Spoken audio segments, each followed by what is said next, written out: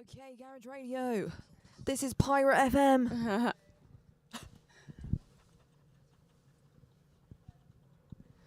All right then, it is Garage Radio. We are here with you today, just practicing my garage voice inside. I'm not sure how much of that you got live or not, but I know. You know what? This is Garage Radio, and we bring all the vibes, including this authentic moment here. Where that's so funny. Look, Chloe, you are a radio DJ. I feel am. like it's normal for you to get some inspiration to maybe be a performer yourself. It is in my blood. You're And the around thing musicians is, all the time. Darren, now I've started, I'm not going to stop. Yeah, Like once I start my voice, should I do it? yeah. Inside. Yes, Darren! I'm so glad. Right, I also do my, okay, let's go. Okay, let's go. It's Garage Radio, Chloe and Darren on the mic. I told you, once I start, I can't know. stop. I mean, look, you're getting all of the chaotic energy this morning because, look, it is the final day of the London E-Prix and it is the season finale of the 2025 ABB FIA Formula E World Championship. And for us here at Nissan, this could be a really special day. I mean, it already is because driver Oliver Roland has won the Drivers' World Championship, but Nissan are still in contention to maybe grab another trophy or two. The teams and manufacturers up for grabs. Yesterday, we had the first round of the doubleheader, and today it's all to play for. So, Chloe, I would love to know, like, what do you think is going to go down today? So, obviously, we know that Ollie Roland, we're going to have a big celebration. Later because it is the final race 16 here in London. So I'm really excited for that. I'm going to stick around and kind of see what happens. Yes. For the race itself, I mean, it could be so different from yesterday. Later on, we are going to have a proper recap from the race last night, which was so exciting. My first ever experience of it. But yeah, I have a feeling it's going to be a good one because it's kind of like it's the end of the season. Yeah. People could maybe switch things up or keep it predictable and see like what they've already been doing. Nissan being incredible. Yep. So yeah, I'm excited to see what will happen. And of course, we are sat here in our Nissan LEAF. Yes. We are bigging up Nissan big time. And I, again, feeling like a passenger princess, loving it. And this is our kind of little sneak peek, exclusive insight into this car. Yeah. And already I want to get one. We've already said yesterday, if you were tuning in yesterday, we can't drive. Yeah. So I appreciated that you wanted to keep that a secret until the end. So I blew our cover. I'm sorry. But look, I know. This car is stationary. We are in the middle of XL London. But you know what? It's okay because the car itself makes up for the fact that we don't drive. Like, we are still experiencing all of the perks of what we would do if we were actually, drivers. True. Yeah, I mean, we're getting the plush seats. The interiors here are stunning. I mean, like, even just playing around with the technology when we're putting on the air conditioning.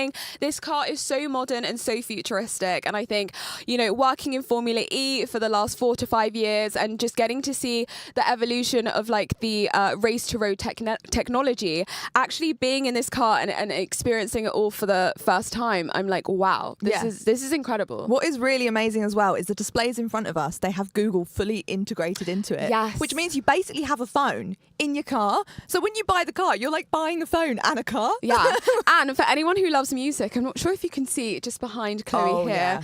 There's literally built-in speakers to the driver's seat, It's which like in a roller is coaster. iconic. Yeah. So you have the sounds, you've got the vibes, and unfortunately, if you are not here, you won't see the colour of this car, but we'll just describe it to you. It is this beautiful turquoise. It's, very similar to this Q car just here.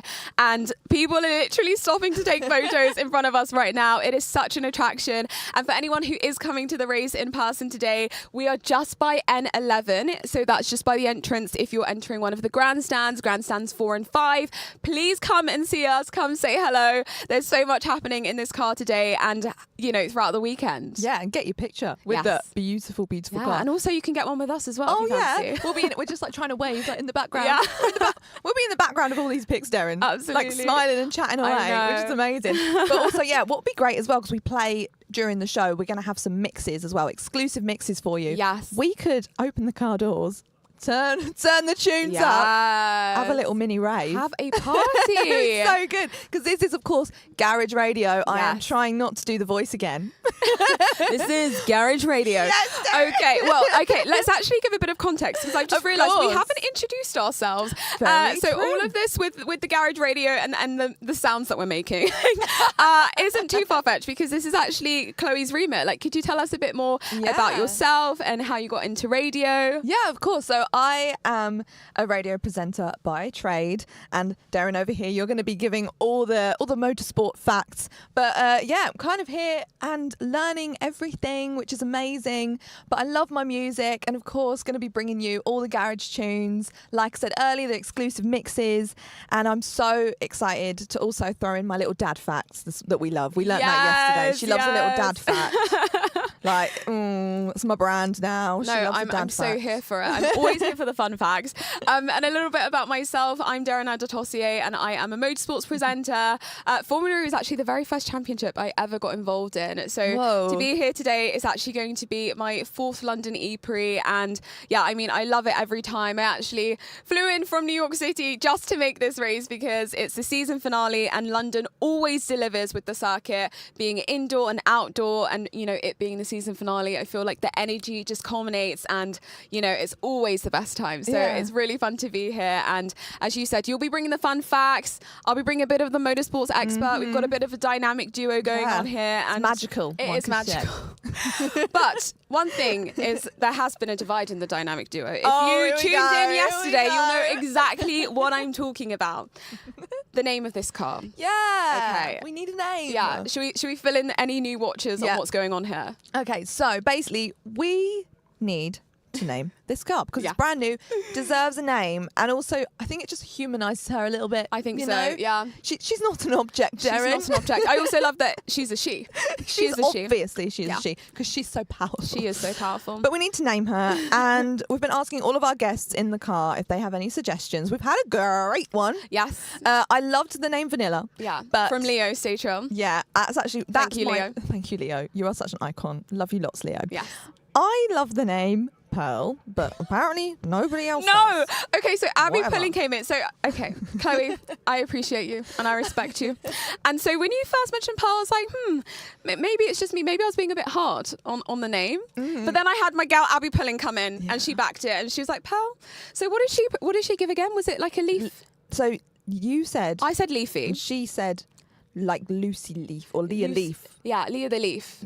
Leah the Leaf, I think it is. Yeah. And then we had a look at the live chat as well, and we saw a comment from Lawrence. So thank you, Lawrence. And you said Leafy McLeaf. Leafy McLeaf. I thought that was quite cool. I think we steer away from Leaf altogether. But this is the Nissan Leaf, and it's such a great car. Yeah, I know, but it's Pearl the Nissan Leaf. You know, that's her full name.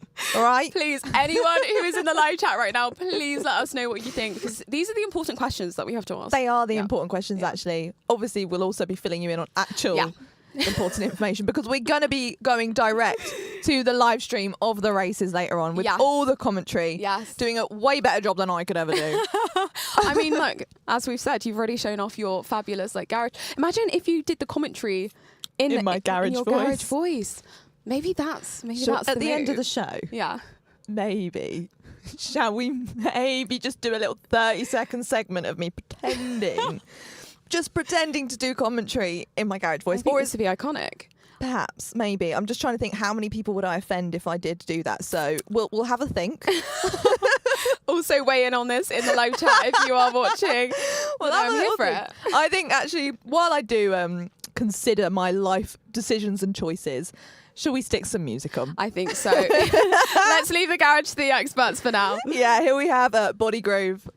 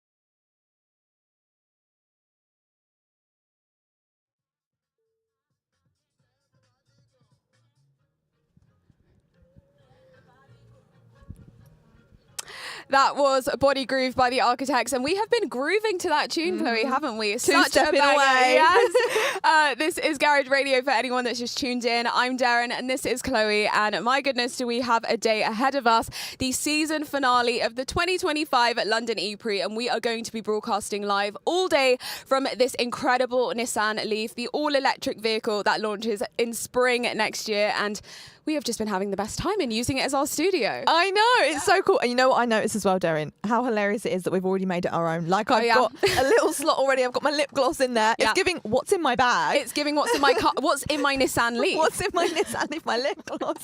And some scissors. I've literally already made myself at home. It's brilliant. It's so good. We are loving it. This is our car. And it gives us a perfect spot of the track and the screen here, which is where we've been watching all of the racing action from. And I just feel like we need to have a bit of a recap of yesterday's race because absolutely incredible, and it just really highlights everything which I spoke to you about, with London being such an incredible track for drivers to showcase their skills. And Nissan driver Norma Nato did exactly that yesterday, starting on the grid at P16 and ending up finishing the race in P9. So in the top 10, scored some points for Nissan, which is incredible because, as we've mentioned, Nissan are in contention for the teams and manufacturers championship. So an incredible result there for Norma Nato, and then Oliver Roland finished in P11, which is also fantastic.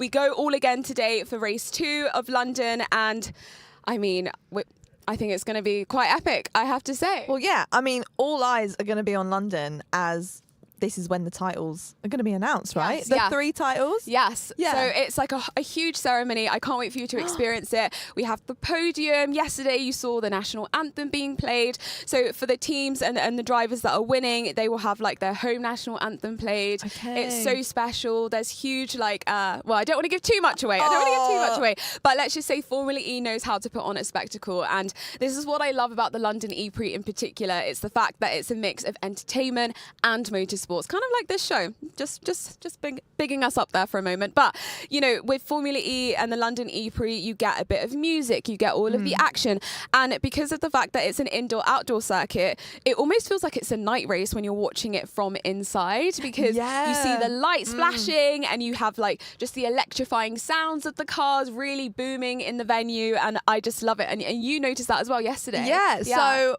we obviously got to see a little bit of inside, and then we walked outside and got to see it too. And then it's like the beautiful sunshine, and then these cars just racing, and it literally stopped everybody in their tracks because it goes into like the public areas of like it was next to my like where I got my train. Yeah. So it was so cool because everyone was like, "Whoa, this is the best thing ever!" And like even through that, people are then discovering Formula E. It was so cool, and also my first like proper race that I'd seen, and I mean, it totally surpassed all expectations. I'm not going to lie, because a lot of people have always been saying, "Oh, it's quite quiet because it's electric cars." Not Formula E. No, not at all. Because firstly, like, it's the perfect level. Yeah. Because I get headaches. So it's not like too loud where you're like, "Oh, I need to get away from here." It's like rattling through my brain. It's like the perfect level of noise that gives you that excitement and that adrenaline. Absolutely. So cool. I love that. And also, they're really fast, aren't they? They are so fast. And this track gives them the perfect opportunity, I think, to show off just like the levels that Formula E cars can take a driver. And, you know, even the circuit itself, it is quite challenging. It's very twisty. But I think that it is just like the perfect chance for drivers to really have fun and for fans to get to see the best of Formula E for sure. Yeah, and even though they are so speedy, you can really see which one's a Nissan because the livery is gorgeous. The livery is gorgeous. So it's actually kind of like inspired by the same colour of this car. Yeah, because I think it is inspired by the announcement and the release of the new Nissan LEAF. So they kind of played on that, and you can see the iconic like cherry blossoms because obviously it's a Japanese company, and it's so stunning because turquoise is my favourite colour. I know. So, I don't know. It's and just cherry like blossoms are my favourite flower. No way. Yeah. It's like a little good omen. I know. It is a little good omen. When it's worlds so collide. It's so true. So true. Yes. And also, I think just going back to your point about London and like the vibes that you saw when we went outside, this is why this race is so special, because this is the home race for Formula E as a championship, being birthed right here in London. And for so many drivers, including our very own Oliver Roland, it's also his home race. So a lot of the drivers have their friends, they have their families here. We saw that really cute video of Oliver and his daughter. Yeah, really, really sweet. Really cute. So I think that just adds to the energy here as well. And, you know, it's the middle of summer. Yeah. We're here in like London Excel. So many people here. It's the Sunday. So, you know, a real family event, and just getting to see everyone out and about enjoying themselves. I think this is what is so cool about Formula E events. It's the racing, it's the entertainment, but it's also the community that it builds. And even just yesterday, you know, the amount of people that we bumped into personally, like just getting to see everything, you know, front row here from our car as well. You're seeing so many people come together, and it's just a real community feel here. Yeah, it truly is. Yeah. That is one thing I really got, and there's already fans lining up outside. And coming up shortly, we've got free practice 3, right? Because we've had 2. We had one yesterday and one on Friday. So it's the drivers kind of getting used to the track again. Yeah, it's the final opportunity essentially for drivers to kind of go on the lap. Whilst they're driving, we have the driver's radio that you can listen to on the Formula E app or on the Nissan website. And essentially the drivers will be doing their laps, going through the turns, having those last minute kind of conversations with their race engineers, and really just trying to solidify what their strategy will be for the race. So that's going to be happening shortly. Yeah, amazing. So while we are waiting to see what's going to be happening and getting all the updates of that, I think we should play a little bit more music. Oh yeah, we're bringing you Garage Tunes today on Garage Radio.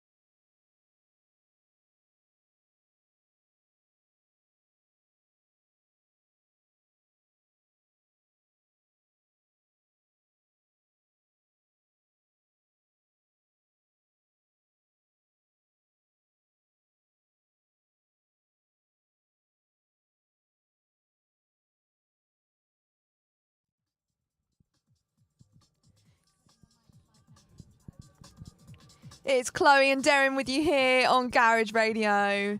Bit of Gabrielle remixed by UK garage icon Wookie. Can't lie, I always associate Gabrielle with the Masked Singer now. Oh yeah. Because she was on it, and I know she's got some banging tunes. Yeah. But now I just see her dressed up in some weird puppet attire. But that's still cool, Gabrielle. Try cool. New things. Exactly. Love it. And you know what? I feel like now that you've debuted your kind of garage artistry today here on Garage Radio, maybe you're going to be up next on The Masked Singer. And now you'll know exactly who's behind the mask. There we go. Recognisable voice there. You know what? I'm going to add that to my bucket list. Yeah, Masked I think Singer. you can do it. I'll be supporting you. I can see that. Yeah. I can see that in the Yeah. future. Right, we've got so much coming up for you. On the way, in literally a minute's time, it's free practice. Yes. And we are going to be bringing some more garage mixes for you and some incredible interviews from reigning champion. Yes, Oliver Roland. That'll be amazing to hear. I cannot wait to hear all the updates. And also, yesterday we spoke to some really cool people. Actually, So cool. I've never. It was Abby. I've never met Abby before. Yeah. She was incredible and such an inspiration, and she knows her stuff big time. And I learned so much from her. She even said that she'll give me a driving lesson. Yes. Take her up on that offer, and then let me join as well, please. Yeah, we made a pact yesterday that we both need to get our driver's license this time next year so that we can be back here, not just the stationary in the Nissan LEAF, but actually driving one. So we'll try and keep up to that. But we're going to be hearing also from more motorsports legends today, and Nissan legends in particular. Mm-hmm. We'll just throw that in there as a little tease. I know. We will be talking to the iconic Jeff Dods as well. Yeah. So I'm kind of a little bit nervous. He's well important. Oh no, it's going to be amazing. We can't wait to bring that to you later. But for now, enjoy our electrifying mixture of music and free practice.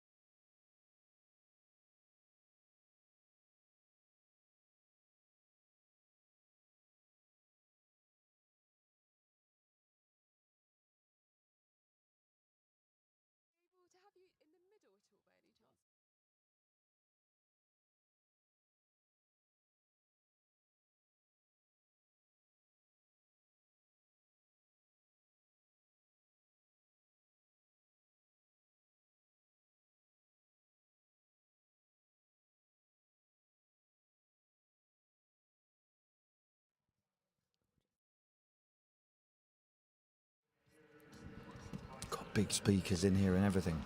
All right, then, it's Garage Radio. You are with Chloe and Darren, and we are live from the 2025 Formula E Championship in London. Oh, yeah. We're joined by a very special guest. I'd like to welcome Formula E CEO to our gorgeous car. Hello, Jeff Dods. How are you? Good morning, ladies. Yeah, I'm very good, thank you. How are you? Amazing. This is the most surreal radio station I've ever been in. Yeah. Have to say, though, quite like it. Good.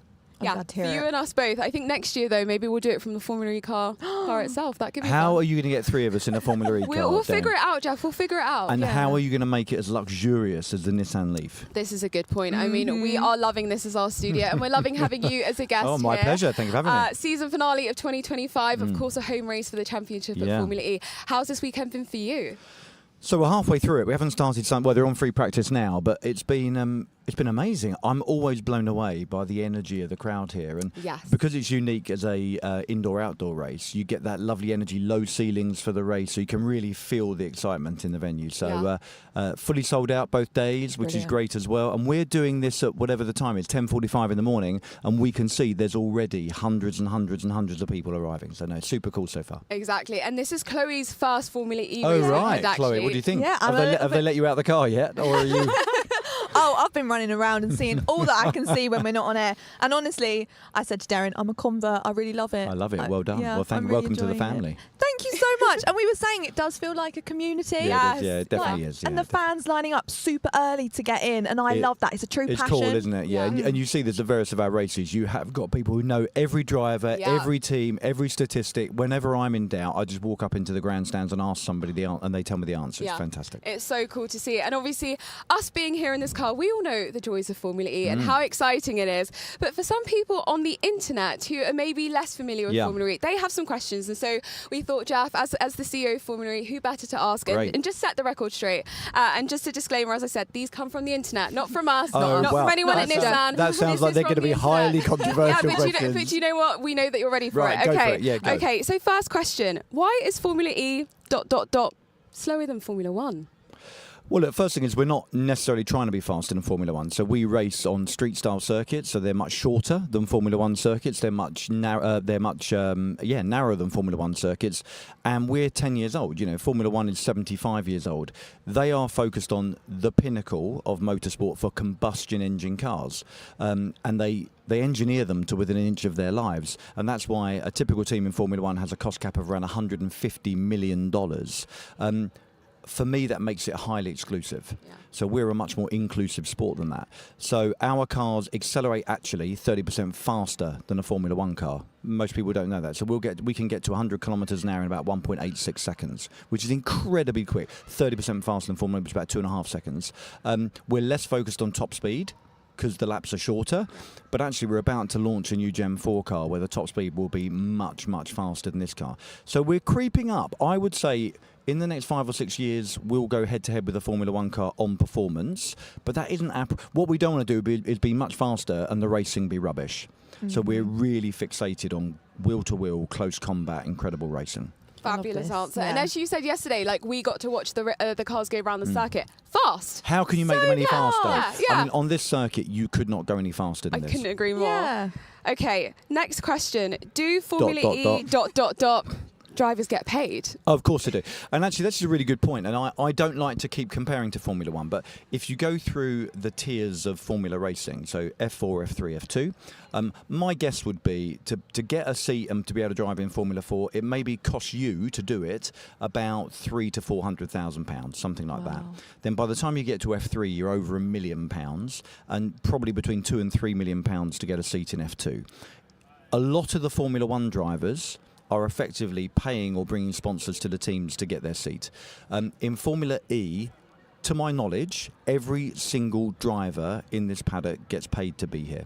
Good. So well deserved. Well, look, and again, for us, what we want is one team's choosing the best possible drivers in the world, and we also want the best drivers in the world to get a chance to drive, not just because you come from wealth or privilege, or you can, you've got the most money to afford to be in a car. So, yeah, everyone's getting paid. Very important. Next question: do Formula E ... cars make noise? Well, so if you're here, and Chloe, you were here, maybe your first race, so they definitely make noise. Yeah.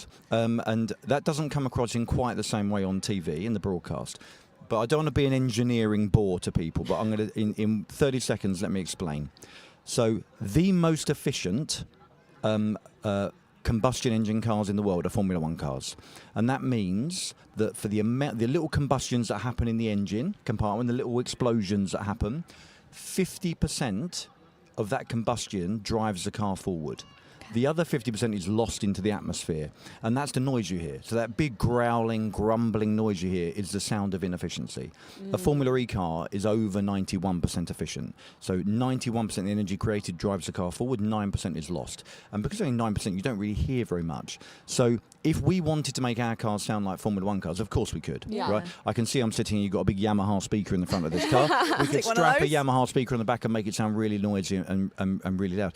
The reality is we would just be trying to make our cars sound more old-fashioned and less efficient, which to me is absolutely crazy. No, I agree. I think the sound of Formula E cars is so unique to its DNA, and it's so jets, futuristic. right? Yeah, It's like a spaceship. You're too young for this, both of you, but it's like Tron, or it's like a fighter jet for me. It sounds incredibly futuristic. I have two boys who are teenage boys. They'll probably only ever drive a hybrid or all-electric car. They'll probably never drive a combustion car. Yeah. They won't know what that sound is like. Yeah. Yeah, and it's like not necessarily a bad thing. Like No. I completely said not. to Darren, I get a headache from it. So I'm a massive Formula One fan. When I walk away from Formula One, I feel like I've been at a festival. I feel kind of my ears are ringing. Yeah. I feel kind of drony. A lot of people around are wearing earplugs. They can't talk to the people next to them. Why not embrace a different type of motorsport? I agree. Yes, absolutely. And final one from my end is: do Formula E ... cars have to change during a race? No, so if you go back to generation one of the cars, so when it was first launched 11 years ago, the battery capability back then obviously was in its infancy. So each driver used to have two cars, a bit like a triathlon. They used to come in halfway through the race, jump out of one car, jump into the second car. But that all changed in generation 2, so 4 years into the championship, and now you've got here kind of cars driving flat out 50 minutes on a single battery. We have pit boost, which is the ability to charge that battery in 30 seconds during the race. Lovely addition. Yeah, it's great. So no, they definitely don't need more than one car. Yeah. Wow. I'm astounded by how quickly the development of the technology to be it's able amazing. to then change it during different series is incredible. So here's the thing. The combustion engine is about 130 years old. That technology is 130 years old. Really, the first time you saw a proper electric engine in a road car was the launch of the Tesla Roadster, and that's about 15 years old. Yeah. So you're comparing 130-year-old technology to 15-year-old. So we are right at the beginning of the curve. So what you'll see over the coming years is this get better and better and better. So true. Right, more controversial questions from me. We're not escaping Chloe, it they've yet, given Jeff. you the really controversial ones. I thought Darren's were quite bad, but let's... Right, so is Formula E ... profitable? Well, so it's an interesting question. So we're a scale-up business. So we're very lucky. We have a big investor who owns about 70% of the company called Liberty Global. Interestingly, Liberty Media, their sister company, also owns Formula One. So look, at the moment, they're investing to grow the championship. So they're very much focused on growth, not on profitability. So they're investing in the championship to add new race venues. So next year, we change venues in the US. We go to the Miami Hard Rock site. We add Madrid as a new venue. Yeah, we saw that. Can't wait for we have that. TBC to be confirmed on the calendar. So they're investing in locations. They're building a new car, the Generation 4 car, which will be unbelievable. And you don't get events like this without investing. So they're not so much focused on profitability. Of course, they are in the long run. They want this to be an incredibly profitable and valuable business. But right now, they're focused on putting investment in to make sure it grows. Amazing. I'll tell you what, we'll make it easy for you. We'll have one last easy. one. I'll go on one easy one. Well, I don't know. It's more of a personal one. Don't be asking me favourite drivers, Chloe, or who I think is going to win this race, because that's very difficult for me. Oh, don't you worry. Just is Formula E ... better than Formula One? So it's different too, and in many ways I would argue better, and in some ways not so. So the things I love about Formula One and the things we aspire to is Silverstone this year, there's probably 400,000 to 500,000 people attended that race over the week, because it was obviously more like a festival than a race now, which I think is incredible for them. And obviously their drivers are household names, and they can walk down the street now, they get recognised. You go back to pre-Drive to Survive, that was not the case. So they've done some incredible things in Formula One, and I have huge admiration for them. A couple of things I'll point out here is, we are effectively net zero from day zero, so we're a fully sustainable sport. Absolutely, Formula One's 75 years old, so that is not part of their makeup. We've been designed with sustainability in mind. Second thing I would say is if you watch the racing in Formula, there's a sprint race actually this weekend in Formula One, but if you watch a Formula One race, you have dynasties of development. So you'll have a period where for 5 years no one can beat a Ferrari, Michael Schumacher. Then you'll have for 5 years no one can beat Lewis in a McLaren. Then you'll have for 5 years no one can beat Max in a Red Bull. So you kind of get these processional races where in Monaco, there are some races where there's like literally 3 or 4 overtakes in the entire race at Monaco. In here, you'll probably see, even on this tight circuit, between 150 to 200 overtakes. Wow. You'll see close combat racing, wheel to wheel. Over the course of a season, the best drivers, the best teams kind of come out on top. But race by race, you have these moments of unpredictability where someone like Dan Ticktum for Cupra Kiro will win in Jakarta. So they're different. There are many elements of this style of racing which I prefer, but I absolutely admire Formula One and what they've achieved. Yeah, I mean, this is my actually first proper experience of racing, full stop. And I'm pretty set on it, to be honest. In which case, don't even go and try any other racing. No, I'm not planning to. I'm pretty set. Just stick with this one. Formula E has it all. Jeff Dods, thank you so much for joining us. Thank you both, and, Chloe, Durham. as a thank you for answering those controversial questions, we have a little gift. Nissan have gotten this for you, and we wanted to say a big thank you. I've got to tell you, this is amazing. So this is, if you can't see it, it's the Nissan World Champions Nissan branded T-shirt. If I wore this, you'd get I would get absolutely killed. So I might take this one home and wear it in the privacy. Yeah, safe space. Thank you so much, Jeff Thank you very Dods. much. Cheers. Thank you. Bye-bye.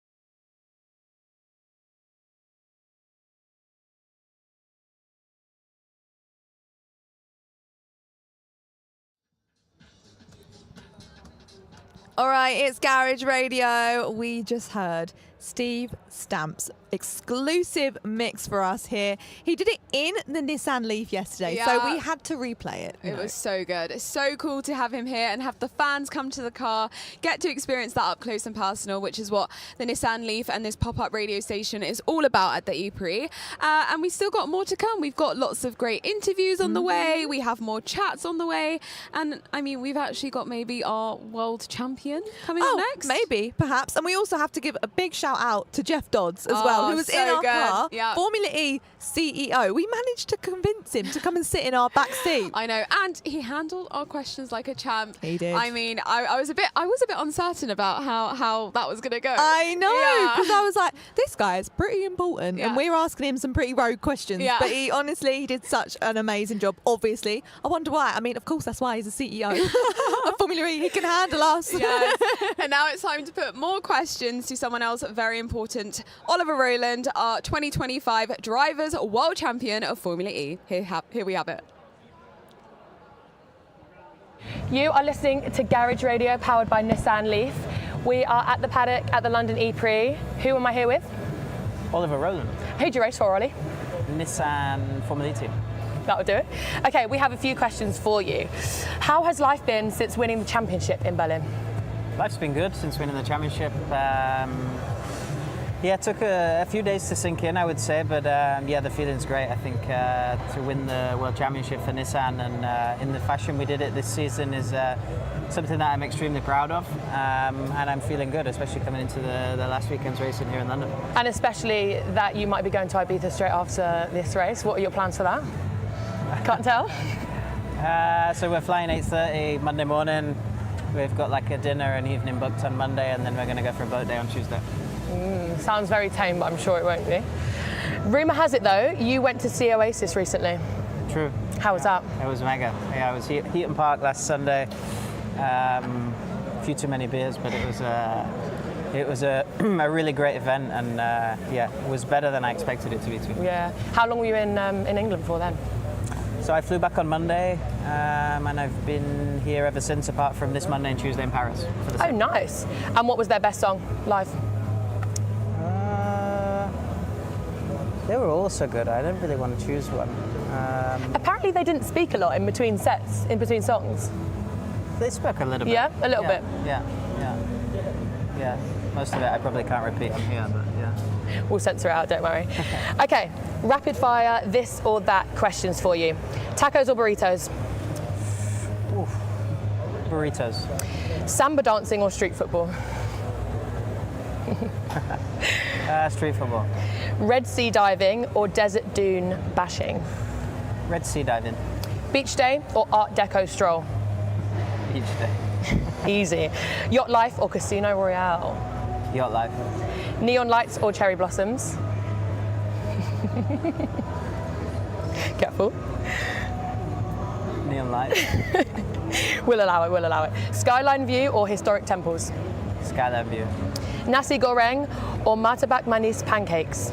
What is that? It's like Indonesian dishes. Pancakes. Pancakes, all right, that sounds good.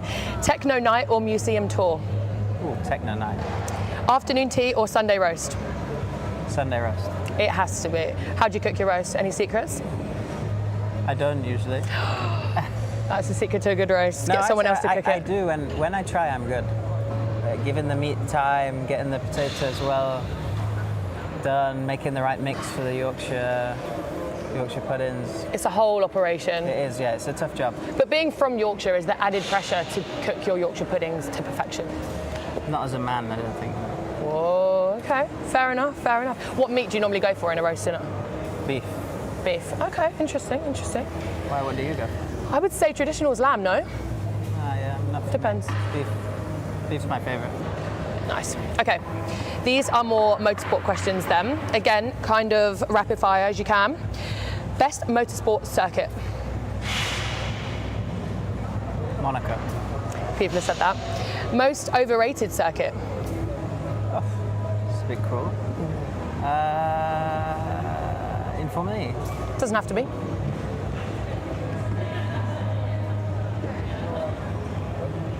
Berlin. We were just there as well, where you won the championship. I don't know if it's ever rated there, so yeah. Best overtaking circuit.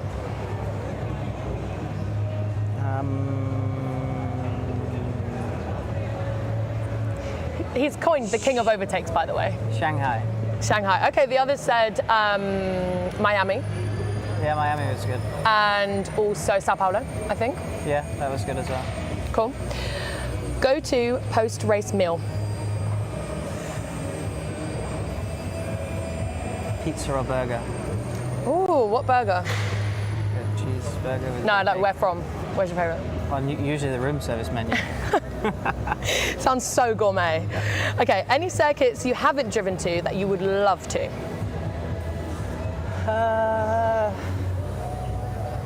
Maybe Las Vegas? Ooh, that would be a good one.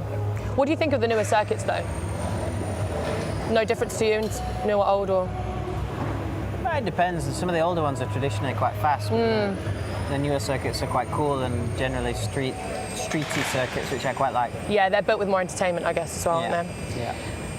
Okay, and finally, what are your predictions for this last 2 races of the season?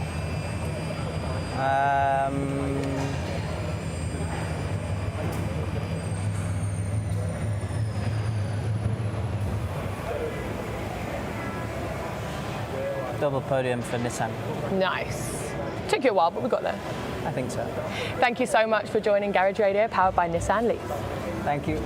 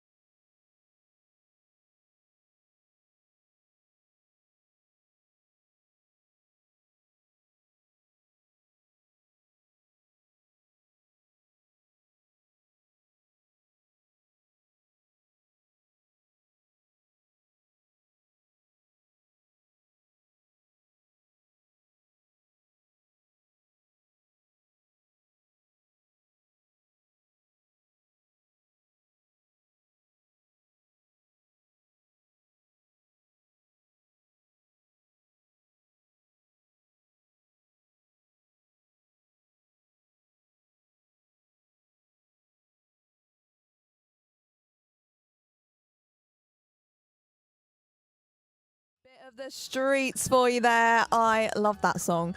It is a classic garage track, but of back in the day, it was kind of more seen as a little bit more alternative because it has got that kind of spoken word, almost like rap element to it. Yeah. But it is still a proper banger. Absolutely. And for anyone that's just tuned in, this is Garage Radio, powered by Nissan LEAF, and I'm Darren, and alongside me is Chloe Lee.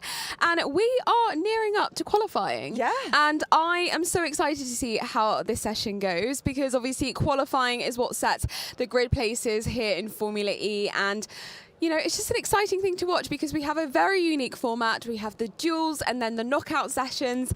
And I have to say, I feel like we're going to be in for a treat today. I know. I feel like yesterday we had a few surprises. We did. So I actually have no idea what today is going to bring. Yeah. Well, I mean, if we kind of rewind a bit to free practice 3, Norman Nato actually finished P5 in terms of setting the fastest lap. Okay. So that's taking a look impressive. at that is very impressive. Taking a look at that, maybe we're going to be seeing some more action like that in this qualifying session. Oliver also did well in that session as well, but like, I don't know, I just feel like the crowds are getting bigger. Yeah, for sure. Everyone's family and friends. I'm noticing family and friends walking past this car, and I just think that like cheering on and that atmosphere from their loved ones is really gonna pull out something fun. Yeah, so this is gonna be the first race of the day where, let's say, it actually counts. Yeah. So, of course, in the free practice, it is timed, but it's kind of just for them to kind of get the gist of where they're at and as they kind of navigate the track. Yeah. So this is where we're actually properly paying attention. This is going to impact who is going to be on the podium later on this evening. Oh my goodness. It's huge as we actually close up the season. So yeah, there's a proper buzz in the air. I'm feeling the adrenaline because this could impact what happens tonight. Definitely. Chloe and I we took a little walk around XL London just to kind of soak up that atmosphere up close and personal. We went to the fan village and saw so many of you there, and so many people looking fabulous in Nissan merch, can I just say? I know, it's brilliant, because part of me is like, do you work for Nissan or are you just like a fan? It's so good, but also like, I love that because it doesn't matter either way. If you work for it or if you're a fan, you're still just as passionate about the sport. Yes. And it kind of just shows how like connected and up close and personal, like you say, that everyone is to it. Like, okay, you may not be working for Nissan, but we're all still in it, right? It's so good. And we're all, like, people that do work for Nissan are in the fan village with the fans. Everyone's together. It's such a community and it is so amazing. Definitely. And there are a few activations from Nissan in the fan village if you haven't gone to check them out yet. As we mentioned, there is another Nissan LEAF there in this fabulous turquoise colour, and then there is the Nissan Formula E car, which so many people were swarming around and taking photos in. I was also doing a recce because, Jeff, I think that we can do an interview like that next year. I'm rooting for it. I know that the entryway is a bit small, but we'll make it work. Maybe one of us in front, one of us in the car, and one of us, on the side of it. Or like we kind of take turns in the seat, and maybe that's a game. Who can get in and out the fastest? I don't know. Or maybe we just all race each other and do the interview in the cars, because being here has obviously inspired Chloe and I to get our driver's license, as you guys know. So very exciting to see how that goes. There was also simulators in there, so people could just like we should definitely try and do that. Darren. Like it's like you're in an actual Formula E car and simulating that experience. I would love to try that. I'm sure it's not quite the same because there is like, I would have so many nerves if I was actually sat in the car. And like yesterday, when for the first time I was seeing them go at full speed, it's wild because if it was me, I don't think my brain would be able to react so quickly to what I'm seeing, because you're moving so fast. I feel like if you haven't seen it before, it's really hard to get across just how it's like what you see in the movies, basically. 100%. You know? But it's really interesting. So I have a fun fact for you. What you mentioned there with the simulators, so that's actually how the drivers do prepare for the race weekend. Okay. But like, I'm talking laps after laps after laps. And so during the off season and during the times where drivers aren't actually on the track racing, a lot of them will be at their factory. Some of them have it actually in their homes as well. Wow. Just going over the circuit for the next race again and again and again. And then the engineers that they work with are also in their ears during those sessions, and they're kind of working in real time, kind of how the track will be. And I think it's so cool to see that in the fan village, because it gives a glimpse of truly like what the drivers are doing to prepare, and as you say, how tough it really is. Yeah, and you never know, it might inspire someone to think, oh, actually, I'd like to probably give this a go and be then. Maybe not next year. It takes a good few years to properly train and be at the level of Formula E drivers, but it could inspire people to be the next Ollie Roland. Yes. Brilliant. Yeah, so fun indeed. So qualifying coming up in just under 2 minutes from now, and of course we want to keep an eye out for Oliver Roland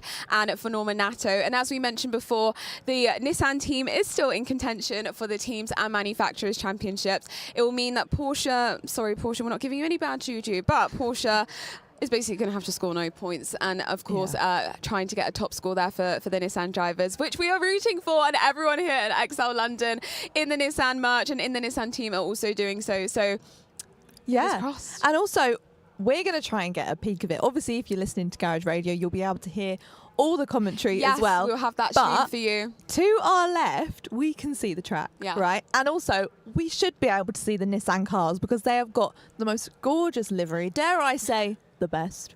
Oh yeah. Of all of the teams. A stunning teal colour, just like our gorgeous Nissan LEAF. Yeah. Which means that we will be able to clearly see our Norman Nato and our wonderful Ollie Roland take to the track. Oh my gosh, please let us know what your predictions are in the live chat if you're streaming on YouTube. We're really enjoying your comments. Also, please don't forget that we're trying to solidify a name for this car, so please please continue to input. But for now, this is the qualifying session of the 2025 London E-Prix. Let's head straight to it.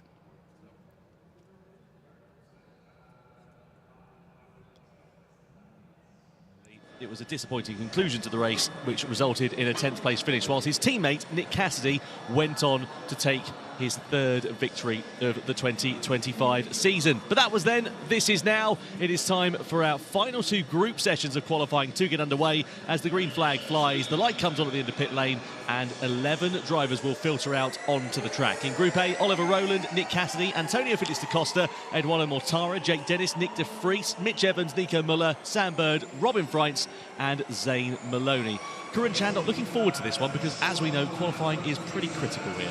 It is. This is a track where you definitely want to be, maybe not necessarily on pole, but certainly you want to be in the top 6 because that gives you a better chance to stay out of the danger zone. Out, triple build, push, call, push, double call, push. Let's see if he remembers all that. Yeah, it's still a bit cool this morning. It's a little bit overcast, no rain, but the track temperature isn't as high as we would see later on today, for example. So it's taking a few laps, but he means triple build. It literally means doing 3 laps, just building up the temperature on the tyres. Yeah, in terms of free practice 3 times this morning, Mitch Evans was the quickest of the lot. He was the first driver all weekend into the 1-minute 60s with a 1:06.984 for the Kiwi. Then it was Pascal Wehrlein who was second, a couple of hundredths of a second away. Stoffel van Dorn up in the Maserati was in P3. Of course, all the lap times that were set that were quickest were in the 350 kilowatt power mode. Here in the group stages, we're in 300 kilowatts. We're in 2-wheel drive as well. So be keen to see what's going to happen here for this one. And I think the Nissans in particular were focusing a lot on the 300 kilowatt runs. In particular, Sam Bird and Taylor Barnard, who were down in 20th and 21st at the end of free practice 3 this morning, only did 300 kilowatt runs. They didn't do a single 350 kilowatt hot lap. So I wonder whether they're focusing their efforts on trying to make progress, because all 4 Nissan power cars here yesterday were at the group stages. Yeah, they were really struggling, weren't they? They just didn't seem to have the balance. They didn't seem to get the grip they needed. Look at that, McLaren weaving about. So that is, it's really confusing because they've got the same helmets, haven't they? They have, yes. Special land drivers. Yeah, special livery on that car this weekend for their swan song. Yeah, but obviously Taylor Barnard is not in this group, so that is Sam Bird.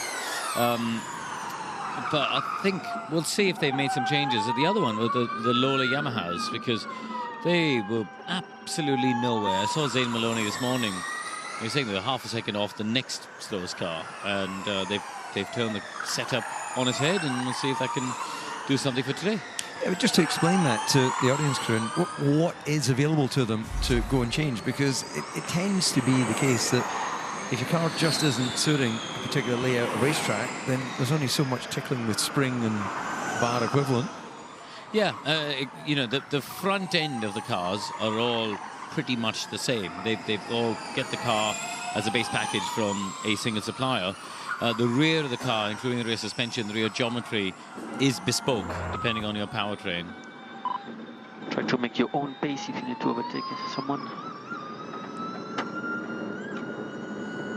So that's for Nico Muller, who is he in? He's in that little group of cars, isn't he? There's 4 of them all in that little gaggle down at turn 16, 17 together. So yeah, we'll see. I mean, we're expecting Tom lap times here to be what, 110s? Yeah, roughly so. I mean, let's have a look at the group stages yesterday. We were sort of 108s in the group stages. So, yeah, I think we could be a little bit quicker than that here today because there's a bit more track evolution. You can see visibly where the rubber's been laid down on certain parts of the circuit. Yeah, this is, we're getting into the stages of it's as good as it's going to get over the weekend. Of course, you know, the race, there'll be more rubber or more cleaning goes down, but at this stage of the weekend, they know their margins, they know the track, they've got, you know, all those different track surfaces that we talked about yesterday when they're going across them. I actually think that brings an element of, you know, excitement to the driving. When you turn in, you've got grip on a piece of tarmac, then you go onto a different surface and you lose a bit of grip. That's part of the fun of driving this type of circuit. Yeah, I agree, and I think you know, we go to a lot of circuits now which are just sanitized, aren't they? It's exactly the same surface everywhere you go, exactly the same curb everywhere you go. I used to enjoy, you know, you go to Budapest, for example, you know, these big curves of the chicane, which was a different type of challenge. So yeah, no, I fully agree. Yeah, it's going to be exciting to see what happens here. We just saw inside the Tag Heuer Porsche garage there with Pascal Wehrlein. He'll be out in Group B after the end of this session. His teammate Da Costa is in this one. It was not a good day at the office for Da Costa in qualifying yesterday. He lined up P17 on the grid. He eventually came over the line to finish. Plan is to push next lap. We are pushing next lap. Yeah, it's P14 of the checkered flag there for Da Costa, so no points on the board and a critical weekend for them in both the teams and the manufacturers' championship. We ride on board here with Cassidy harrying the car through turns 1 and 2. Yeah, a bit of doubt there as he entered towards the apex crew and into turn 1. Yeah, there's a lot of steering movement, isn't it? We saw this yesterday with Evans as well. You know, I think it's, you know, clearly the car is edgy to drive, but it's quick. And, you know, we saw both drivers yesterday showing great speed. Cassidy winning the race, commented in the car that he was the best he's had it all season. So maybe this is what you need to be quicker on here. Absolutely fantastic. I love when you can see just how hard the driver's working. The margins, look at that, like millimeters from the wall. And that's, you've got to have that sense of the car being an extension of your body. And then that change of light there as he comes from outdoor into the indoor section. Car ahead, hopefully it will not get in the way of this particular lap. Yes, Jake Dennis just up the road in the Andretti Porsche, but Dennis now winding himself up for a flying lap as he comes through the final couple of corners. That is a particular point to mention here as well, is about traffic, because there's so many blind and slow corners on this circuit. You can get caught in the wrong place at the wrong time. Cassidy goes to the top of the pile. The first representative time we've seen then in this session is a 1:08.832. Evans just pops in with a 1:09.2 as well. One thing that's interesting, and I noticed it yesterday but didn't sort of share it or register it, he works his hands on the steering wheel almost like it's a stress ball.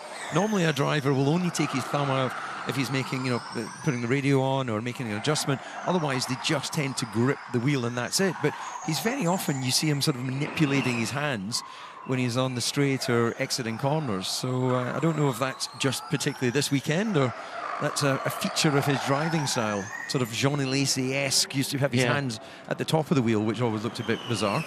We should go ask him. Oh, hang on a minute. That is Antonio Felix da Costa that's coming to some bother down at the first corner, and he's out of qualifying. This could bring out the red flag and bring a premature conclusion to the session. There's a lot of drivers that are on personal best lap times here then as well.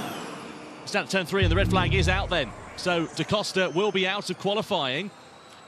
Mortara got the time. His car's freewheeling away here as well. Mortara went to the top of the times just before the red flag, so I think that time might stick. Yeah, it's right by pit exit. So has he had a technical problem here? So we're coming through the final sector. Let's have a listen on board. Over the rise, into 19 and 20. A couple of cars up ahead. I think he might have tagged the apex. I think he's hit the wall, is he not? Is he? He's a bit sideways there. Looks like he's okay. Down to the first corner. This will be the proof of the pudding. Let's have a listen. Ah, he's locked up.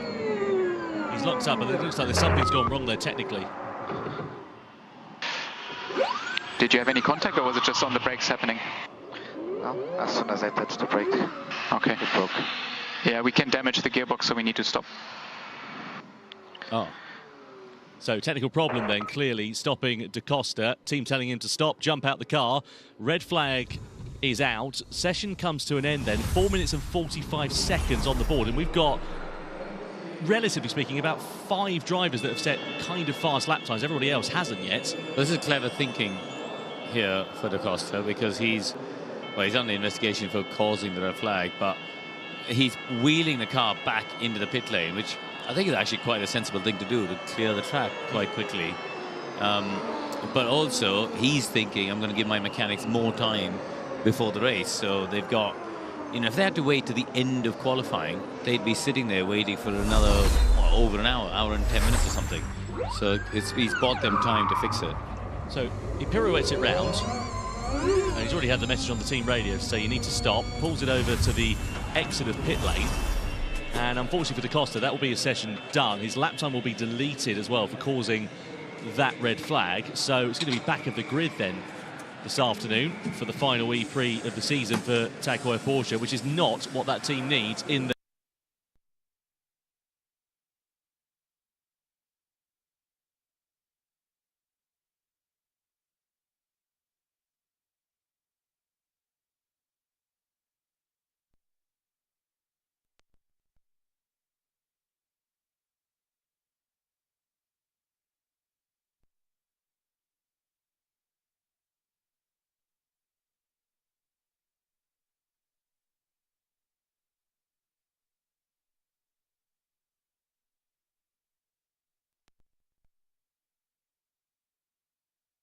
afternoon for the final E-Prix of the season for Tag Heuer Porsche, which is not what that team needs in their constructors' battles in the team championships.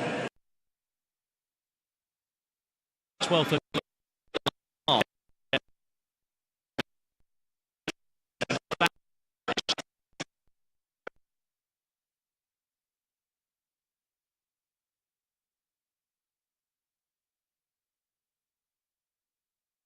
Rear scrubbers is terrible. Evans. Okay. Copy. Like a drug. Let's just hope it is. But Evans not happy with the tyres then, quite clearly. So green light about to come on at the end of pit lane. The session will resume with 4.5, and immediately the Jaguars, which they're in a bit of an advantage.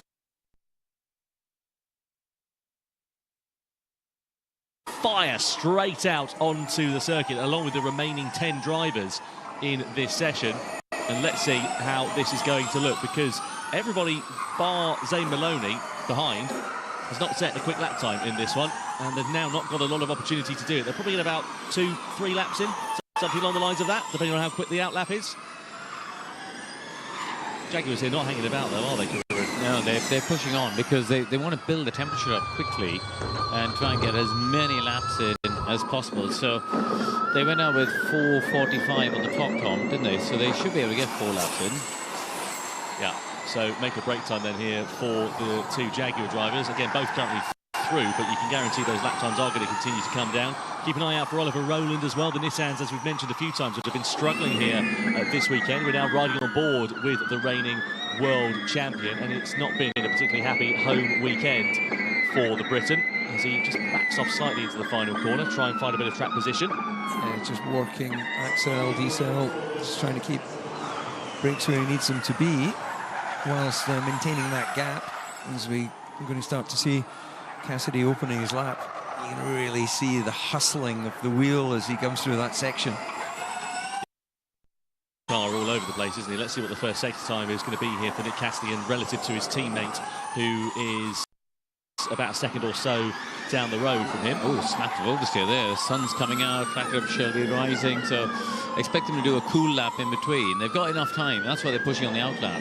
To do a push, a cool lap, and then push again. So, clobber the curb there. at the first part of the bus stop chicane, but the car reacted well, didn't it? Yeah, it's loose though. You can really see the rear moving. Nice job. We'll give him 9 out of 10 for style on that one. Yeah, both drivers have had a particularly loose car this weekend, but it seems to be working for them with their driving style. In terms of the first sector, they were pretty even Stevens, 4,000ths of a second faster for Nick Cassidy. Again, a relatively similar story in sector 2 here as well. Yeah, but it's the two Mahindras that are actually on a good lap at the moment. They are first and third at this moment, and both improving on this current lap. So we'll see what this final sector does. Cassidy doesn't improve his position. Evans goes up P3. Yep. Roland goes into P6, so that's not enough for him now. Muller's just popped himself into P4 here as well. 2 minutes left on the clock, and the risk with running this late in the session is that mistakes can creep in. You get yourself another yellow flag or indeed another red flag, and that's your lap done. So it's important to get these banker lap times in as quickly as you possibly can. As Karun said, the two Mahindras not hanging about here. De Vries was on the front row of the grid yesterday. He fires it into P2, and Mortara is looking like he's going to better the quickest time set in this session as he comes to the timing line, a 1:08.5, just loses a bit of time in that final sector, but stays top of the pile. I don't understand what's going on with Roland. He hasn't done any time representative at all, and he's still on a slow sector. I think his lap might have been deleted. It has, yeah. David. Track limits down at turn 11. So that's why he's not got a representative time there. Just hearing from Saunders down in the pits that Antonio Felix Acosta is not going back out. So Porsche have said the car's got too much of an issue, whatever it is. The one saving grace here is that obviously they can change some parts, and you know, whatever happens, he'll be starting at the back of the grid. The problem is if they change too many parts and you then get yourself a drive-through penalty or a stop and go with that as well, it might not be ideal at all for him in the race. Have to pray on a safety car. This is Cassidy clobbering it over the curb a couple of moments ago. Yeah, we've got some great images of the cars when they just go through there, avoiding that sort of stepped up upper part of the curb, but there he definitely tried to seal a bit too much. They were all on build laps last time around, so just sort of, again, cooling the tyres, cooling the brakes down, getting them into the right window. Now they're on their final push lap. This will be the last opportunity for any improvements to come in this session. At the moment, it's the two Mahindras and the two Jaguars that are through into the duels, but let's see how it works out. Cassidy, personal best in Sector 1. Evans also as well. Big time for Roland. He's gone fastest in Sector 1. He needs it. He's currently 10th quickest. Yeah, Roland's gone very quickly in Sector 1, a good chunk quicker than either Jaguar, so that'll be interesting to see how it plays out. Cassidy's sliding his way into the braking zone, but gets the nose into the apex, Tom. Yeah, nicely done there for Nick Cassidy. Final few corners we go through. Turn 17, then into 18, up over the rise into 19. And Cassidy looking like he's going to be set to improve his time. Don't know if it'll trouble Mortara's quickest time at the top of the order as the checker flag now comes out. Let's see what Nick Cassidy can do in the Jaguar. Goes second quickest then, 10th and a half or so away from Edo Mortara. What about Mitch Evans? He improves as well. Leapfrogs in front of Cassidy. Pushes De Vries onto the bubble. Now on never time for Oliver Roland, and he misses out by 2/100ths of a second. The reigning world champion is out of qualifying in the group stages for the second day in a row. The two Andrettis also fail to make the cut. Freitz improves and pops it up into P6. Bird isn't doing anything to write home about and will come over the line in 9th position. Maloney's got personal best in Sector 2 but fails to improve from P10 on the grid. So it is then the two Mahindras and the two Jaguars that go through into the dual stages of qualifying. De Vries there just improving in the last dying moments of that session as well to go 1-2 for Mahindra. Well, there you go. Alan McNish called Edo Mortara as a dark horse for pole position. This is... he clearly knew something we did. Information. Yeah. Oliver Roland, he'll be bitterly disappointed with that. Nissan have looked all at sea at a critical juncture in their championship weekend here, and unfortunately it is not proving to be particularly a happy one for him so far, or indeed for the team. We'll see what Norman Nato can do. He was the quickest of the Nissan powered cars in free practice 3 this morning. He'll be out in Group B in a few moments' time. Team radio. Nice, well done, mate, well done, well done, mate, well done, mate, well done, top job. In lap, keep tyres up. So asking to keep the temperature of the tyres up on the in-lap there for Edo Mortara, and he'll be out in the dual stages of qualifying a little bit later on. But the two Mahindras and the two Jaguars progress forwards from Group A. Group B will be on the way in a few moments' time.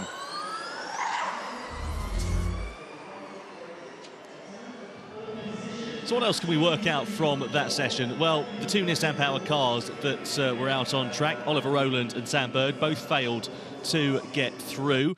Andretti looking like they're struggling, both Nico Müller and Jake Dennis not having the pace either. And David, we mentioned it quite a few times yesterday and today. This track is really tricky to overtake. Qualifying is critical.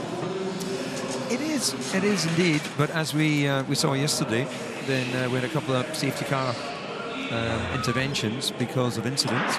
Missed a bit of braking in 10 because I locked up. I didn't hear which turn that was, but it looked like middle sector he dropped some time, turn 10.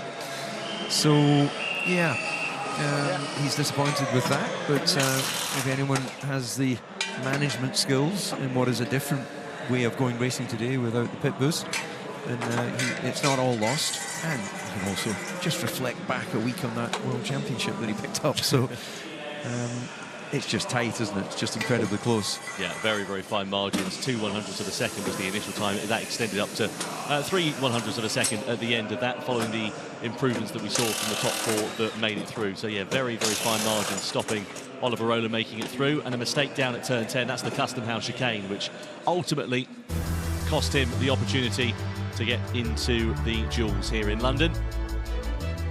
Well, disappointment then for Oliver Roland, likewise for the two Andrettis here, but also delight on the other side of the coin for both of the Jaguars and both of the Mahindra drivers. And we're keen to see what they're going to be able to do come the duels. Let's get confirmation of the classification from Group A. So Mortara and De Vries make it through, likewise Evans and Cassidy. Sadly, we say goodbye to Roland, to Freitz, to Müller, Dennis, Sam Bird, Zane Maloney and Antonio Phoenix da Costa, of course, with the technical problem, bringing a red flag out with just under 5 minutes left of that session. His fastest lap time was deleted. He'll be starting at the very back of the grid at best here this afternoon, which is a huge shame for the Portuguese driver and a big shame for Tag Heuer Porsche as well. Sadly, we also lost 3 of the British drivers out of the 6 that are on the grid here this weekend. Hopefully they'll fare a little bit better in Group B in a few moments' time as well. Sun shines over the XL Centre in London, and the second qualifying session on the way in a couple of moments.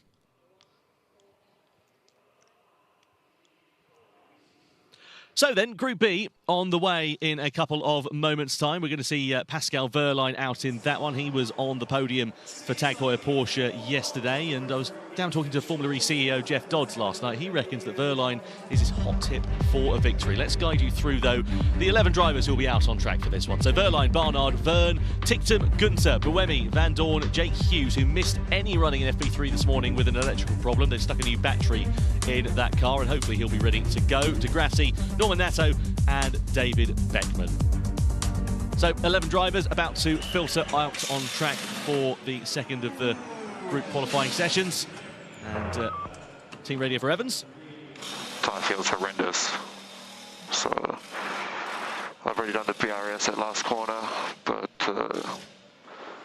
I think I'm with this tyre. I don't know what's going on. It's got no grip.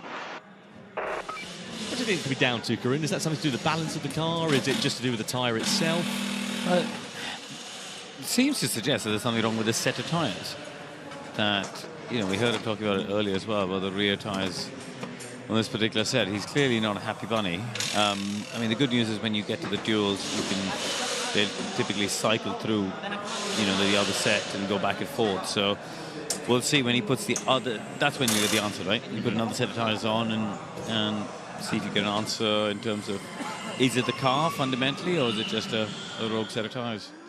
Well, green light is on the end of pit lane. I think it's pretty critical to do these fast preps to bring the temps as high as we can. Dan Tingson's fans in the grandstand, they'll have been disappointed, not quite as disappointed as Dan was yesterday after ending his race in the barrier. I have to say, he did give me a bit of a hard time when I said he was redefining crashing when I caught up with him earlier. You said he was redefining crashing? Well, it says redefining racing on the halo, so I made a pun out of it. Oh, Tom, that's harsh. It was a little bit. It was a little bit. But, you know. I'm on Dan's side. Yeah, come on, I think we've got to have a bit of humour in moments of difficulty. Well, anyway, he has got reason to be optimistic because that car is looking pretty handy this weekend, as it has done for the second half of the season. Ever since Kiro have got their head around this new Porsche powertrain, they really have come on song, including, of course, the victory in Jakarta, podium finishes in Tokyo and so on. Yeah, there's big improvement. And I think that has, Dan is a colourful character, as you know, but he's got speed, he's got commitment. He was maybe a bit overcommitted when he crashed out yesterday, but they've definitely been one of the most improved teams.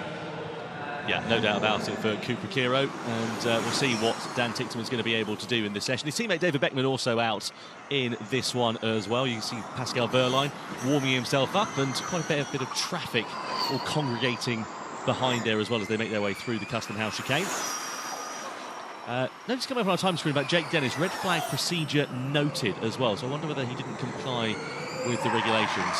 He was out in Group A in a few minutes' time, didn't make it through from that session, so it could be a slap on the wrist, could be something a little bit more strict. Well, a noted normally would suggest a sort of slap on the wrist, and a reminder rather than under investigation might be a little bit more towards you're going to get a penalty.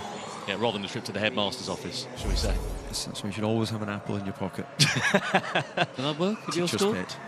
That work at your school? An apple? Well, it was a very long time ago. I went to school, so no tuck shots. You probably need to, do some sort of cryptocurrency transfer nowadays. No chance. I have to go behind them. Yeah, behind the S's is fine. Nato 7 seconds back, also building, we'll advise. Well, there's a massive gap behind Nato of probably 20-odd seconds. So if Barnard wanted to make a bit more space for himself, then he will have a nice window to do so there. Yeah, we'll see what Taylor Barnard opts to do. This is Norman Nato in the second of the Nissans. If you're looking at them thinking, hang on, they look a bit strange this weekend, don't worry, it's not your television. They've got a new livery on the car for this one. They're promoting the new Nissan LEAF, so they've gone blue. You'll notice that the neon McLarens are also blue as well, just to add to a little bit of confusion in the commentary box. We'll do our best to guide you through it, but Nato makes his way down through turn 16, where the Fantastic Four attack mode will be activated in the E-Prix this afternoon. Slightly shorter E-Prix compared to what we had yesterday. 37 laps were scheduled, 38 is what we completed after a safety car period in the opening stages. 34 laps though this afternoon, and of course no pit boost to worry about as well. On board we ride here with Nato, still building himself up to get tyre temperature and brake temperature down in towards this first corner. Very coarse sandpaper-like surface on the inside of this XL Centre. As this man here, Antonio Felix da Costa, technical problem. Removing him from qualifying a few minutes ago means that he's going to be starting at the very back of the grid, and it's a lot of work for him to do. Yeah, I think obviously frustrated with that technical issue, but I'm sure they'll get it fixed, and then you just got to turn the mindset. Every race is an opportunity. Yeah, no doubt about it. We'll see what his teammate Pascal Wehrlein is going to be able to do. This is a track that he has gone exceptionally well at in the past. Here yesterday, qualified in P3, and last year here as well. He's finished on the podium in the last 3 occasions, just to give you an idea of how well Pascal Wehrlein has done at this London circuit. This is the track where he won the world title here 12 months ago. Yeah, no, I think now this next lap that he's about to start, this is when we'll start to get the first indications, isn't it? In this session now, they've done their build laps of 3 or so laps, so let's keep an eye on this one as he turns into turn 1. Okay, so still 21 seconds clear to end of the queue. Prepare and launch your lap. Yeah, we're quite comfortably in the 1 minute 8 second lap times in Group A a few moments ago. Group B now out. Obviously, we saw in Group A 2 Mahindras, 2 Jaguars progressing through, David. Some of the teams, for example, Porsche, I know they wouldn't have necessarily learned anything, but other teams looking at McLaren and Maserati, or, no, in fact, beg your pardon, Nissan, they had a driver out in Group A. What do you think they'll be able to learn from that to bring forward into this session where they've got different drivers out in different groups? Yeah, I think that you would, in many ways, if you've got stable conditions, you would want to have your drivers, if in an ideal world, if it was a choice, in the two different groups, and you'd want to swap it around weekend, from one race weekend to the next. You do learn from the data. The data becomes the lifeblood of decisions you make, and the drivers looking at that and looking at the lap time can mentally feel what the track must be like. So yeah, it would be an advantage for the second driver in the team in terms of going out and qualifying, having that information and knowledge. Well, the 2 DS Penske's have just fired themselves up to the top of the orders into the 1 minute 8 second lap times there and thereabouts. What about Norman Nato? He was pretty quick actually in practice this morning. The definite outlier of the Nissan Power cars. He ended up P5 at the checkered flag with a 107.378. That was in 350 kilowatt power mode though, and in all-wheel drive, but certainly something for him to smile about, although clattering the curb like that would possibly mean a trip to the chiropractor after this session. He was just a little bit wide on the right apex, which then meant he knew that he was going to have to straight line a little bit left apex, so you could see him open the steering and commit to that. Just the car ran a little bit wider as he went through the right element of it. So he'll have learned from it, and then next lap around, expect him to be closer to perfection. Dan Ticktum out of the final corner in the Cooper Kiro. What can he do as he comes across the line? Goes 5th fastest for now, but 11/100ths of a second away with 4 minutes remaining in this session. Looks like we're going to see drivers just staying out for the whole of this one rather than coming in, changing over the sets of tyres and so on, because as we heard, it's pretty critical to keep temperature into the tyres. That's why everyone's been doing so many build laps and doing them quite quickly actually as well. We have seen at other circuits where track temperatures and ambient air temperatures have been higher, where they've been actually cruising on those build laps. Here, the opposite of that. Yeah, Barnard got a little bit balked there by Gunther, I think, the last corner, so he's ended up 7th. But I wonder if it just cost him a little bit of time in that last corner. Yeah, certainly something to think about. Jake Hughes, very interesting session this will be for the British driver. He was into the dual stages of qualifying yesterday with Maserati. They both lined up on the 4th row of the grid. Hughes' race never really got going because he had contact with his teammate in the opening couple of corners, broke a steering rod, track rod in rather I should say, removed him from the race. But even worse than that, this morning in pre-practice 3, electrical problem means a change of battery. No grid penalties to worry about for Jake Hughes, but of course a loss of 40 minutes track time here today. Sat back. How close was he to the wall? It was incredible. Big burn. Oh, but he's gone way too deep at the apex there. But Gunther's on a good lap as well. So the DS Penske's Verne had done a good first and second sector, but his last one I think is going to be down after that mistake we saw. Gunther though, he could get into the top 4 here. And goes to the top of the pile, as a matter of fact, with a 108.573. Great lap time there for him. I don't think Verne's going to improve. No, he doesn't. No, the last sector we saw the mistake, didn't we? Yeah. So Nato comes over the line, still sits down in 9th position. Bit of work for him to do. 2.5 minutes, roughly, remaining of this session. Lucas Di Grassi, the lowly Yamaha Raps have been struggling here for pace this weekend, and it hasn't really been too much for them to be smiling about. They're looking forward. Oh, he's deep though, into 19. Yeah. And just about keeps it out of the barrier for Lucas Di Grassi, but that's the lap time gone, and probably the next one for that matter as well.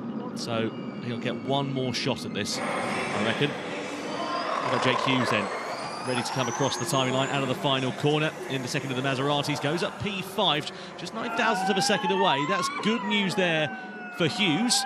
Ticktum's on a good lap here as we watch Buemi come up to the line, so he stays 4th. But watch Ticktum, he's now coming up and he goes top, a 108.4, so that's quicker than the time we saw from Group A as well. Very good effort from Dan Ticktum. Yeah, absolute cracker for him. Verline stays into P3 then. So at the moment, with 1 minute and 50 seconds on the clock, it's Ticktum, Gunther, Verline and Van Dorn that make it through. So you've got 2 Porsche power cars with the Cupra Kiro and the Tag Heuer machine, as well as 2 Stellantis power cars with DS Penske and Maserati MSG. Taylor Barnard, it has been a tricky weekend for him and for Neon McLaren. They were mired right down on the grid, and the race went from bad to worse, unfortunately for him. Picked up a 5-second penalty at the end of it, whilst his teammate failed to make the checkered flag after contact on the final lap. At the moment, he's not through, even though he improves up to P5. Less than a 10th away from Van Dorn's time, so...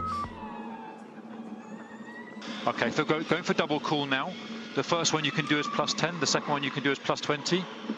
You can do it either way. Literally nothing left in me. Nothing. Verne, not a happy bunny then. He's down in P8 and saying that he's got nothing left on the table. 0.2 of a second away from the cut-off point. He's half a second, well, 0.4 away from Gunther's time, isn't it, his teammate? So that's a bit of a worry if he thinks there's nowhere there. Yeah, I think it's one of those things where sometimes, if you're just slightly out on tyre temps, and it can feel like a completely different car, and if it just comes into the window of what on that day in history works for the car and track conditions, suddenly you can take a step forward. Half a 10th here, half a 10th there. Suddenly you build a better lap. So he'll be hoping that miracle happens. De Grassi, meanwhile, will be hoping he doesn't come up close to the back of Maximilian Günther in the end of this session. There's nowhere, though, first sector. Yeah. All 10's just in sector 1, so he's got no chance. Yeah, they're just so far off here at this track. Yeah, they're not having a good time of it, Loli Amarat, but De Grassi and Günther actually made contact in free practice 3 this morning. You can see him sliding his way out there. Yeah. The balance of the car just doesn't look right, does it? It just looks lazy. Yeah. That's exactly what I was thinking. It doesn't rotate, it doesn't pivot in the way that we've seen so many other cars. He's having to wait on the front so long, isn't he? It's not, doesn't just, it's not alive. It's just, as you say, it looks all a bit lethargic. So checker flag is now out. De Grassi's going to be the first of the drivers to take to the line then, and this I don't think is going to be anything to write home about. It might improve him a little bit. It does, up to P10, demotes Beckman to the bottom of the class. Let's see if anybody... happy. Yeah, just seeing if anybody else is going to be able to improve. Hughes doesn't. Van Dorn not able to improve there as well. Ticton's not exactly lighting up the timing screens. I think we've seen the best of the best, really, prior to the end of this session, by the looks of things. The only one's Nato's on a lap, isn't he? Nato's the only one who looks like he's improved his first 2 sectors. Yeah, Günther makes an improvement in the final sector, stays P2. However, Nato looking like he might bring himself up the order. Verne does find a little bit of time, but only stays P6. Nato improves as well, but only goes P5, so he's not through. And that's the end then of qualifying. Barnard is going to be out for a second day in a row, and the top 4 are fantastic 4 that will go through into the duels alongside the Group A drivers. Dan Tickton, Maximilian Günther, Pascal Wehrlein and Stoffel Van Dorn. Tickton, though, great time from him, a 10.5 in front of Maximilian Günther. He'll be delighted with that, as will the Cupra Kiro team. We'll see them in the duels. Yeah, great news there for Dan Tickton. Yesterday, he qualified 4th on the grid, which matched his best ever start in the London E-Prix. He was 4th on the grid here back in 2023 for the same team, back when they were known as Neo. Now, of course, known as the Cupra Kiro team, with a Porsche powertrain in there as well. Unfortunately for Taylor Barnard, after what has been such a promising season, this is rather a disappointing end to his life at McLaren, and also the McLaren team's end to life in Formula E as well. They will cease to be a competitor in the championship at the end of this weekend, and it's not the way they'll have wanted to have gone out. No, it's been a frustrating end for them, isn't it? I mean, you know, we think Taylor's going to end up with a deal somewhere else. Penske, by the sounds of things. Is he? Yeah. Okay. So he's going to stick it on. But I feel a bit bad for Sam Bird, because he was one of the originals, wasn't he? He's been in every single race, has he? Yeah, he was in season 1. Yeah, he was alongside you on the grid. No, I know, but what I race. mean is, I don't know if he's missed anything in between because of clashes and all that. But yeah, it'll be a shame for Sam, because his qualifying's not gone well so far. No, it's not been a particularly happy hunting ground here for Neil McLaren in their home race. It is pretty happy, though, for one Briton, Dan Tickton. Max Günther and Stoffel Van Dorn also make it through, as well as Pascal Wehrlein. They're your 4 that progress forwards from Group B. We say goodbye to Norman Nato, Barnard, Jono Verne, who was struggling with the balance of the DS Penske. Likewise, Sebastian Buemi. Jake Hughes missed running this morning in FP3, and he concludes the session in 9th place. De Grassi, as we saw, the car was all over the place in that session. He was P10 at the checkered flag, ahead of David Beckman in the second of the Cupra Kiros. I have to say, looking at the gap between the 2 Kiro teammates, that is quite a monumental gap, a second separating Tickton and Beckman's times.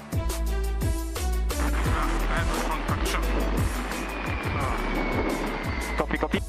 That's not good for Wehrlein. We've seen quite a few punches here this weekend. A lot of drivers having to use their Joker tyre, as it was. They get a free tyre allowed as part of this. But yeah, 1 tyre down then for Pascal Wehrlein, which might be why we didn't see any improvements for him at the end of that session. Either way, it was still enough for him to go forwards into the duels.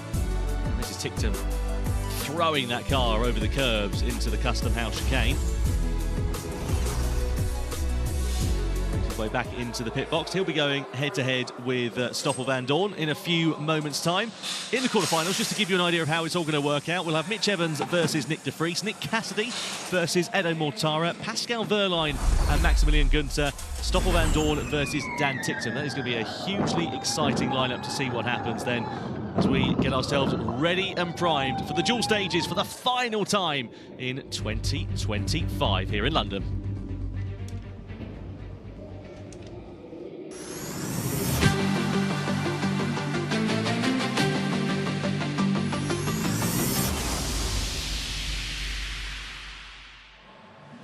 Well, a brilliant start to qualifying for both the Mahindra and Jaguar cars there. Good to see one of the Porsche drivers through, Pascal Wehrlein. Obviously, Antonio Felix da Costa is going to have a lot of work to do starting from the back of the grid. But let's talk about Dan Ticktum. What a phenomenal lap there. Quickest in Group B. Looks like he's back on flying form. He qualified yesterday in P4 and he's in the duels, which just seems to be a place where he always does so well. He thrives under that pressure, doesn't he, Katie? He does, and I think even in 350, he's performing better than he is in 300. So I think he did really well qualifying through the duels yesterday, and I think we'll see the same from him today. He just seems really confident. I think it's all about listening to his radio in practice, getting the tyres in the window with temperature, and he seems to be unlocking a lot of potential in the car today. He did obviously make a few mistakes yesterday, you know, that error that he held his hands up to going into the back of Mitch Evans, then he crashed out into the wall. Do you think he will have learned from that, understood the track a little bit better, what the conditions are like, how hard to push, so he can use that today? I think it was always quick. It was more racing situation errors and probably frustration, to be honest with you. And I think overnight you reset, you just go again, and it's a new opportunity. But we know he's quick. He was quick in free practice, and I think he'll be charging up there when it comes to the duels now. Although he is going to have a 5-spot grid penalty today, obviously from the incidents from yesterday. So he's in the duels, but inevitably he's going to be dropping back down the grid, which is unfortunate. Yeah. So he really needs a pole position, basically, to qualify up there. And then, how unusual to not see one Nissan powertrain up in the duels. This track just doesn't suit their car, does it? We saw it yesterday. And we looked at it yesterday, and we also saw the fact that the car is very difficult on the vertical bumps. It doesn't seem to absorb them. It can't get the power down quite as well as some of the competition. And if you looked at it, they were only hundreds from going through with Norman Nato and also with Oliver Roland, but it's the wrong side of the hundreds. That's the issue that they've got. They're going to be starting from the 5th row of the grid, I think, side by side. So a little bit of an improvement from yesterday. But realistically, you know, we've seen this isn't the easiest of track to overtake. There's no pit boost. So the strategy is going to really come into play with attack mode and how they use that to gain positions, Katie. It is, and I think the team championship is what is on their mind. And they're not just looking forwards to Porsche to try and take that top spot. I think they've now got to look behind, because there's only 18 points to Jaguar behind, who have both got two of the best drivers and cars on the grid, I would argue, for today's race, both qualifying through to the duels. So I think they're going to be watching all around them and thinking, actually, we've really got to try and protect this position and damage limitation today. Yeah, and I mean, how are they going to do that? Because, you know, we have seen, if it wasn't for, you know, maybe a strategic error with Mitch Evans yesterday and that incident with Dan Ticktum, we could have seen 2 Jaguars on the podium yesterday. There is no reason why we can't today. You can only control yourself. You cannot control the competition. All Nissan should do now is focus on maximising the points for their own team.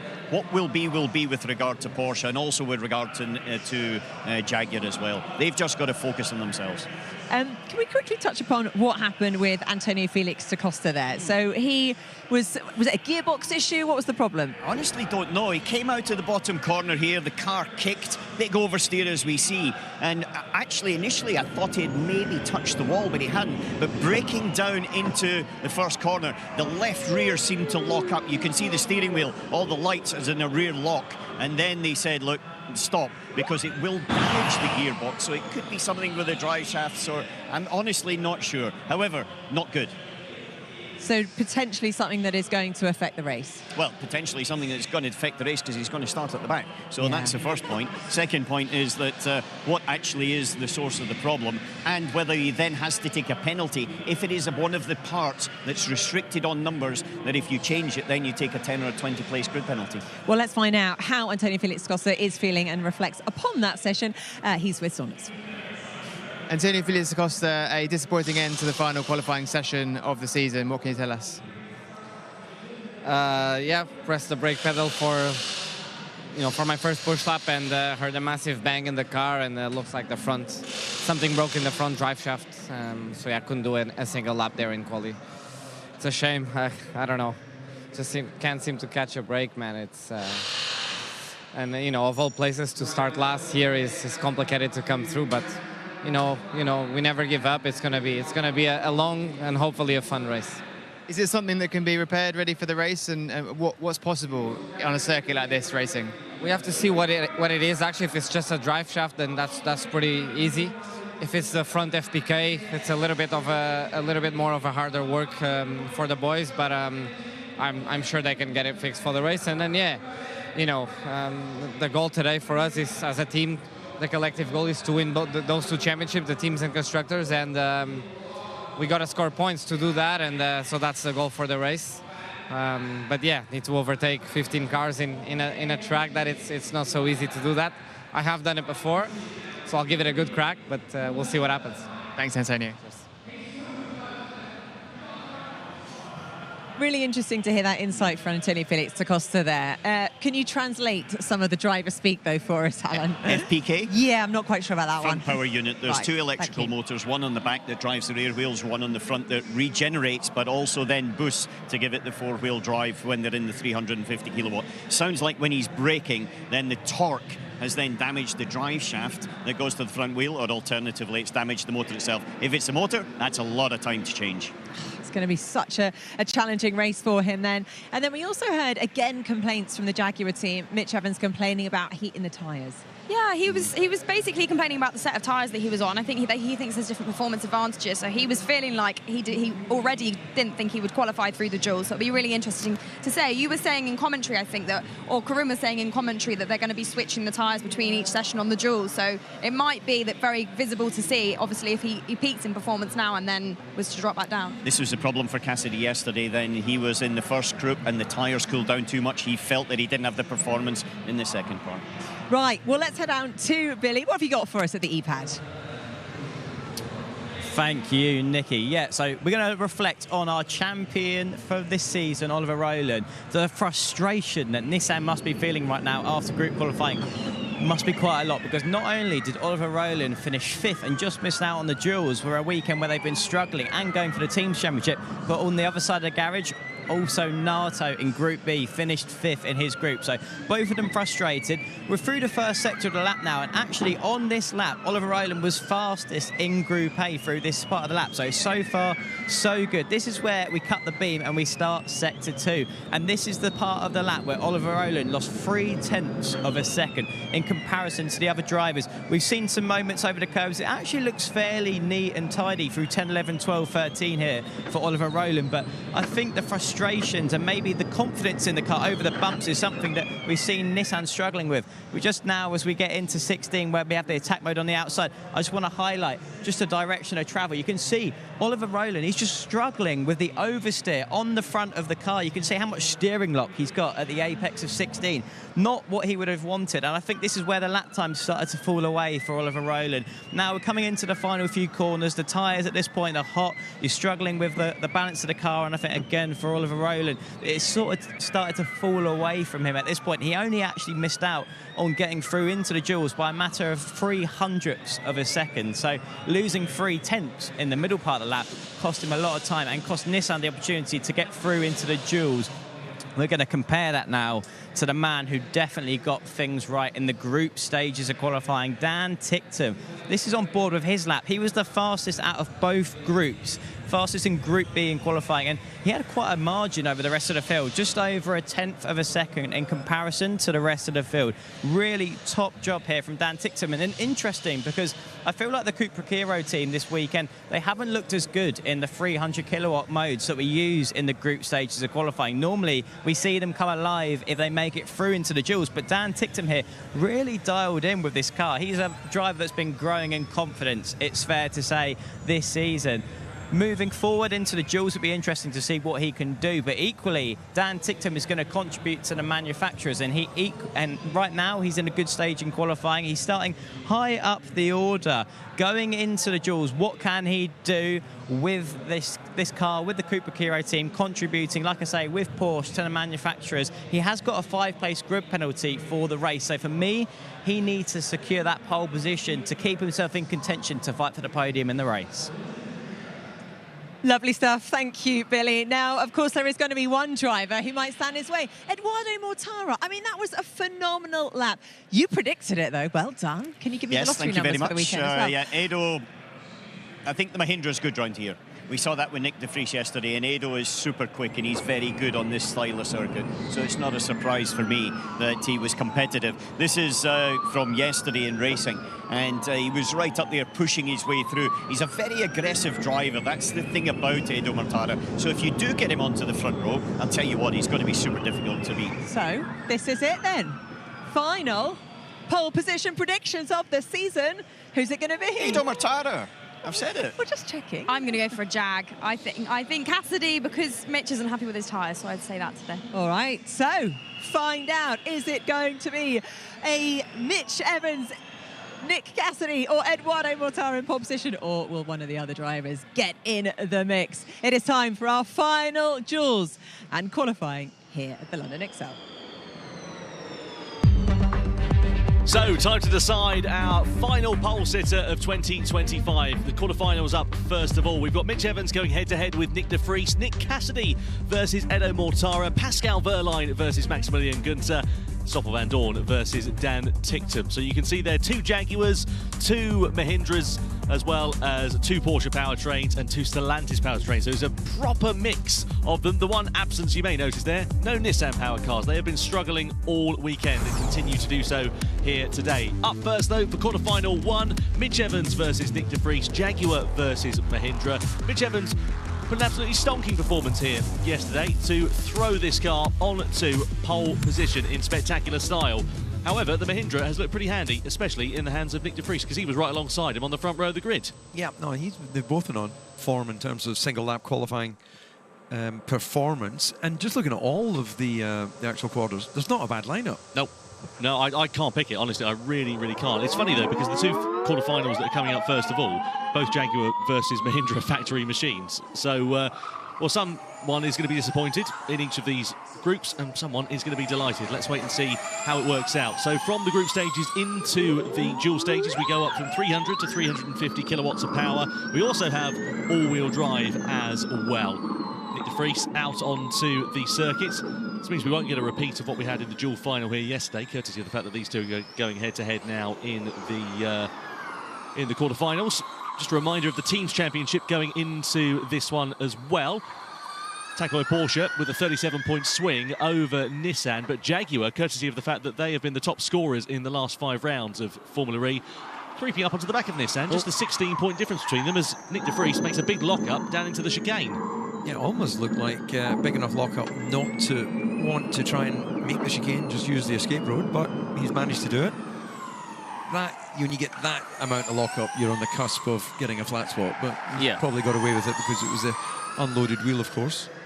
Yeah, I think these tyres are pretty robust in terms of getting that flat spot there. I see Cassidy once again just chirping away in the car.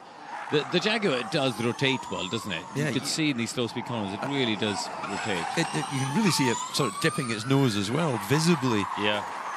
Yeah, Evans looking pretty good in those first few corners. Down into turn 1 here for Nick de Vries. He's managed to pull a couple of blinders out right up close against the wall into turn 2. Wouldn't want to be the camera on there. I was properly wincing here from the commentary box. Through out of turn 4, down the hill we go, into 5 and 6. This is where it all concertinaed up in the race on the opening lap yesterday and actually brought out the safety car. First sector advantage, Mitch Evans by a 1/10.5 or so. There is some drizzle.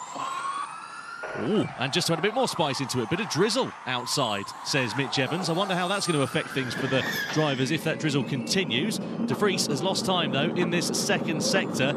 Evans has got this car absolutely dialed in at the moment. Through the final corner we go. 2.5 tenths the gap between the 2 as Evans comes to complete his lap time. A 1:07.473. Just to give you an idea of where we were this morning in free practice 3, we were down into the 1:06s, courtesy of Mitch Evans, a 1:06.984. So we're a little bit away from that. There's a good banker lap time there in the first quarter final for Mitch Evans, and it's quicker than Nick de Vries. We come to the line. De Vries makes up time in the final sector, but it's not enough to out-qualify Mitch Evans. Yeah, I think that when you look at the offsets on the sectors, then if they've got it all together, then they'll be creeping down towards low 7s. Yeah, it was the last sector, wasn't it, that de Vries gained a chunk on Evans there, 2 and a bit tenths. So, but this drizzle is interesting because, you know, there's obviously, we go about, what do you reckon, Tom? 25% of the track under the roof now? Yeah, something like that. There we go, we're through, mate, we're through. 0.5 tenth, but that's enough, we're through. Let's keep putting temp into the tyres. Yeah, not a perfect lap there for Mitch Evans by his standards, I'm sure, but something to smile about, though, because that will see him going through into the semi-finals. Quarter-final 2, Nick Cassidy versus Eduardo Mortara. 70% reckon on the predictor that it's going to be Nick Cassidy, and given the form that we've seen from Jaguar so far this weekend, and indeed over the last few in Formula E, you'd be hard to bet against that. Through into turn 2 we go. Cassidy looks pretty dialed in so far. Down the start-finish straight we go, meanwhile, for Edo Mortara. Let's see what Mortara can do. Big lock-up, and it's all over before it's even begun. Mortara makes a mistake. Lap time is going to be over and done with then. And Fred Bertrand, as well as the remainder of the Mahindra team, are going to be bitterly disappointed with that. And Cassidy, all he's got to do now is complete the lap without too much bother, and he'll be in the pound seats and through into the semi-finals. Yeah, the reason he's still pushing on like this is it's good practice for him, because he's got, you know, we know he's going to go through at least to the semi-finals. He's going to be taking on his teammate in that. So one, the Jags will get knocked out. And so Cassidy, on one hand, you could say, well, he doesn't need to be pushing this hard, but it's a good bit of practice for him, just to get a reference for what he needs to do on the next run. Because before this, they've been driving, obviously, in the lower power mode and with only two-wheel drive. 4/10 of a second quicker. Yeah, I was going to say that psychologically, Evans will look at that and go, okay, so maybe a little bit of track evolution, but I'm actually going to find myself another couple of tenths or so. Yeah, what a shame for Eduardo Mortara. Mahindra have been on great form so far this weekend, and that is not the way they'll have wanted to start the final E-Prix of the season. Let's have another look at it, down to the first corner. Warning, BBW. Technical problem then, so he got a brake-by-wire warning, saying he lost the brakes. So not the first time that we've actually seen that so far this weekend. Looks like from the outside it was a simple lock-up and mistake, but clearly a big issue for Eduardo Mortara, and something for the team to rectify ahead of the race this afternoon. Either way, the Mahindra driver is eliminated. Quarter-final 3, Pascal Wehrlein versus Maximilian Günther. Wehrlein on the podium with P3 yesterday, lined up P3 on the grid as well. Maximilian Günther, meanwhile, here for round 15 on Saturday, was P6 on the grid, so he'll be hoping to make an improvement on that, but the momentum is with Pascal Wehrlein at the moment, as they're on their formation lap. So I think they got released a little bit late, maybe because Mortara had to reverse out of the runoff area. So this is, I think, still the out lap, isn't it? This is not actually the push lap here. You see him weaving around, trying to get some more temperature into the car. Oh, he definitely needs more temperature. He needs a bit of vengeance here this weekend, doesn't he? Max Günther as well. His race was over really before it began yesterday after contact with Eduardo Mortara in the opening lap. Eliminated him with suspension damage. And, pushing the brake there and trying to generate as much heat as possible. Hard as possible, guys. Well done. What was Mitchell's time? 7.5. You're 7.1. Oh, good luck, mate. Good luck. Yeah, it was a cracker there from Nick Cassidy, and that'll give him bragging rights in the garage for at least 2, maybe 3 minutes at the moment. All matters. Everything matters. Across the timing line we go then. Pascal Wehrlein down towards the first corner, a little bit deep on the first apex there, but gathers it all up quite nicely through into turn 2. Max Günther a little bit of a way down the road, and he'll be coming through the final sector in a few moments' time. Here he is over the timing line. And let's see what Günther will be able to do in the DS Penske. So we've slowed the 2 laps down now. We've got a side-by-side comparison for you. Of course, in reality, Wehrlein is a fair way through the first sector already. It's always a good opportunity to see how much working the wheel there is, as there's going over some of these rises and jumps, depending on the angle of the car. As you actually go over, then you get some kickback in the steering. Günther's up, isn't he? He's over a 10th out. That's a really good first part of the lap here. Let's see what happens down at the bus stop. Did they get the braking right? A little bit of under rotation maybe from Günther. But he's carried the speed through and gained a good chunk of time now. Yeah, he's looking pretty handy here, is Max Günther. Down in towards the first corner. Wehrlein was 0.3 of a second off of Nick Cassidy's first sector time. So not the lap that the TAG Heuer Porsche driver wanted to string together. He's building up a little bit of time, but it increased again as we come in towards sector 3.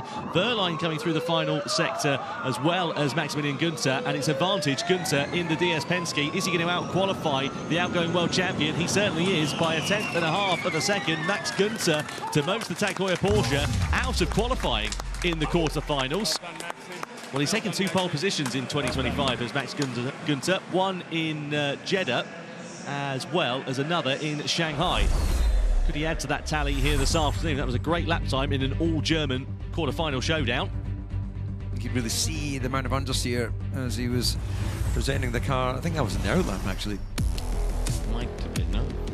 Yeah, could have just missed the apex a little bit, so I think he was trying to build some heat in the tires. This is going to be an interesting one. Stoffel Vandoorne versus Dan Ticktum. Maserati versus Cupra Kiro. Dan Ticktum very much with the momentum. Yet to take a pole in his Formula E career. He's lined up on the front row of the grid on one occasion so far in 2025. That was in Tokyo. Has had another top 3 start, which was in Monaco the weekend prior. Didn't look particularly confident on the entry there, Stoffel, did he? He had a couple of bites of the cherry turning into that first sequence of corners, and see he's having to wait a bit more on the front end than he would have liked as well. These cars were pretty handy in qualifying, though, for the Maseratis. They're both lined up on the 4th row of the grid, so Ticktum on the right, Vandoorne on the left-hand side, and let's see which of the 2 drivers will be able to string this lap together best. Ticktum's now got 8 dual appearances this season. That's as many as he took in his Formula E career combined prior to 2025. This is 4th in a row, isn't it, in the duels? So that's a really, really good effort from Ticktum, and he's up. Look at that, 2 tenths in Sector 1. Fantastic. Great start to the lap then for Dan Ticktum. Cyril Blaze on the left-hand side at the top, and then Alex Wee on the right for the Cupra Kiro team. Through into Sector 2, we come through the Custom House chicane. What do you make of that, DC? Looks like Ticktum's building up more of an advantage here. Yeah, he's looking like this could well be the fastest time of this section of quali. Just needs to keep it tidy. Yeah, Vandoorne just losing a bit more time in Sector 2, and then further in Sector 3 as well. I think he's just going to compound that. Ticktum's up by nearly a second or so as we come in towards Sector 3. This is a fantastic time from Dan Ticktum then, and Vandoorne is going to be absolutely nowhere in response. A 107 flat, that's near as makes no difference. One of the fastest lap times that we've seen this weekend, and Dan Ticktum easily out-qualifies the Maserati of Stoffel Vandoorne to go through into the semi-finals. Well, a wry smile that hopefully will only get bigger for Alex Wee, the team principal, in a few moments' time. That was a phenomenal bit of driving there for Dan Ticktum. He really was able to hook that one up. Now see the relief, actually, on his face. The tension of sitting there just waiting. Their job is done. It was down to the driver. Yeah, it was a bit of a scrappy race for him yesterday, wasn't it? Because even before the incident, he dropped back around the pit boost. So they had a bit of a delay connecting the pit boost. That cost him a bit of time. Yeah, you're in. Done it, good job. Yeah, 1 second gap. Yeah, and he was battling a bit with Pascal Wehrlein around the pit stops on his in-laps. That cost him, and that was the difference between being 4th and being 7th in the pack on the pit stop. So, yeah, hopefully they would have learned from that and have a better strategy for today. It does make a big difference. Just a reminder, by the way, not to put a dampener on things, but Dan Ticktum does have a 5-place grid penalty for this afternoon as he had a collision with Mitch Evans. A real dampener on things. I know, sorry. You really are not on Team Ticktum today, are you? I'm not trying to be. But savor the moment a bit longer. Hey, he's done very well, and we should all be very proud of him. There are no Lunas's at St Barnabas's. Anyway, Dan Ticktum makes it through into the semi-finals. He'll be going head-to-head with Maximilian Günther in a few minutes' time, as he's just down at the FIA weighbridge. Will make his way back into the garage. I can imagine he'll be saying, don't change a thing. The car was perfect, because that was a stonker of a lap time. That was 4 tenths of a second quicker than Wehrlein's time, a 10.5 quicker than Nick Cassidy's time as well. So does seem to have that car dialed in quite well at this stage. Yeah, that's a big scalp for him. Pascal Wehrlein, meanwhile, got to be disappointed with an elimination from the quarterfinals. It's a big shame for the German driver, given the fact that we know qualifying is particularly important. Dan Ticktum with his 2nd fastest lap of the weekend here as well. Again, something for him to smile about. We'll surely get the thoughts of Pascal Wehrlein in a few moments' time. I suppose the one consolation for him is that he was the quickest of the drivers, second quickest of the drivers that didn't make it through, wasn't he? So, Yeah, shame there for Pascal Wehrlein. In fact, he was the quickest driver, failed to press forward. So there we go, something for him to smile about. Anyway, over to look at where we were for the quarterfinals. And you can see that Mitch Evans versus Nick de Vries up first of all. Evans progresses forwards. Cassidy versus Mortara. And Jaguar stamping their authority as Cassidy out-qualified the Swiss driver. Brake-by-wire issue, unfortunately eliminating Mortara from that one. Günther in front of Pascal Wehrlein. And Van Dorn also being out-qualified by Dan Ticktum. So not long to go until we get the semi-finals underway. Mitch Evans versus Nick Cassidy first of all, and then Maximilian Günther versus Dan Ticktum. Keen to see how this one is going to work out. In terms of qualifying performances for Mitch Evans, well, he got it on pole here yesterday. He's had a further pole position this season when he was on pole in Berlin as well. Nick Cassidy, meanwhile, in the other Jaguar TCS racing machine. Only one pole position so far this year. That was in the wet race in Shanghai.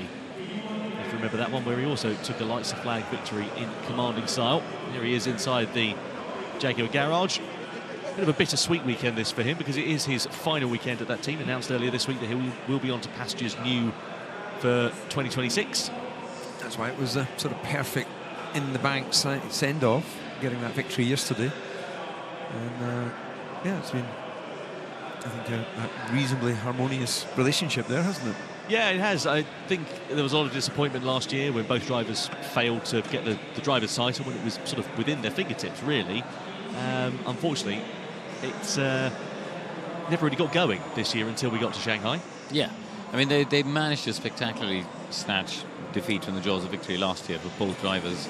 But, you know, it's been, in some way for Nick, he would have wanted to hope the season ended yesterday, really, because that would be a perfect fairy tale ending for him and James Barclay from that team. But here we go. This will be the last chance for them as teammates, of course, to be having this duel. Yeah, we'll see how this is going to work out, because, of course, only one of them can go through from it. Will it be Mitch Evans or will it be Nick Cassidy's side of the garage that will be jumping for joy after the semi-finals? Max Günther versus Dan Ticktum. That's a tricky one to call. Dan Ticktum had the advantage in terms of lap times in the quarterfinals by about 0.3 of a second or so, but we know Max is pretty handy at pulling a lap time out of his back pocket when he needs to. He's had a couple of pole positions in 2025 already. Dan Ticktum still yet to start at the sharp end of the grid. Yeah, that time looked good, though. And that confidence looked good, so today might be the day.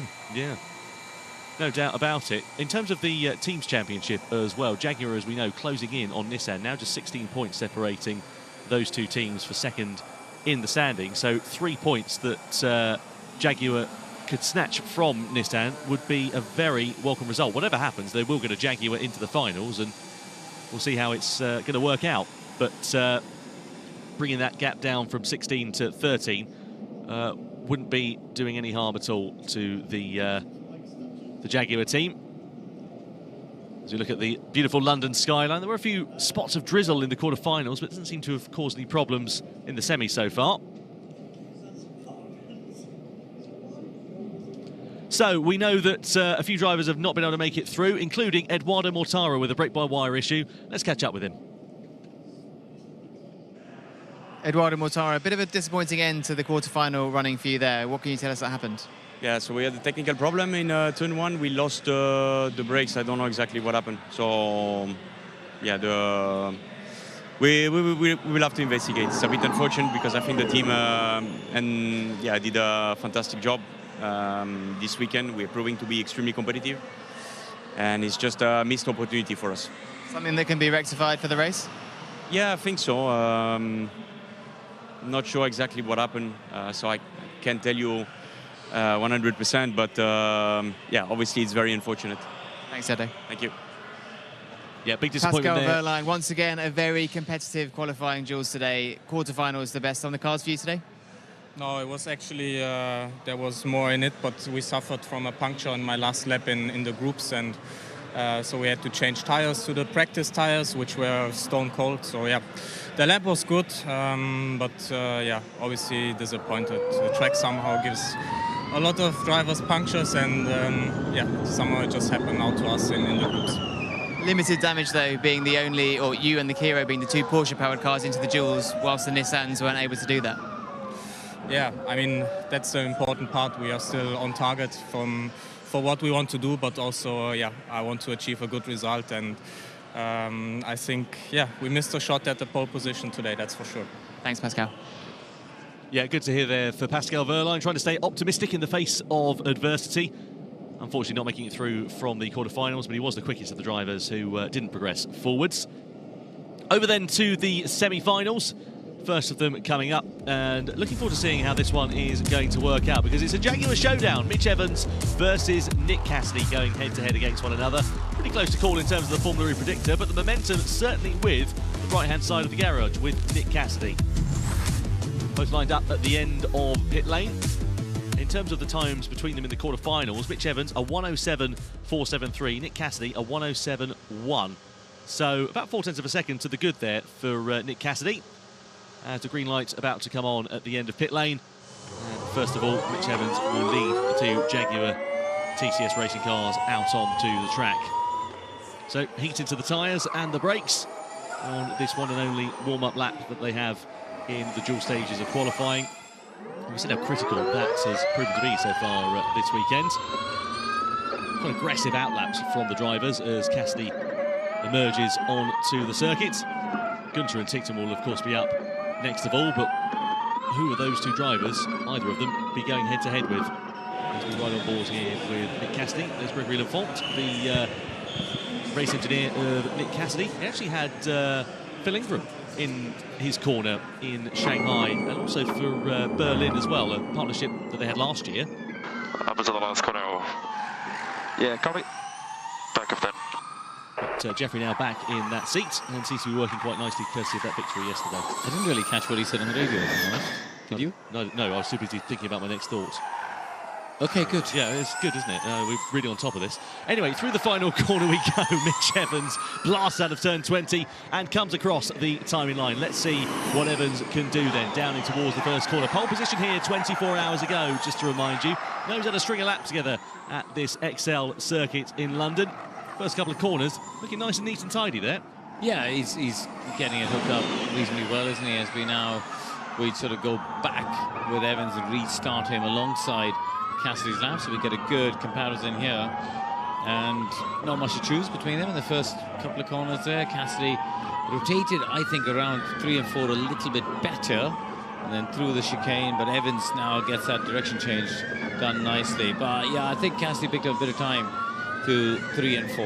It's interesting looking at the difference of driving styles, because there isn't much actually. They're both throwing the car in, a lot of front end that you can see on it. Cassidy with the advantage here in the first sector as they thread the Iver Needle through the custom house chicane. Cassidy right up against the wall on the right hand side of your screen. Is Evans going to be able to build back or close down some of that deficit in the second sector? Cassidy's very deep down into turn 16. That's the lap time gone away, and surely unless Mitch Evans makes a mistake in the final sector, it will be the left hand side of the garage that goes through into the semi-finals. Cassidy's lap is done, and unfortunately Mitch Evans, for Cassidy rather, and delight there for Mitch Evans, as unfortunately that mistake there for Cassidy demotes him out of it. Or does it? No.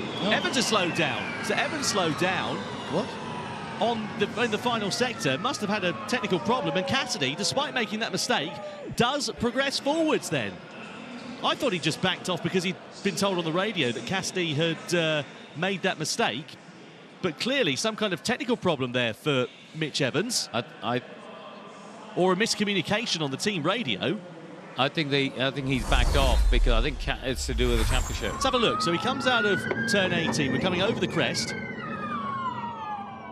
Flicks it into 19, and he's lifted off. Yeah. So he's backed off there, and he's backed off by too much, and that's cost him a chance of going through into the finals. Cassidy, despite that mistake down at 16, will be the Jaguar that goes through. Yeah, but are they trying to get Cassidy into second in the championship? He's lifting on purpose. That's not a problem. Yeah. I think that's a team strategy there, and I think that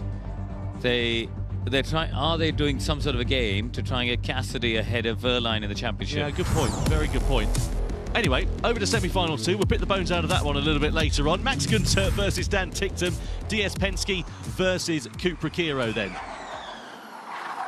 So coming down into the right-hander for Max Günther. He's already on his flying lap. 23.978 in that first sector. That's pretty handy for him. What's it like through the Custom House chicane? Dan Ticktum on the bottom right-hand corner of his screen. And this is going to be a very exciting dual semi-final. Ticktum with the advantage by 1/10 of a second here in Sector 1. Yeah, Sector 1 has been happy hunting ground for him all the way through. A little bit deep there with rear sliding. And then again, that rear end looks like it wants to overtake the front. Yeah, Günther clearly not happy with the balance of the car in the second and then indeed in the final sector by the looks of things. Ticktum with more of an advantage in his pocket in sector 2, but Günther slowly closing that deficit down. Comes to the line, a 107.331 here for Maximilian Günther, but Ticktum with a 1/10.5 or so in his pocket. Just needs to keep this consistent, calm and controlled into the final couple of corners, and it will be Dan Ticktum that will go through as we come out of turn 20. Aim it for the timing line. He's picked up another couple of 1/10 of a second, and Ticktum will go into the finals and will be head-to-head with Nick Cassidy for pole position in the Britain's home round here in London. The consistency of his last two runs is really, really strong. So definitely feels to me like it's advantage Dan going into the final head-to-head. Yeah, 7-0, 7-0, and Cassidy's last memory will be of him sliding off the track in that right-hander down at 16. So I think, you know, psychologically, you'd have to say Dan's going to be in a good place. Billy Munger's just made a great point in the commentary box here as well. He said that Cassidy actually had the first best sector time of the weekend on that lap where he made a mistake. So if he can string a lap together, it is going to be very close between those two in this pole position fight. Billy Munger, I said that to him off air, and then he shared it with you and taken it as his. Unbelievable. What's the Munger like? Right. Now, let's have a listen to some team radio for Mitch Evans and see what went on there between the two Jaguar TCS Racing drivers, because we saw a mistake there for Nick Cassidy, and then we saw Mitch Evans lifting off in the final sector. Was it a mistake? Was it team tactics? What's going on there? So Nick had a moment to turn 16. You did back off enough there, so we're okay. Yeah, we're good. On the right. Yeah, we're good. Backed off a lot, huh? Yeah, you did. Yeah, no, you backed off enough. Yeah, good job, mate. I know it's not what we want to do, but yeah, we've done the right thing for the team.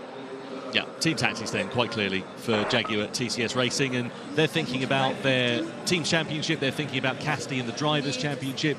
How far away is he? He's 14 points adrift of Pascal Wehrlein. If he can reduce that down to 11 going into the E-Prix this afternoon, it's just that little bit easier for him. Yeah, and the fact that Wehrlein got knocked out, didn't he, in the earlier stages. For yesterday. Oh, my mistake. You're full, mate. You're full, mate. You're full. Really? Yeah. Really? You're full. Oh, man. Anyway. All right, okay, so just see if you can get 3 points if you want. Yep.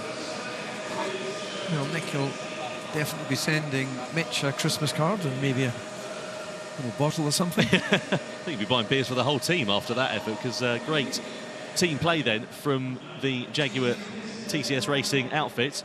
Wehrlein, meanwhile, will be starting P4 on the grid for the E-Prix this afternoon. Don't forget, of course, Ticktum has still got this 5-place grid penalty to contend with, so whatever happens here, it will be Cassidy that will be on pole position. But if Ticktum qualifies on pole, gets the fastest time, he'll still get the 3 points, he'll still get the pole position award. Yeah, that's how. So he's still awarded the pole position, he just doesn't start from there. Yeah, so, but crucially for this conversation we're having around Cassidy catching Wehrlein the points, Ticktum will end up with the 3 points if he does. So actually, Cassidy's going to start on pole either way. Cassidy will start the E-Prix on pole position. Absolutely, yeah. Worst case scenario. Worst case scenario, we know what's going to happen in terms of who'll be at the head of the grid. Let's work out, though, how we got here for the finals coming up in a few moments' time. So we had Evans versus De Vries, we had Cassidy versus Mortara, two Jaguars out qualifying both Mahindras. Wehrlein versus Günther. Günther was the better of the two there, surprisingly, given the performance of Wehrlein this weekend. And then Van Dorn out-qualified by Dan Ticktum. Cassidy got the better of Evans with some team gamesmanship going on in the semi-finals, and Ticktum trounced Günther as well. You told anything? So final time along the way in a couple of moments. Listen here to Mitch Evans. Am I just open about it or not? Just working out what the best strategy is to say in front of the media. Is he going to be quite open about it, or does he have to be quite closed, and so on and so forth? We'll hear from him, I'm sure, in a few minutes' time. There's Saunders, our own Jeremy Paxman. He's going to get really stuck in. Roving reporter. Surprised he's got much of a voice left. He was at the Oasis gig last night. Saunders? Yeah.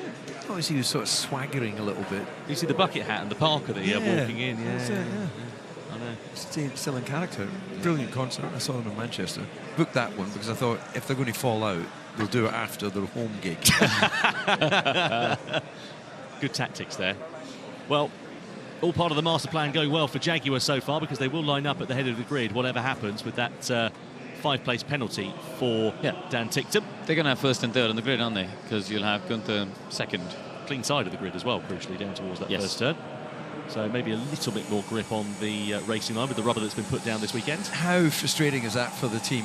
You know, that penalty. It just shows why everything matters all the time. Otherwise, it impacts the next day. I know. It is a shame for Dan Ticktum. I mean, like I say, he will still get the accolade and still get the 3 points, which he could deny for Nick Cassidy. It reminds me of, do you remember Michael Schumacher, Monaco 2012, when he got pole position there and everyone was really rooting for him, but he had a 5-place penalty, so he never started from it. You know what's happening here?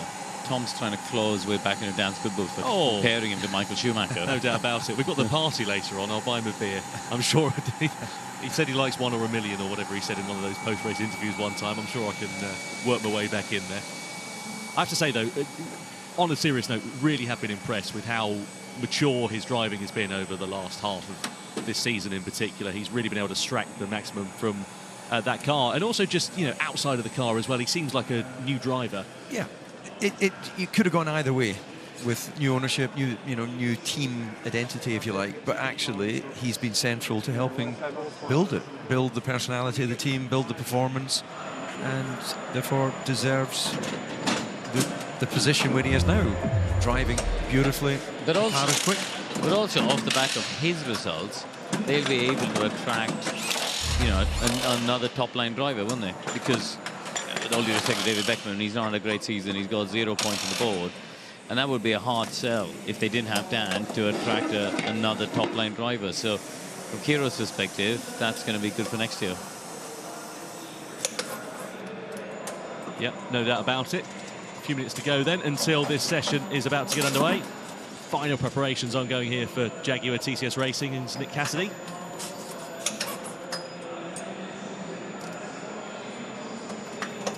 So, whilst we're waiting for the finals to get underway, let's have some team radio here for Nick Cassidy and work out his side of the story ahead of this final.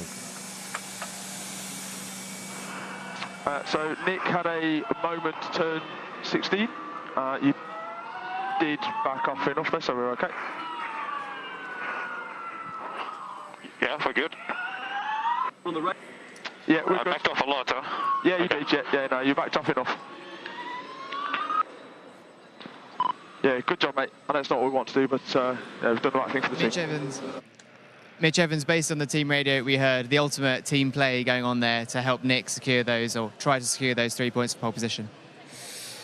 Yeah, no, obviously, look, I will definitely help where I can. Obviously, a big focus is the team championship, but obviously Nick's got after yesterday's result as well, is a good position to finish top 3, which is, it's very important to him. And he was quick as well, and I was feeling good, but with Dan's penalty, it's kind of guaranteed third, so it was kind of a no-brainer. If you cast your mind back to, say, before Shanghai, I can imagine you and the team really didn't expect to be in this position come the final race.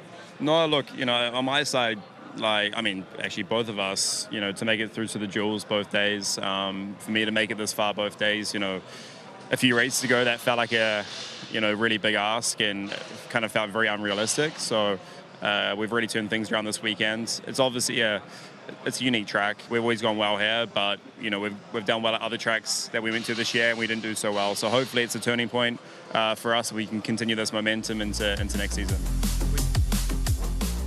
So then, ready to go for the finals for the final time in 2025. Nick Cassidy versus Dan Ticktum. Jaguar versus Cupra Kiro. Pole position on the line here for Dan Ticktum, possibly for the first ever time in terms of the accolade, because he does have a 5-place grid penalty after contact with Mitch Evans yesterday in the E-Prix. So at best, he's going to start, what, 6th on the grid, isn't he, unfortunately? But unfortunately for him, that will be the case. However, there is a chance of those 3 points and, of course, that pole position award, which could deny Nick Cassidy that opportunity to close down the gap to Pascal Wehrlein for 2nd in the championship. Pride, Tom, pride. That's what Ticton's going for. Can't go wrong, can you? Here is Ticton then. Just needs to do exactly what he did in the quarters and the semis, because those laps were almost metronomically consistent. Yeah, he's driving beautifully.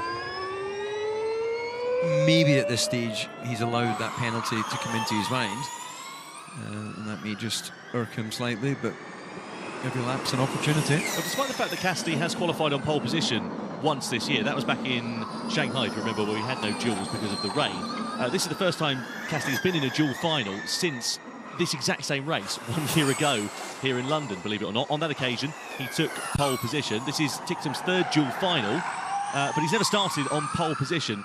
As we know, of course, he could still be credited with that pole despite the 5-place grid penalty. Ticton's team have only taken pole on 2 previous occasions as well. Once was Nelson Piquet back in 2016, the other was Oliver Turvey in 2017. So it's been a long time coming for Cooper Kiro, as we see Evans blasting it out of the final corner and coming across the timing. Sorry, Cassidy coming out the final corner and blasting it across the timing line down in towards the first corner.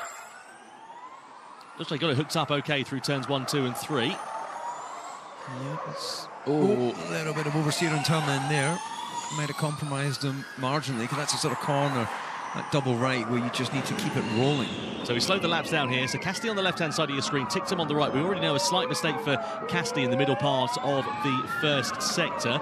Come through turn 3. What does it look like here for Dan Ticton? Because this is where we saw the kick of oversteer for Cassidy. Just struggles to get the car rotated in, and that sent him offline a little bit going down into turn 5. Ticton, meanwhile, looks all okay so far. Yeah, he's up, but only 600, so not by much at all. As they open up the wheel now, the wider part of the track, coming out of 9, down to the bus stop chicane.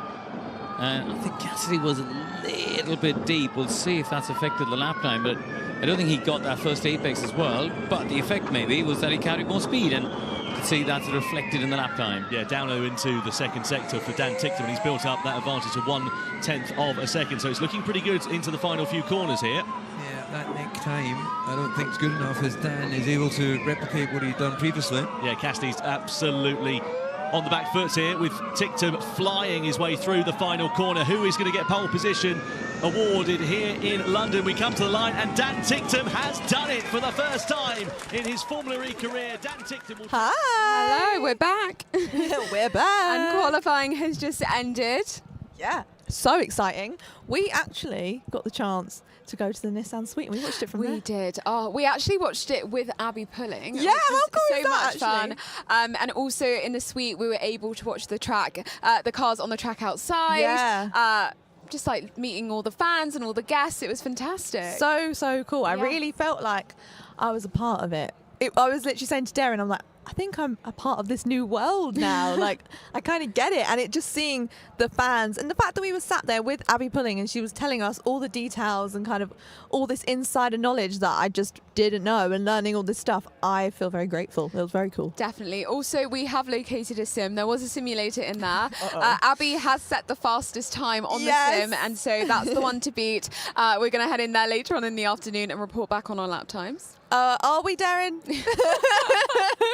Not in this skirt. Not in this skirt. Okay, never mind. Another time, another time.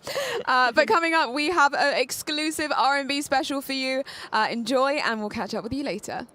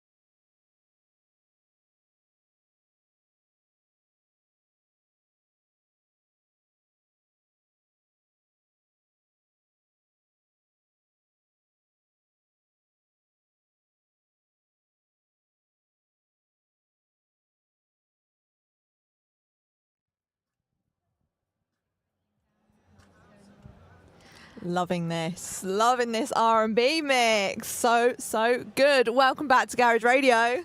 For anyone that's just joined us, I'm Darren. Alongside me is Chloe, and we have just had a brilliant qualifying session where both Nissan drivers have finished in the top 10. Things we love to see. Yes. And of course, the racing action is going to be kicking off in just over a couple of hours, and it's really getting packed out here at XL London. There are so many people around us, so much so. Someone just tried to have a look in our car. Yeah. I was like, okay, we've got a new crew member. And then I was like, oh, actually, no, that's one of the I don't blame them. Fans. I don't blame them. It is an attraction. Yeah. This stunning Nissan LEAF, which we are sat in. And we are right in the middle of XL London, where the London E-Prix is taking place. I can't believe it. I was just chatting to some people out and about here, and everyone is really just taking a moment to deep that this is the last race of season 11. Yeah. Like, what a year it's been, what a calendar they've had this year, traveling to locations like Miami for the first time and just experiencing so much electrifying street circuit racing. I mean, I just can't believe it's done. Not yet. Not yet. We want you to keep watching and keep tuning this for the next few hours. But by the end of today, we're going to have, we've got our drivers world champion, but we will have our team world champion and manufacturer world champion as well. We'll know exactly how season 11 is going to end, which is so exciting. Yes. And I cannot wait. And also, there's been some new announcements about season 12 as well, that it's going to be even bigger and better. More races. I saw 18 races. 18 races on the calendar, and going back to Miami, but this time to a new location. In fact, they're going to be racing in the Hard Rock Stadium, the same track as the Formula One circuit, which will be so cool to see, especially with what kind of Jeff was saying earlier about Formula E and the opportunities for the cars to overtake in comparison maybe to Formula One. So I think that we're going to get some really cool street circuit racing there. And then, of course, we're also going to be going to another location next year. Madrid, right? Yes, That would be so good. Absolutely. So Formula E has raced in Spain before. Valencia. In fact, Valencia was my first Formula E experience. No way. Yeah, when it was the Open Talent Call. For anyone who doesn't know how I got into motorsports, I won the Formula E Open Talent Call for presenter competition. Yeah. And the final round of the whole kind of talent call was actually going to Valencia and doing a live audition, and we had to do pit lane reporting, and it was the first time we interviewed drivers. And actually, guess who the first driver that I interviewed was? It's not Ollie, is it? Oliver Roland. No way! Oliver Roland. And it was a this or that situation. So I did it all based on Spanish food. We were in Valencia, and it was gazpacho or all these different foods, or croquettes, and it was just so fun. So anyways, it was Valencia, and Formula E is very familiar with that circuit. But this year, season 12, Formula E will be going to Madrid, which will be very, very fun to see. Darren, you've really been in the game for a while. Are you still just as excited as you were when you first started out in Valencia? Always. And I think it's because of the continuous elements that Formula E add to this championship. Even from my last London E-Prix was 2 seasons ago, and even just from that till then, from then till now rather, it's wow, so much has happened. And we've got pit boosts that we spoke about before, and just getting to see that, and just this new element to Formula E, obviously new drivers, new teams. I just think that they're constantly refreshing and upgrading the package here. As a fan, you're always on your toes, you always know that they're going to deliver more. And then speaking to staff like the CEO of Formula E who graced us with his presence earlier, Jeff Dods, kind of actually speaking to people internally in Formula E and getting to know, they're constantly working on new things, and they're constantly focused on developments and increasing the sport. I think it's just so cool. And it's I think that you always have something to look forward to in Formula E. Yeah, what's so refreshing is that they're not rigid and stuck in their ways. We've seen things like fan boost come and go. They're listening to the fans and what the fans want. Yes. And I don't really know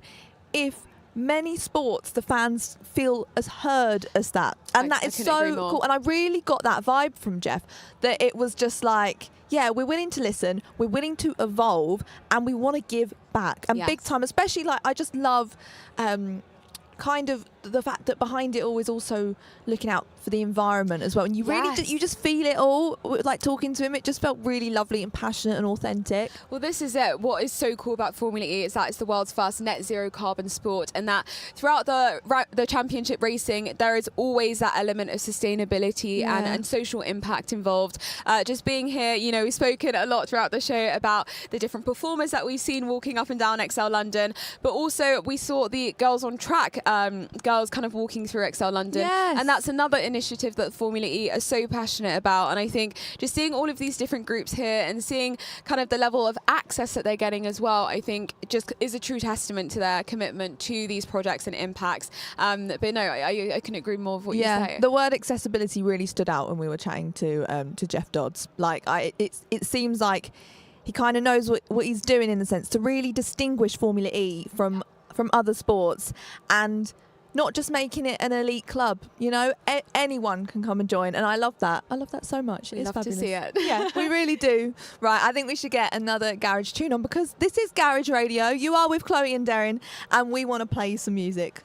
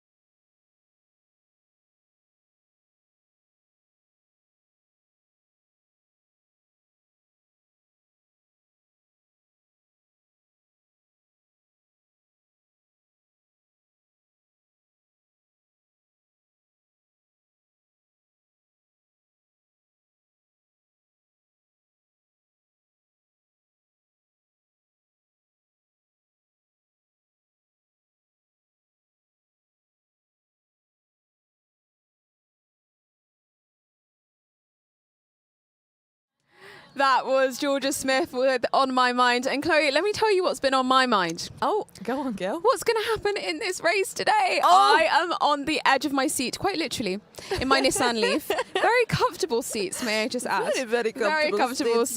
Very gorgeous, posh seats. Very gorgeous, posh seats. And as we are anticipating the race, if you do head over to our live chat on YouTube, please let us know what your predictions are. We want to know where you think it's going to go, what you think is going to happen. Obviously, in qualifying, we had a red flag that impacted the session a bit. What do we think is going to go down?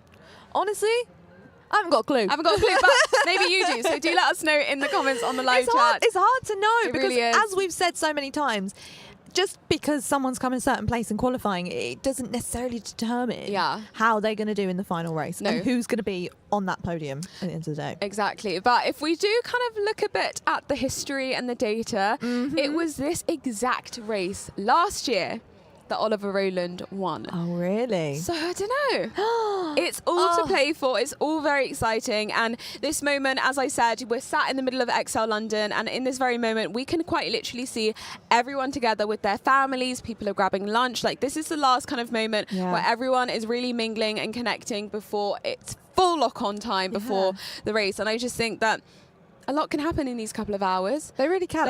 I'm obsessed with like, it's people with flags and everything. I'm like, I wonder if the drivers can actually see that when they're whizzing past. If they're just look to, if you look to your right, there's a flag. I think it might be a little bit too fast. Maybe a little bit distracting. Yeah, maybe a little bit distracting. But I appreciate the thought behind it. Absolutely, absolutely. And when you speak to some of these drivers, they say that it's really going on the podium and getting to look out at the grandstands and seeing all the fans that makes them feel so emotional, particularly if it is their home race. And of course, it is that for Oliver Roland, who we are hoping will be on that podium alongside his teammate Norman Natter. Yeah, and I really hope that we can bring home the team's title as well. Yeah, and so now is the time that I think actually some of the drivers might be starting their pre-race rituals. We learned from our guests yesterday about a couple of different ones. Yeah, we love from Abby Pulling saying that she listens to music more in a not in a way to get her into the zone, but in a way to distract her, which I love. Like, that's so relatable because it's so relatable. I'm not being funny. Once you've put all that prep in, there isn't really much more you can do before a race. It's not like you can get any last minute notes in. I think she's, when you've done enough work, and it's like all you can do then is just trust yourself and trust your team. Yeah. And rather than kind of getting all in your own head, just stick some Britney Spears on. Yeah, what was it? Toxic from Britney. Yes. So good. So good. Okay, I have to ask you, Chloe, what would your pre-race song be? Oh. If you were a racing driver? That's such a good question, because I have actually been thinking about this. Yeah. But now that you ask me, I'm like, I don't know. Because if we're going to go down the garage route, like 21 seconds, I feel like it would make me feel like I'm in a movie, you know, and just like really hype myself up. But, I don't know. Or would you go down? I don't think I'd go down the chill route. No, I think I would need something to hype me up. Yeah. Actually, that track from Georgia Smith, that could work for me. We were having a proper sing-song. Yeah, we were. We were a bit scared that maybe it was going to be on camera again, and we were like, yeah. But we did sound great, actually. Yeah? We sound really if I do say so myself. Yeah. I'm not sure if we'll be able to sing along to this next mix, though, because it is electronic, amazing Japanese Sakura music mix, and we cannot wait to bring that to you because we're in the Nissan LEAF, and it makes sense because Nissan is a Japanese manufacturer. So let's bring that to you.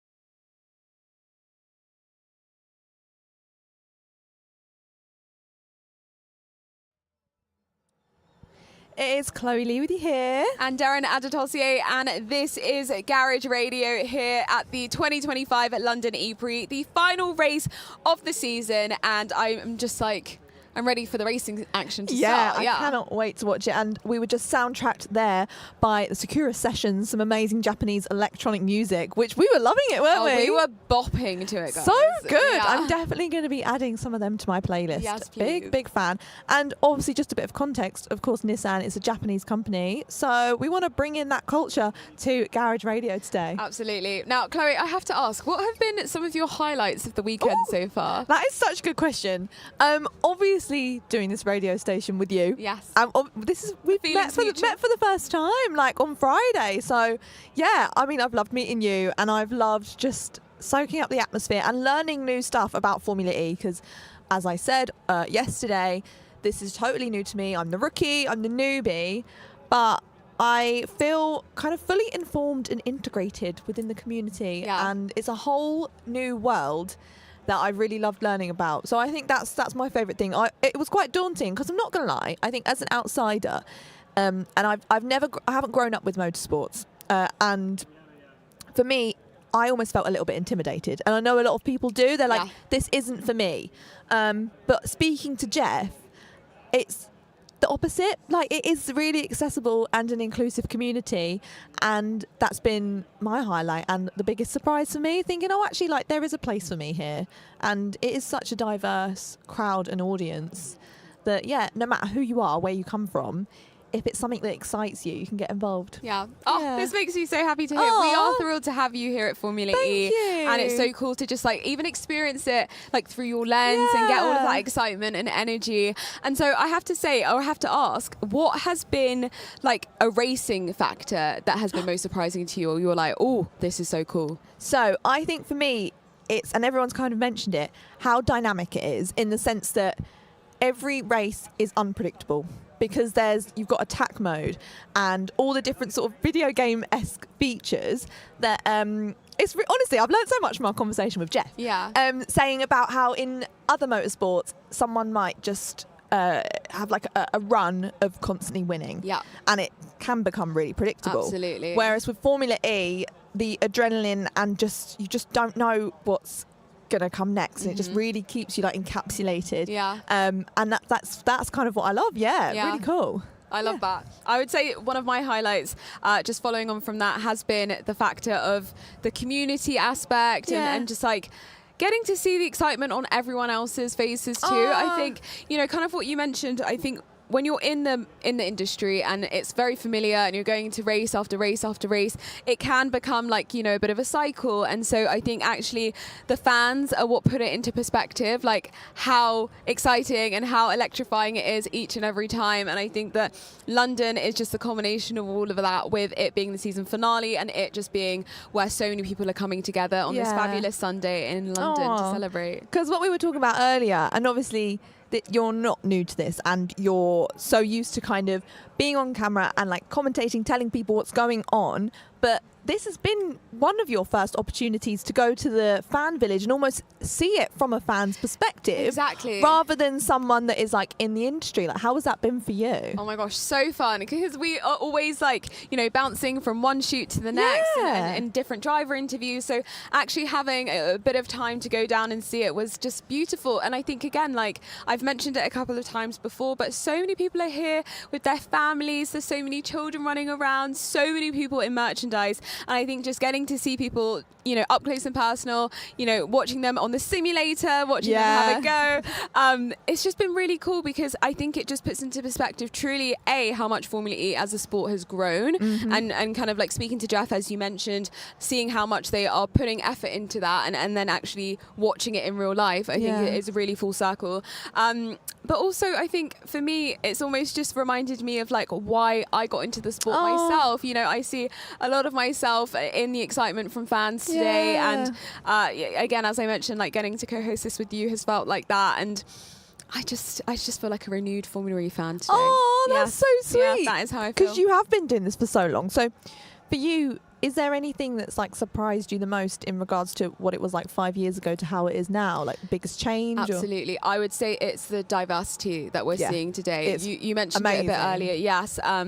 But I think overall in motorsports as an industry, there's been so many incredible developments and advancements with diversity and so many great initiatives and programs that are bringing people in. And, you know, even with Abby Pulling joining Nissan and all of the work she's doing, I just think that it's only up from here. But truly today, just like having a look around, you can see a real tangible difference. And again, even, you know, going back to the age, like the young girls that are here too, and just like the exposure that they're getting to a sport which, you know, traditionally maybe more male dominated and, you know, maybe has a certain community to it, but it's all changing. It's all changing, and I think it's only up from here. Yeah, and like not to dwell on it too much, but the fact that we personally, like as women, are feeling the difference and feeling included, that just shows from a personal perspective how important it is. Because sometimes people are like, well, why do you need diversity? Well, actually, this is like living proof of why you need diversity, because I do not feel like an outsider. And what a lovely thing to be able to say. Yeah. You know? And hopefully everyone watching this also feels the same. Hopefully this broadcast and this radio show has made you feel like you're right here with us in the Nissan LEAF at XL London. We are so thrilled to be doing this and just being able to take you along with us for the racing updates, for the tunes, for the tracks, and for our singing. It's been a real pleasure getting to do this. Yeah, we have had so much fun. And of course, this is a radio station, a pop-up radio station in the middle of XL London. So it's only fair that we play some music. So let's get some more tunes on.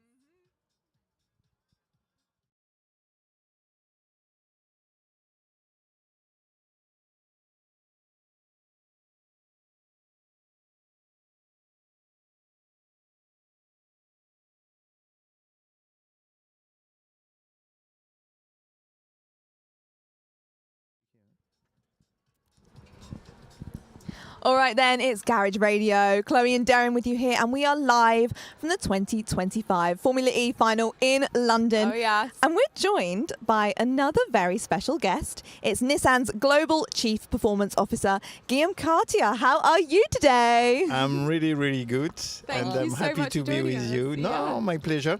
Thank you for It's being good. in our Nissan LEAF with us. Yeah, the car is beautiful. Oh yeah, we are loving it. So Do you? nice. Yes, Yeah. and the colour as well. We're having so many people stop here in front of us at the XL London, and they're just taking so many photos. That's good. That Yeah. was the purpose. Good. If we cheer, that's good. Yes. It's doing the job. Yeah. Yeah. So we'd love to start off by asking a bit more about your role at Nissan, and just if you could introduce yourself to the people watching. Well, A bit this more is- about your role and what you do at This is Nissan. boring, isn't it? So, how can I do? So, I am French, despite I have no accent. So. Oh yeah, I couldn't tell. Yeah. Really?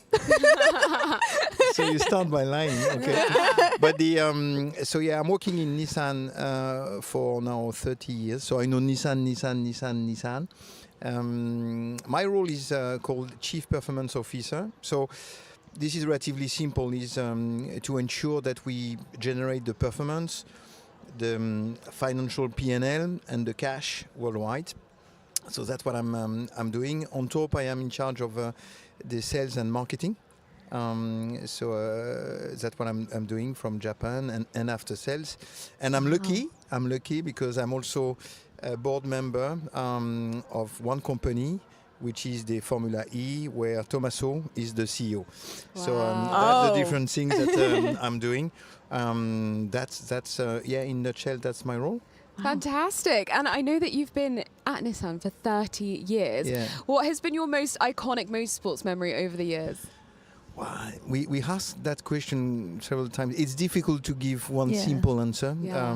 because this company is fascinating. You must have seen so much. Yeah. And also, I've been lucky because I've been in many places around the globe. I've been marketing director in UK. Wow. So imagine to be a French bloc to be in UK, and I will tell you what to do in marketing. Yeah. I was welcomed, of course. You can imagine that. But I've been in London. I've been in Helsinki. I've been in Switzerland. I've been in Japan. I've been in Dubai. So many places. I think it's just telling that this company is international. And across those different roles and different places, I think there is maybe one that I really enjoyed. It was I was in charge of product, which I'll call the Chief Marketing Manager, and I was in charge to launch the GTR in Europe. Insane. And this one was quite interesting because the car was born in Japan and designed, but it was all the engineers were coming to Nürburgring. And so in a garage, you had 60 engineers, and those guys, they were totally mad. And so it was really an experience where the car was born to perform. Yeah. And after that, we had to make sure that we can sell it. So I was in front of kind of interesting story. So this one was, for me, really interesting. And maybe the second, if I can add one, is at some points I was asked to go and work within the group for Mitsubishi. So I moved from a culture, and I moved from Nissan to Mitsubishi for 4 years and a half in a full Japanese environment. Amazing. So it was interesting to be in position to do your job in a language that you don't understand anything, in a culture which is rather different from the one I was working with before. I can imagine. Well, if we can add a third to that mix, maybe it will be today, of course, with Oliver Roland winning the Drivers' World Championship. So I just wanted to ask you, what does Formula E mean to you at Nissan, and how important is that program? Well, this is, I think it's super logical and an easy choice. So I had that question, so I'm quite well oiled to answer to it. So the number one is, when you invest in terms of marketing or in sponsorship, if you are a car manufacturer company, is what is the area you want to bet on? And me, I'm relatively simple. I said, you have the motorsports, so why do you invent to go soccer or to go rugby or whatsoever? I think you should find a category which is linked to your cars, and motorsports is entering to that. Then what came relatively, I would say, naturally is what are we doing? And Nissan is investing in different powertrain, of which electric vehicles. So then Formula E was really the best of those two worlds. So that's why we did it. And so we choose to engage in Formula E, but not by the little window, no, by the big door. Yeah. So it means that we say, yes, we want to have a race team, but we want also to be a car manufacturer. So it means we not only run and race with the car, but we build and manufacture the cars to a point that we are quite proud of doing that. And we are delivering the car today, I'm not sure everyone knows, to McLaren. Yeah. So we went from that. And after that, we engage generation 1, 2, now it's generation 3, and we are engaged for the generation 4. So that's what we are doing. And we have a beautiful slogan, which is road to track, track to road. Yeah. Which is meaning doing the circle of this is kind of natural, is what we do with Formula E can be used in the car we sell. Yeah. And the car we sell, there are some techno that we want to test and enhance in Formula E. Yeah, so it's the race to road technology, which I guess we can see in this Nissan LEAF that we're sat in. Yeah. It's kind of an example of how well that is working. And I have to mention, the colour of this Nissan LEAF is gorgeous, this gorgeous turquoise teal, and we're seeing that on the livery of the cars. I've been told that you said it to Tommaso, that's why he changed the car of the Formula E for the last race. Because it's my favourite. You are beautifully influential. Yeah? I know, it's my favourite colour, so I did let him know, and that is why we have got the stunning livery that we can see on the cars today. So could you tell us a little bit more about that? About LEAF or about the colour of about LEAF? the colour and kind of what the inspiration behind that, and obviously you can see that they've got the Japanese the cherry blossom on it as well. Yeah. But the cherry blossom is, I think, I love it because it's really the Japanese touch. Yeah, and when you have it, and you can easily tell a story. Of course, for people who are going to Japan during May, it's kind of obvious and easy to match it. But it's not. It's really a way to remind everyone that Nissan is international and quite pronounced in UK, as we have Sunderland plant, we have the design center in Paddington, we have also R&D center in Cranfield. This is a Japanese company, so it's a kind of reminder to everyone that we are Japanese. Yeah, and so that's really the essence. I think for LEAF, after, just for you to know, is a design is kind of interesting because linked to Formula E, this is a competition. So our chief designer is called Alfonso. And Alfonso Albesa, what he does is when you have a car, he put competition in between the different design center. Okay, so, that's brilliant. So you do that, and those guys are competing with different sketches. And then we have the process, which is go with 3, go with 2, go with 1. So we select the top 3, then top 2, then top 1. Yep. Awesome. And it's not necessarily where the car will be built. That's the design center should be, for example, a car built in Japan. It could be the US design center that comes. And so that's how it has been done with the LEAF. I think what is incredible with that car is the aerodynamics. Mm-hmm. Because when you look at the car, you cannot imagine, but the attention that has been put on the fact that it's seducing, but on top it's super efficient in terms of aerodynamics and CX is beautiful.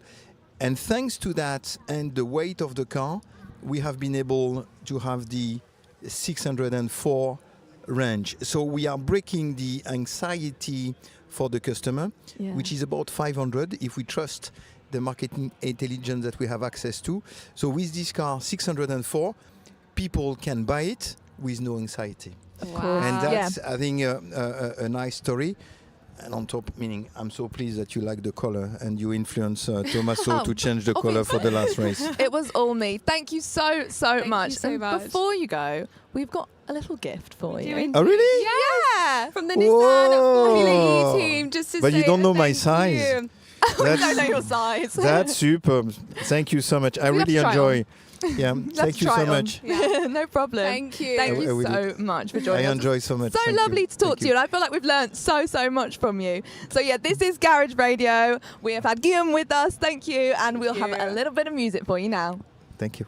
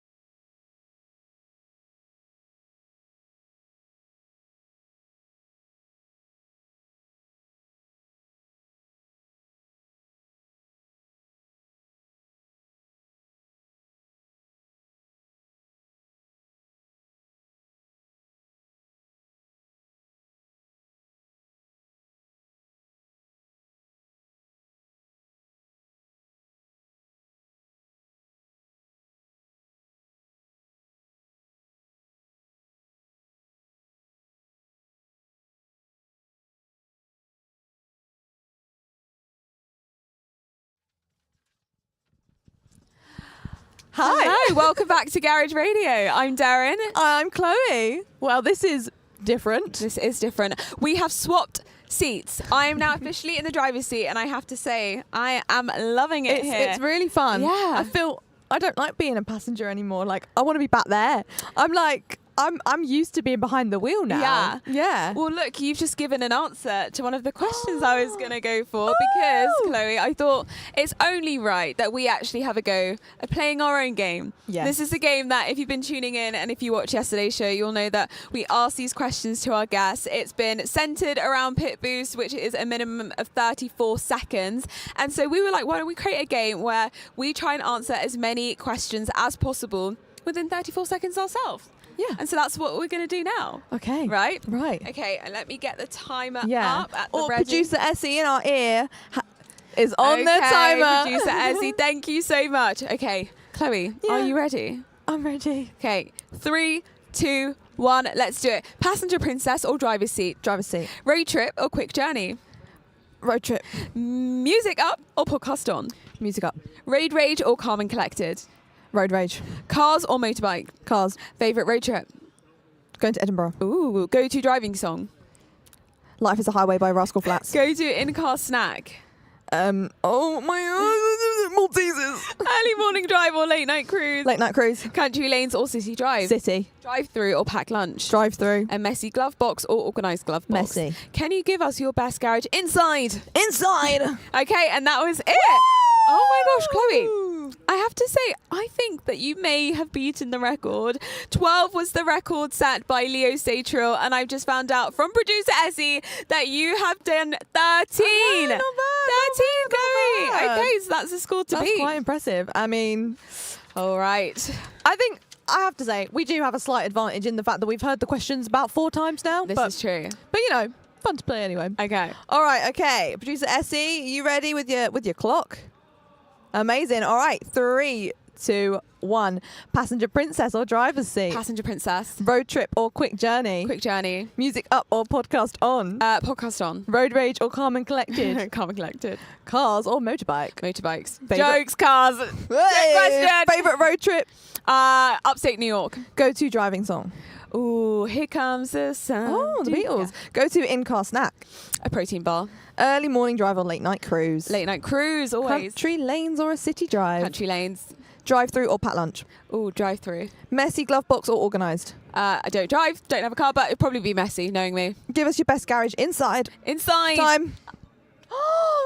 We both. Wait, did we just draw? We just drawed. Producer Essie, can you confirm or deny? Oh, you got 12. Okay, Chloe, I'm going to give you your flowers for flowers are due. Wow. Congratulations. I've won something. You've won. Oh, no, that's amazing. Oh, well, I'm very happy. Yeah. Oliver Roland, your turn next. Yeah, watch out, watch out. I mean, okay, out of curiosity, what were the final questions? Oh, yeah, great question. Okay, finish the lyric when the crowd says bow. Selector. Arriving early or cutting it fine? Oh, cutting it fine. Cutting it Yeah. fine. Oh, yeah. Oh, yeah. I like to get my sleep. And then comfort or speed? Ooh. Speed, of course. Yeah. And I mean, I feel like the Nissan LEAF has it both, baby. Oh, yeah. And Formula E. And we're going to be seeing that speed on the track in just over half an hour to go until the final race of the season. Season 11. I cannot even believe it. I know. Can you believe Yeah. we're going to be introducing like a race for the last time together? It's kind of sad, actually. It is very sad. But also exciting. Very exciting. And I just can't wait to watch it all unfold. See what goes down on this track here, indoor-outdoor circuit in London. I mean, everyone's starting to queue up to get their seats in the grandstands. And it's nearly go time. I know. We have been speaking to a lot of people around. Obviously, there's people with experience and they kind of know what they're in for, but also newbies as well. And everybody that we've spoken to has had a really positive experience and said that it's just something they've never kind of seen before and kind of went in, I think, with preconceived ideas. Yeah. And I think the main takeaway is just actually how kind of into it you get and that immediately you're just like excited And it is so cool. And that's how I feel. And that's how a lot of other people have felt as well. So, yeah, big fan. Big fan indeed. All right, so what have we got coming up next? So, obviously, we're going to be introducing the final race. Very excited for that. But we've got some garage tunes as well because it's Garage Radio with Chloe and Darren. So, I think let's get on another tune.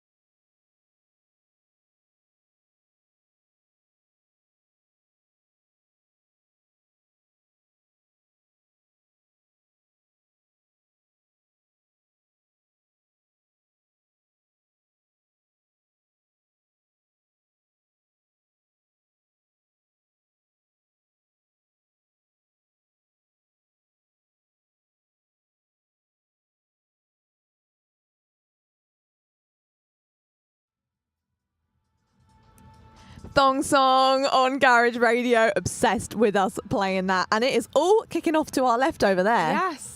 Well, the grid has officially kicked off in Formula E, which is when the cars line themselves up onto the track, but also guests and members of the team are able to actually go onto the track, a little portion of it, and go and speak to the drivers, give them some encouragement and good luck messages, take some photos, of course, which I feel like we'd be doing a lot of if we were on the grid right now. Oh, yeah. And yeah, it's truly just that atmosphere building. There's also always a performance that goes on, so we're getting a lot of background noise. We've already heard the British anthem play, and yeah, it's truly starting to kick off. Yeah, it looks like a proper like show going on over there. I kind of like want to get involved. Yeah. It's amazing. Yeah, it's so great, and I think that the drivers really do benefit from this moment before the race starts.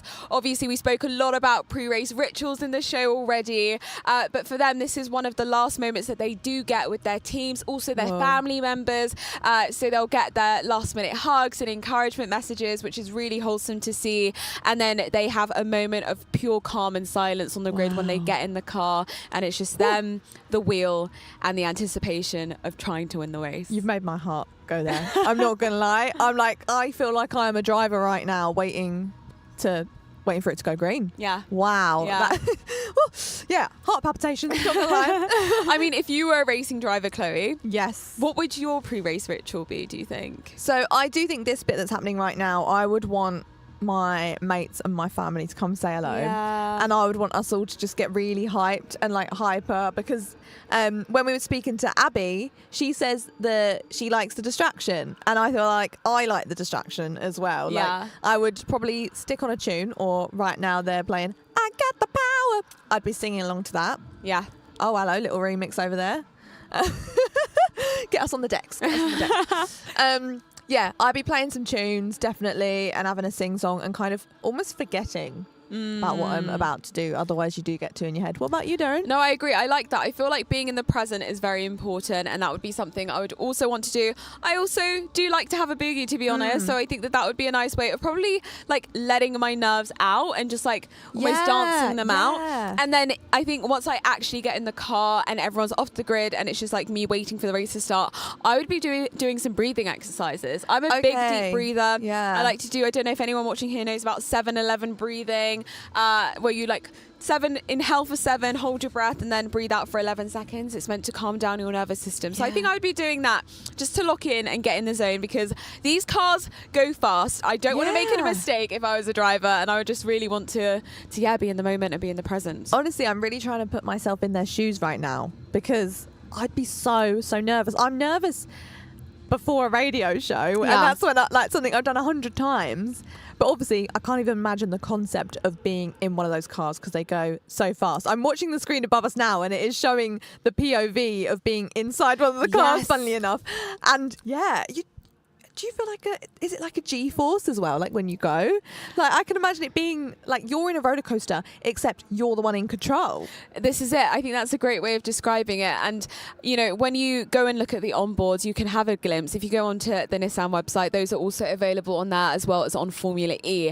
But when you hear how the drivers describe it and the amount of strength physically it takes for them, it's just like nothing we can even imagine. I think, like, if anyone follows the drivers on Instagram, you may see, you know, like when they do their pre-season workout routines, they literally put things around their necks and they're like bending from left to right to strengthen their necks, because that's how important it is before kind of getting behind the wheel with the sharp turns and corners, and with this circuit in particular with London, with all the twisty turns, like there's a lot of physical impact. That takes its toll on a person. Yeah. Wow. I honestly didn't even think about that. Yeah. Because, I can't deal with a 30-second roller coaster. I'm like, my back is killing me, let alone doing that. It really takes a certain type of person and a lot of resilience and strength and training to be able to do this sport. Absolutely. And that's what's so cool about Formula E, because it's not just that physical element, which is very real in motorsport, as we've just discussed, but it's the mental side and it's the strategy side. And it's like, okay, we're going to take attack mode now. Okay, I see an overtaking opportunity. Should we go for it?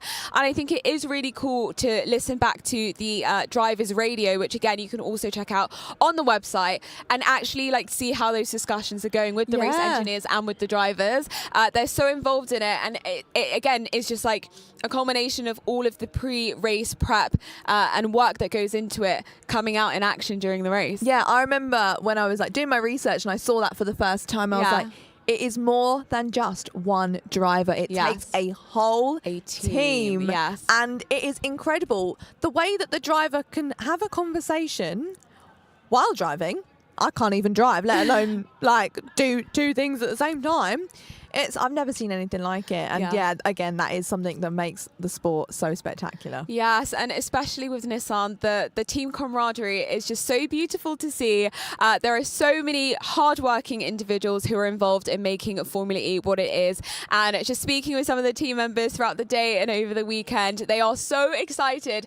You know, again, for the season finale, you know, Oliver has already got the Drivers' World Championship in the bag, and they were all talking about the fact that because the rookie test took place in Berlin the following day, there were no official celebrations in order. So today is the day that can finally happen, and as we've mentioned, maybe for more than one celebration, there'll be celebrations in order. Yeah, and what will that look like once the race is over and we can see them celebrate and take their positions? What does that look like usually?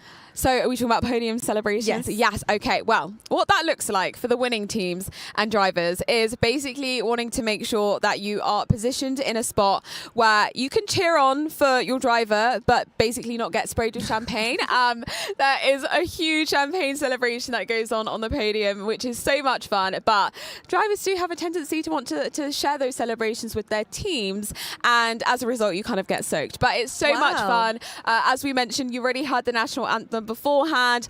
Depending on who wins, you'll also then hear that driver's home national anthem play as well. And that's the moment, I think, Chloe, that really does feel emotional, because the cameras in the broadcast will always pan to the family members or, you know, like the girlfriends or boy, you know, and it's just like, it's really beautiful to see just everyone soak up that moment, and it feels like it's their moment as well, you know. And you can see how much it means to the driver and to their family members and friends, because they themselves know, you know, how much goes into getting to this level of motorsports. Jeff spoke about it a bit earlier when we were chatting with him off camera, but you know, to get to Formula E and to like this pinnacle and league of motorsports is years and years and years of sacrifice. It's years of hard work, competing all the way from the grassroots up, and so for them to get to that moment and, you know, achieve the results that they do, it really just does strike a nerve with a lot of drivers and their members of family. Yeah, that is amazing, because you just hear so many people say, this is my childhood dream. Yes. To be in motorsports. And this is exactly what these drivers are achieving today. And it's the final, and dreams are going to come true tonight, ladies and gentlemen. So before we do start the race in just over 10 minutes, we thought we need you to also get hyped with us, and maybe we should play some more tunes. I think so, Darren. Yeah. I think so.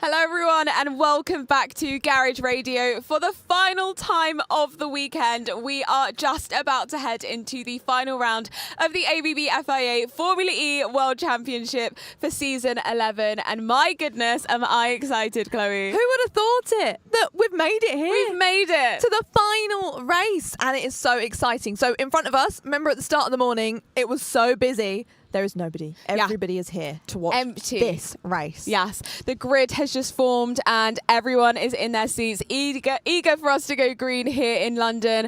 I can't wait. And Norman Nato is going to be starting in P9, Oliver Roland in P10. So both of them in a great start point for them to hopefully score those points and hopefully some more trophies for Nissan. I really, really hope so. We know there's already going to be a celebration already for Oliver Roland. So it's great that we've got that in our back pocket, you know. Yes. But yeah, we want to see some more points. It is going to be excellent. We heard so much bustling and so much noise. We were looking over and hearing like drums and the bass, and it was just so exciting and so cool to see. And again, as I'm a normie, I'm a normie.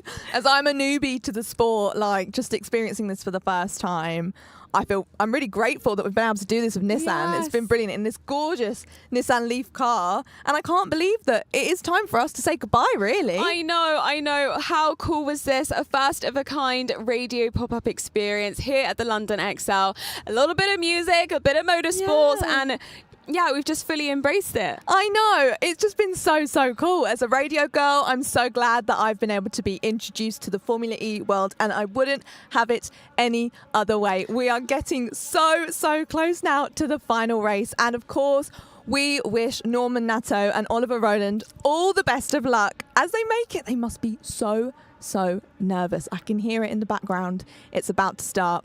Let's hear about the race. Let's do it. Two Jaguars first and third as there's a crunch of carbon fibre in the middle. Stoffel Vandoorne in some dramas as we come through turns 3, 4 and 5, and we'll burst into the daylight for the first time. De Vries there having a look on the inside. Ticktum is on the outside of Vandoorne for 5th position there as well. Now switches to the inside line as we come into the bottleneck section, and they're all threading the eye of a needle through there, but amazingly, unlike yesterday, they've all made it pretty cleanly through.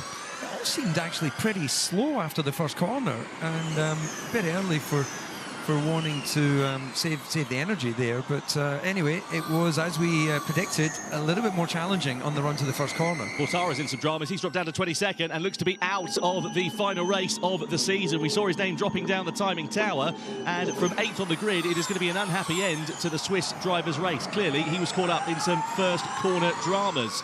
Through turn 16 we go. Now we're expecting this to be a very energy-sensitive race. Drivers lifting and coasting, backing off, trying to save energy for the right points in the race, Karan.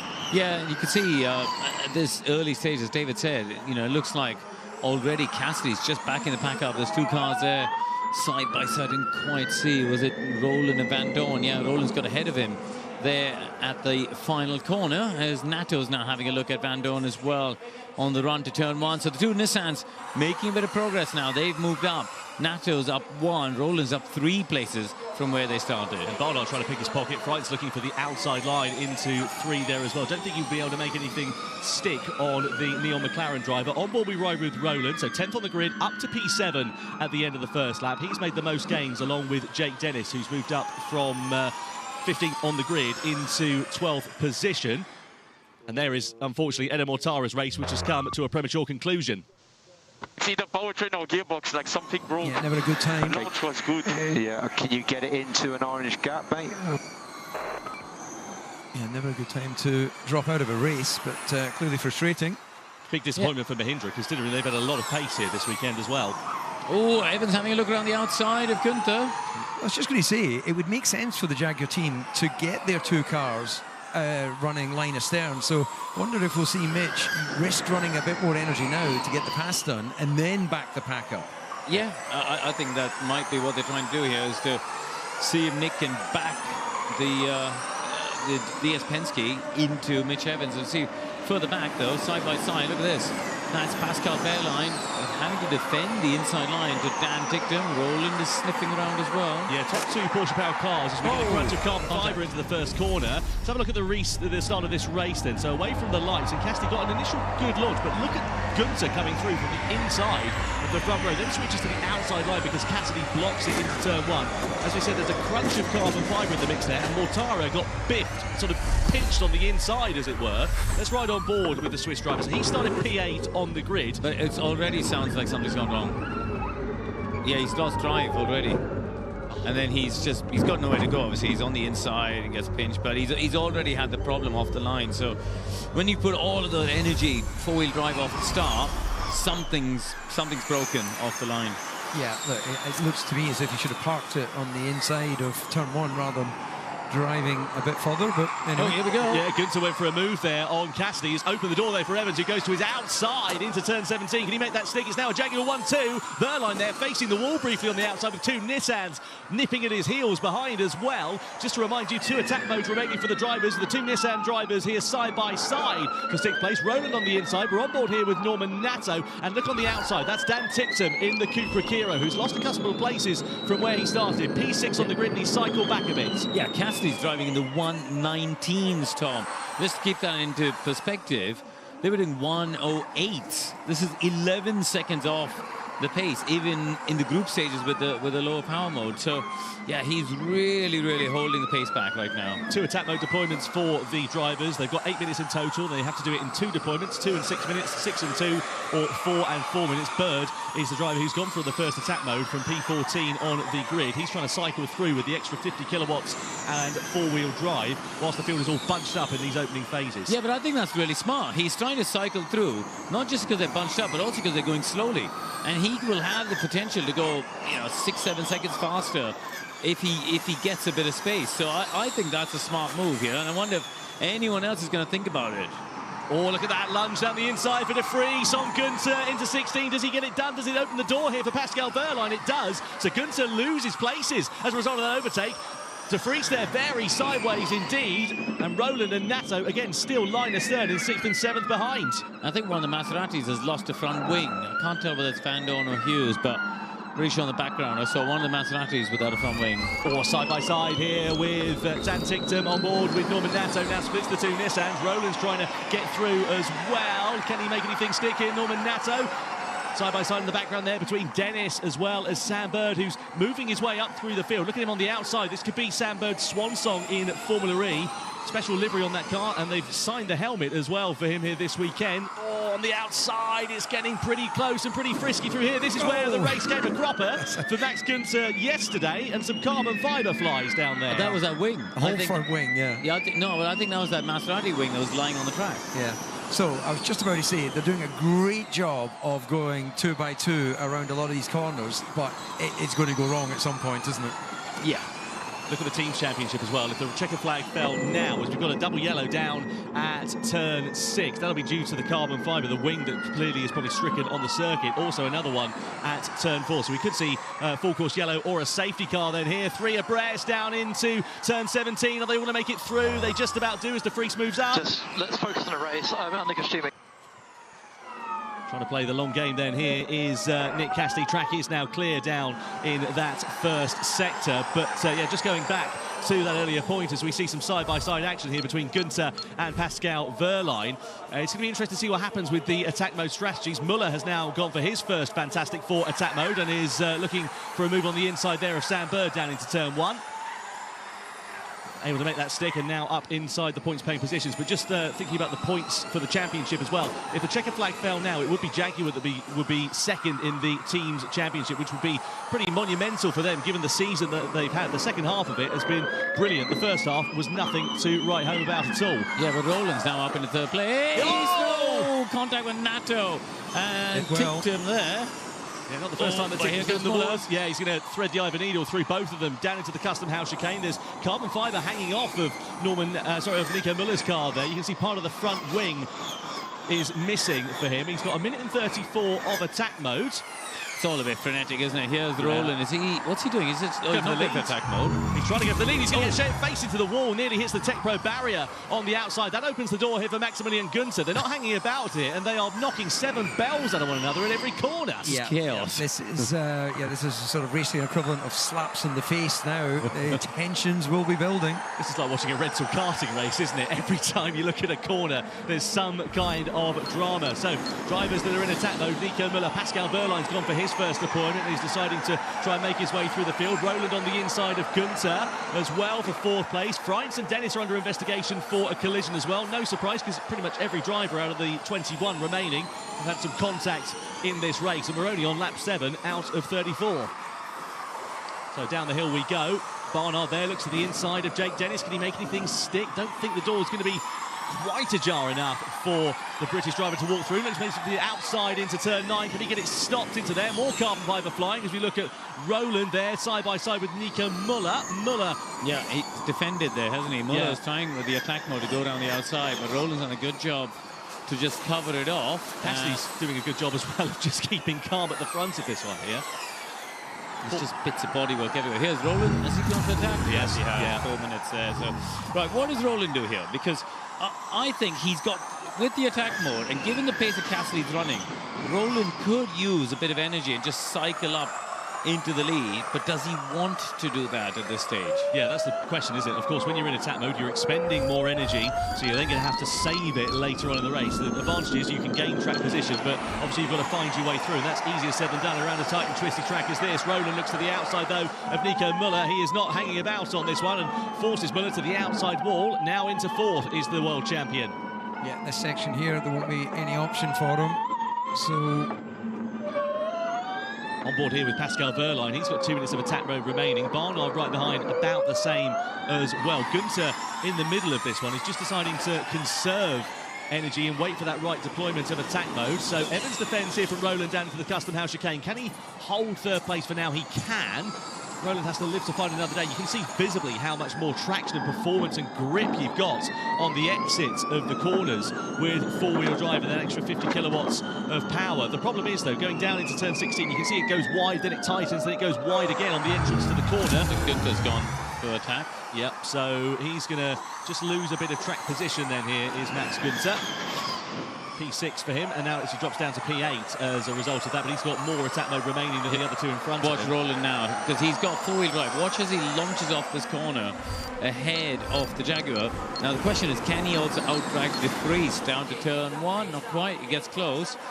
But Evans is right in the middle of that battle now, and they're going to keep an eye out for behind, because Wehrlein, Barnard and Günther, as well as Nato, those 4 cars, have all got attack mode. What a stop. Yeah, but they kind of neutralise each other, don't they? Ticked him in the pits. Oh, what a shame for the British driver. Qualified on pole position, started P6 as a result of the 5-place grid penalty he picked up, and unfortunately, at his home race, he is seemingly going no further than the 9th lap. Meanwhile, at the sharp end of this one, Roland attacks De Vries for 2nd into the Custom House chicane. Can't quite make anything stick into there.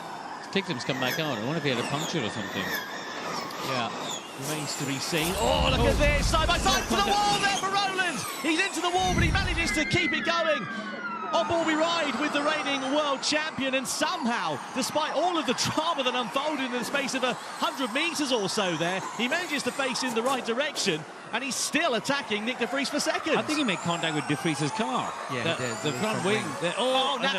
Nato and the Neil McLaren of Taylor Barnard in some bother and out of the race. That's going to bring out the safety car if they can't get it going. And all the drivers that are in attack mode, so Roland, Günther, Vern, Maloney and Nato, are going to be in some bother.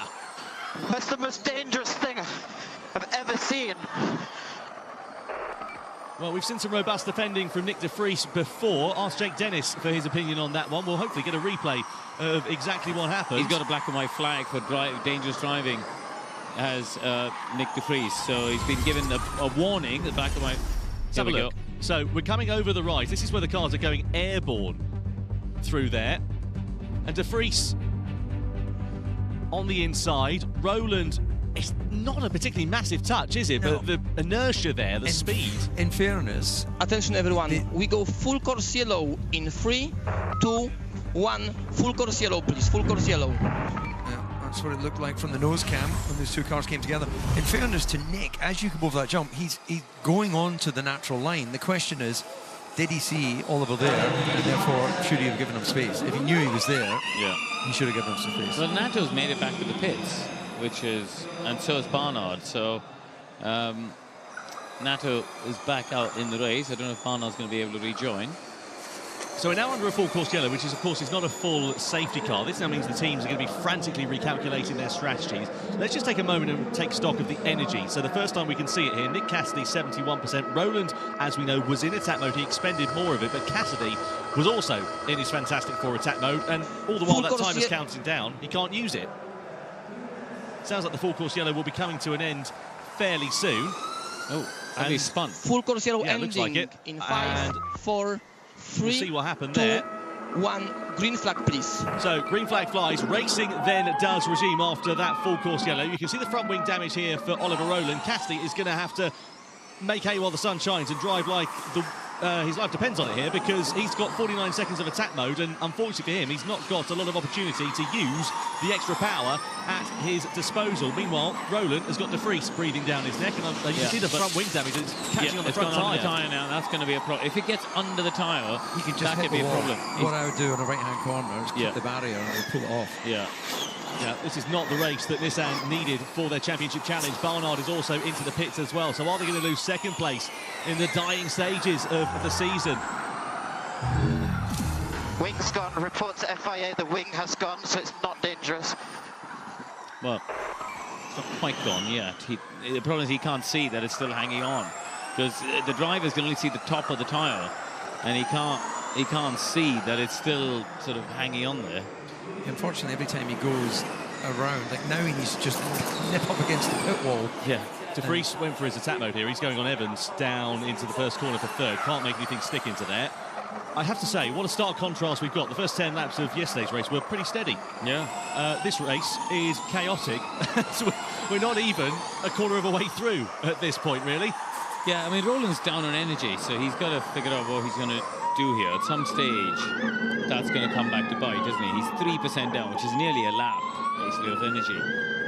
Which that's gonna be a problem later on. Look at Evans doing a great job of defending here, so that's very, very good for him, because he's just getting, Nick De Vries to waste his attack mode, basically, being bottled up and stuck behind him. And what a dream this is for Nick Cassidy as well. He's built out a 3-second advantage at this restart, courtesy of all the drama that's unfolding behind him, and he's up on energy relative to Roland as well. Into attack mode then goes Nico Müller in the first of the Andretti's. 4-minute deployment then for the Swiss driver. Evans defending the line into turn 19. No opportunity for De Vries to find his way through, but we know here, David, down the start-finish straight, probably the best opportunity the Dutchman's got. Yeah, here we go. Yeah, he's trying to defend Evans again, and actually, he's done it. So De Vries, once again, he's gone a whole lap now, stuck behind the Jaguar. Yeah, not ideal at all for him, but Evans, of course, has still got 2 attack mode deployments remaining, so he's playing the long game here. Alternate strategies going on at Jaguar. Cassidy's expended his first attack mode, and he's really made use of it the best he can, despite that full course yellow. Evans needs to get ahead of Roland, though. That's the problem for him. He's now stuck behind Roland, and it's allowed Cassidy to open a 3-second lead. Yeah, what you need is track position there on the inside is De Vries down into the custom house chicane. That demotes Evans down another position. So De Vries up to third, Evans into fourth position. What's the gap between themselves and Verline? Not much at all, only about 6 or so tenths of a second, which is not enough to go into attack mode and to not lose track position. Meanwhile, Günther is in 6th place at the moment, just behind, and Evans is under investigation for an overspeeding infraction under the full course yellow. That'll be a slam dunk then. You don't get investigated unless they know, unless of course there is a software issue, which would be highly unlikely. Well, that could be pretty detrimental to their championship challenge in the team's championship. Roland defending pretty aggressively here for De Vries, but the door's open on the inside down into the first corner. These two have got a fair bit of history from about 5 minutes or so ago. De Vries decisively goes up into second. Yeah, I think that was an aggressive defend, frustration, and what he felt was an aggressive defend as well from De Vries earlier in the race. His daughter here watching on. We heard her on the team radio in Berlin a fortnight ago inside the Mahindra garage. They would love to sign off with their first win since 2021. Actually here in London as well, when Alex Lynn took a victory on that occasion. But Cassidy, 2 seconds now the gap between himself and De Vries. It's important for De Vries to get track position because 30 seconds of attack mode left. He needs to try and close that gap down as much as he possibly can. Evans, meanwhile, has a half look on the inside of Roland into turn 16 and has another look into 17. The door shut very late there from Roland. The gap was always going to disappear, and Evans thankfully backs out of it to avoid any drama. It's opening the door here for Nico Müller, who's in attack mode as well. He's got 1 minute and 20 seconds left of it, so he could be the real disruptor between these two now. Yeah, he's going to go for the move down the inside, isn't he? So he'll get past Evans here, and that will give Roland just a little bit of breathing room. Buemi's having a cracker as well. He's having to move on Günther into the first corner. If Evans does get hit with a penalty, Buemi could become the best hope for Jaguar in the Manufacturers' Championship, at least. So Muller's used both his attack modes, hasn't he? So this is his last chance to make up some places. Oh, as he's just driven into our camera. Yeah, that was a great camera angle. Well, it was. Invoiced into the post. Down the back straight we go. Müller side by side here with Roland. And he's up into third, or nearly up into third. Trying to challenge here. You can see the gap now that's been created with De Vries. Now he's got some clear track in front of him. 2 seconds it sits between the Dutchman and the Briton. Yeah, the light is dangling on the back of Roland's car. Verline's got into his final attack mode as well as Max Günther, so they're going in relatively early. We're not even at the halfway stages of this race, so they're deciding that they'll want to defend later on, side by side with Müller and Roland into the final corner. That's going to open the door, though, for Evans behind, is it? And Evans still with those 2 attack mode deployments remaining. Let's see, though, what the difference is in speed here with Müller. Coming down to the end of his attack mode, makes the move on Roland, but he's up the inside again. Is Roland into turn 1? He's in into the barrier. Face of, carbon fibre. The front wind's gone. Roland is out of the final race of the season in dramatic style, and Nico Müller looks like he's not going to be going much further there either. What a disappointing end to the World Champions race. A double yellow down at turn 1 and turn 3. If that car can't be recovered quickly, we'll get another safety car as well. And that makes Porsche the team's champions. No doubt about it. No doubt about it. Meanwhile, speaking of Porsche, Verline putting one over on Mitch Evans, or trying to, into the chicane. Nothing doing for him there at the moment. Günther in attack mode behind. Likewise, Jake Dennis, who cycled his way through, but there's the safety car, and that means anybody who's in attack mode is going to be not particularly pleased. Oh, has he hurt his hand? I hope not. Well, they put a new damper in that to stop the kickback, to hopefully not cause too much damage, because we saw problems for Sam Bird and Robin Freins before that. Muller's out as well. Yeah, it's been like a street fight. It has, yeah. You know, it's a bit of barroom brawl. Yeah, absolutely. Oh, Roland, what a shame to end what has been his best season in Formula E by a long way in such disappointing fashion. Nato also out of the points, and that is, as Karun said, going to gift Porsche the team's championship, and also, in theory, if it stays as it is, promote Jaguar up into second.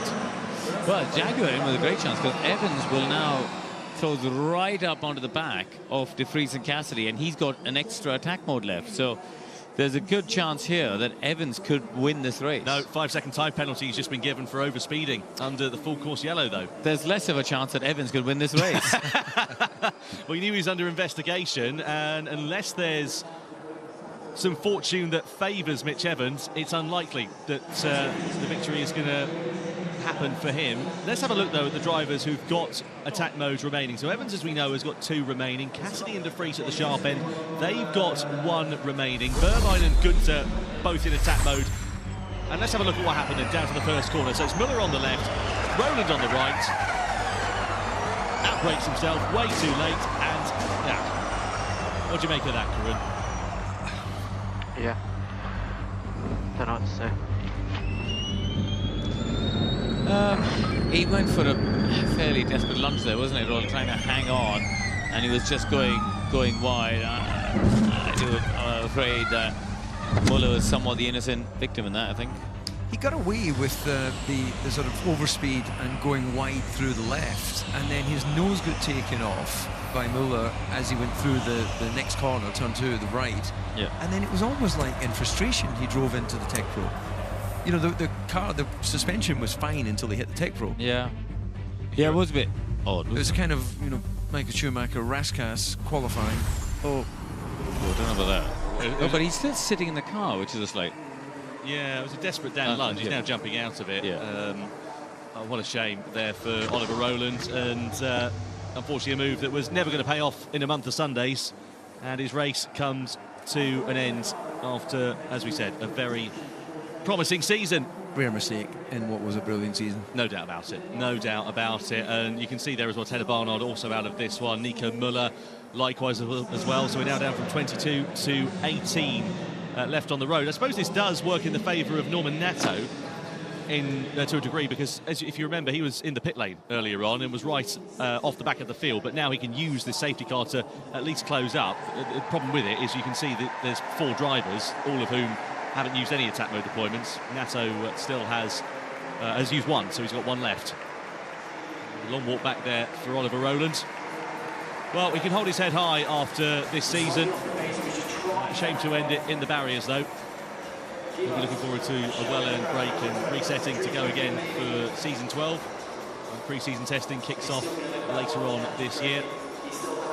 Big round of applause, though, in the grandstands. It could take a little while to get this one cleared. You can see the marshals and the recovery team down there. Also, Nico Müller's car to get recovered as well.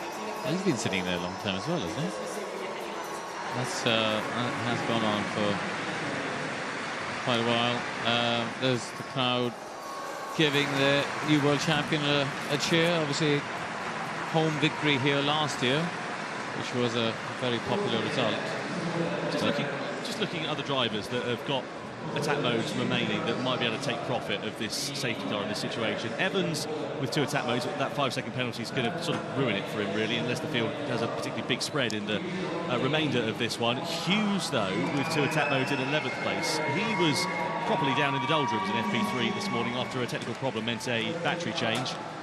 Maybe he can take profit of this one in the Maserati, as Roland embraces his team and his family members down there in the garage. And, as we said, a very disappointing end to an otherwise otherworldly season in this championship. Levels of domination that we have not seen before, and he'll be disappointed with that one. And he did try. The fucking guy like the grey.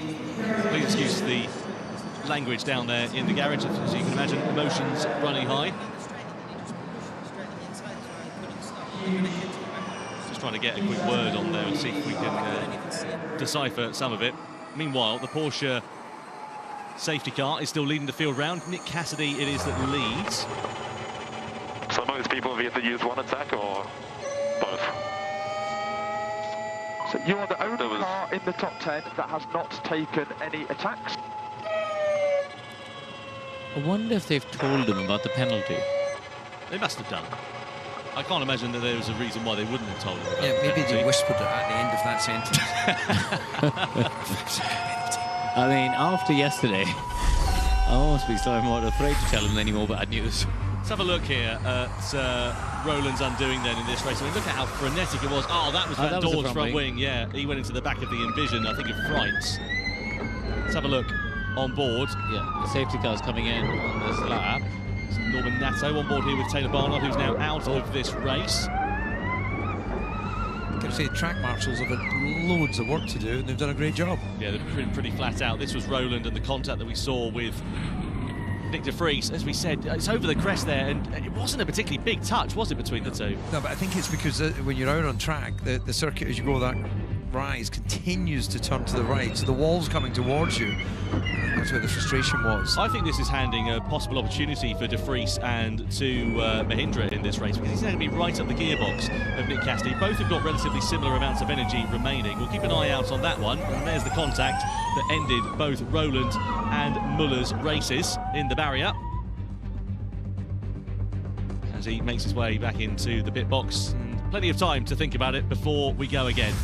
So, safety car then will be in at the end of this lap. It's peeled off, and Cassidy there, 2% more energy actually than Nick de Vries, so slightly more. He's done a good job of saving in the first half of this race. Let's see if he can put it to good use. Confirmation there of that 5-second time penalty for Mitch Evans for overspeeding under the safety car. Into the final couple of corners we go. The green flag will fly, and we'll get racing back underway. You know how Jaguar can play this?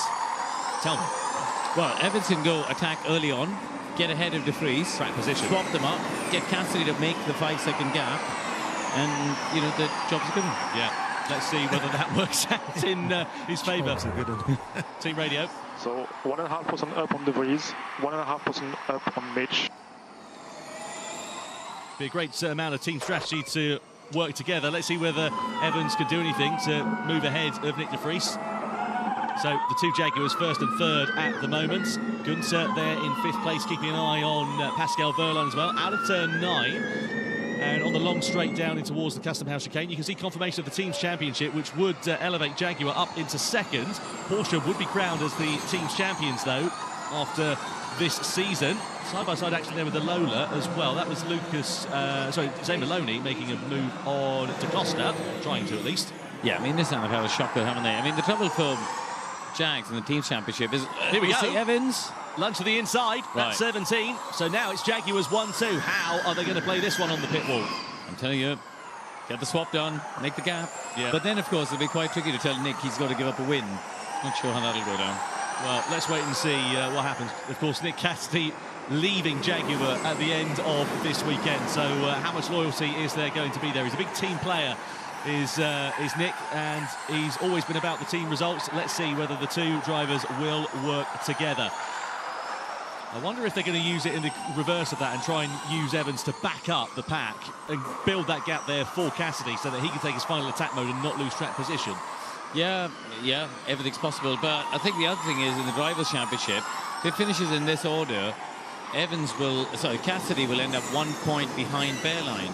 So, I don't know, Tom, you're waving your arms around a lot. What's happened? Have you spotted something? No, there's just a noise in the commentary box that I was trying to decipher, actually, Karun, to be honest with you. You look very excited by the... It's called Karun. Team radio. Okay, 3% up on Mitch, 3% up on Breeze. 2.5 now. Evans has done that beautifully. He's gone into his final attack mode and he's kept track position in front of Nick De Vries there. So that's worked out pretty nicely for Mitch Evans. And it's not going to be particularly brilliant there for Nick De Vries. It might force his hand to go into attack mode. This is what they're going to do. Yeah. Because Evans can win this on the road. And then with a 5-second penalty, drop behind Cassidy. You see what I mean? So they'll still get the 1-2. Yep. That's what they can do here. Meanwhile, Nico Müller, of course, is out of this race as we see Hughes trying to put one over on Verne. Alexa is down catching up with Nico Müller, an early end to the Andretti drivers' race. Yeah, I've transformed from Alexa into Saunders and I'm here with Nico Müller. That's a very disappointing end to the race and to the season. Tell us from your perspective. Yeah, obviously it is frustrating to be standing here and watching the last race, come to an end soon. So I guess we did a pretty good race up to that point. I was quite happy with the progress we made. The car felt good. I think we were definitely in the game for good points, at least, if not a top 5. So it's, I guess, expected that everybody goes elbows out at the last race, but I think there we were all a bit over the top. I don't know, from my perspective, it was clear that Ollie missed the corner, tried to somehow come back on track. I had the corner, I had attack mode, and he just, I think, misjudged the braking, and then the contact basically was caused when he tried to come back on track, knowing that I was there. I don't know what else I can say. Sorry for the team, because they would have deserved a better ending, but it is how it is. Thanks, Nico. Thank you. Yeah, good to catch up there with Nico Müller. Thank you to Saunders for catching up with him down in the pit lane. Unfortunate end to the Swiss drivers' race. Anyway, lap 23 out of 34 we are on. Evans in attack mode, 2 minutes now remaining. Just used his first attack mode deployment, believe it or not, despite the latter stages of this race. We are probably going to get some added laps as well, courtesy of that long safety car period. Slippery surface flag on the exit of turn 9. That's due to a bit of carbon fibre down this back straight. Yeah, it's just the debris that's down there, isn't it? So, what do Jaguar do now? Do they orchestrate a swap? Do they try and create some sort of a gap for Evans? Well, the gap shrunk down between Cassidy and Evans by a couple of tenths of a second on this lap, so let's see how they play this one. If you were Jaguar here, David, what would you be doing? Yeah, I think that what Kroon said makes complete sense. Why take a penalty if you don't have to, in terms of, in overall team talk? You can neutralise that and guarantee yourselves, as much as you can in Formula 3, guarantee a 1-2. Well, James Barkley, outgoing team principal, his final weekend also with the outfit at Jaguar, and Cassidy would love to sign off with a 1-2 finish in what has been a phenomenal end to their season. They've won the last 4 out of 5 races. I'm kind of surprised that Mitch isn't making, he only was 4 times quicker there. He's got that attack mode. Get me updated on the gap. Okay, let's pick up pace, current gap at 0.9.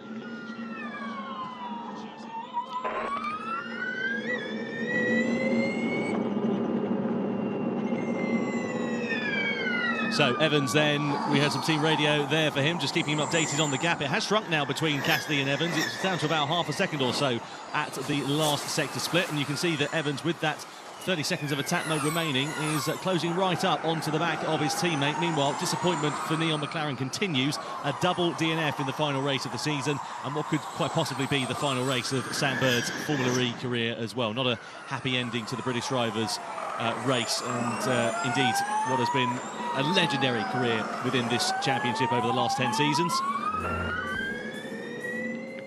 Okay, Mitch, we are holding position behind Nick. We are holding position.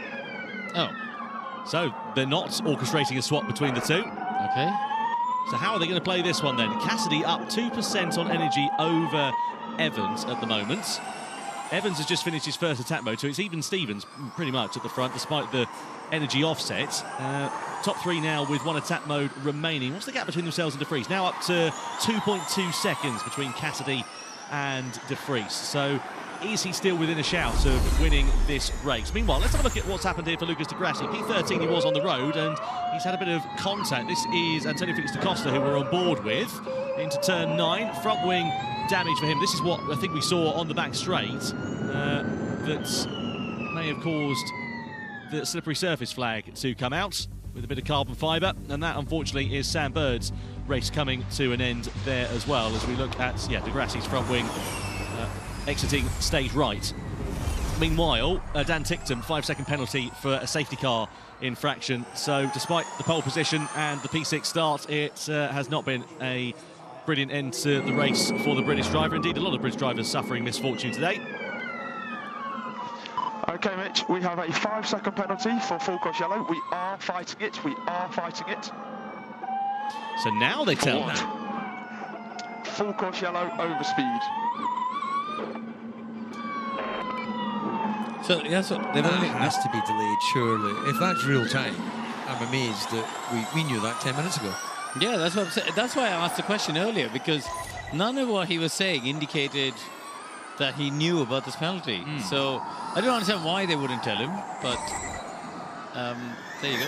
It's an interesting one, this, and De Vries is now closing the gap down to Evans in second as well. Meanwhile, keep an eye out for Jake Dennis. He could be a man on the move at this point. He's got 2 minutes of attack mode remaining. De Vries has gone in for his final deployment down at turn 16. Dennis behind there will emerge behind De Vries as well. So De Vries keeps track position there, crucially, and now has 4 minutes to use that extra 50 kilowatts of power and all-wheel drive to get track position. The disadvantage he's got, though, relative to Nick Cassidy, is, of course, the energy offset at the moment. You can see 3% more for Nick Cassidy and 3% less, subsequently, for De Vries as well. We ride on board with the former world champion in the Mahindra, and they would love to sign off their season with a victory here this afternoon.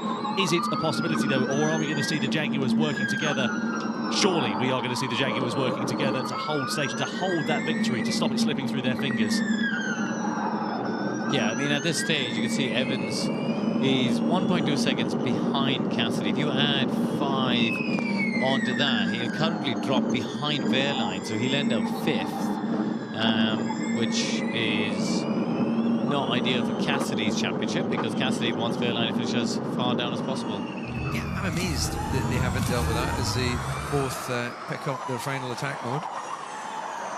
So confirmation we just hear on team radio that Evans is asking for a tow as well. So both drivers now going in for their final attack modes.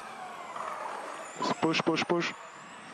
Yeah, now it's go time. Now it is go time for Nick Cassidy. The lap times have come down into the 1 minute 10 second bracket, which is what we're pretty much used to seeing in 300 kilowatts here this weekend. And now you've got a bit of a stalemate here as well in the top 4, because they're all in attack mode. Well, but for Jake Dennis, who's just about to come to the end of his deployment. So the top 3 all with the same amount of power, and you can't imagine the gaps are going to change particularly that much as a result. Yeah, and now everyone down to Buemi in 7th. are either in or have used both of their attack modes. So this has been orchestrated quite well here by Jaguar. They've done a really good job of just maintaining the gap to De Vries at the moment. And let's see whether they're going to deploy a different strategy for Evans to get in front in the closing stages. We're still waiting for confirmation, by the way, about the added laps. 34 was the original race distance, but there was a long safety car period in the middle. If the safety car was out for more than 3 minutes 14 seconds, and it was, you get 1 added lap. Double that, you get 2 added laps, and so on and so forth. So we'll wait for confirmation to see how long this race will be extended by.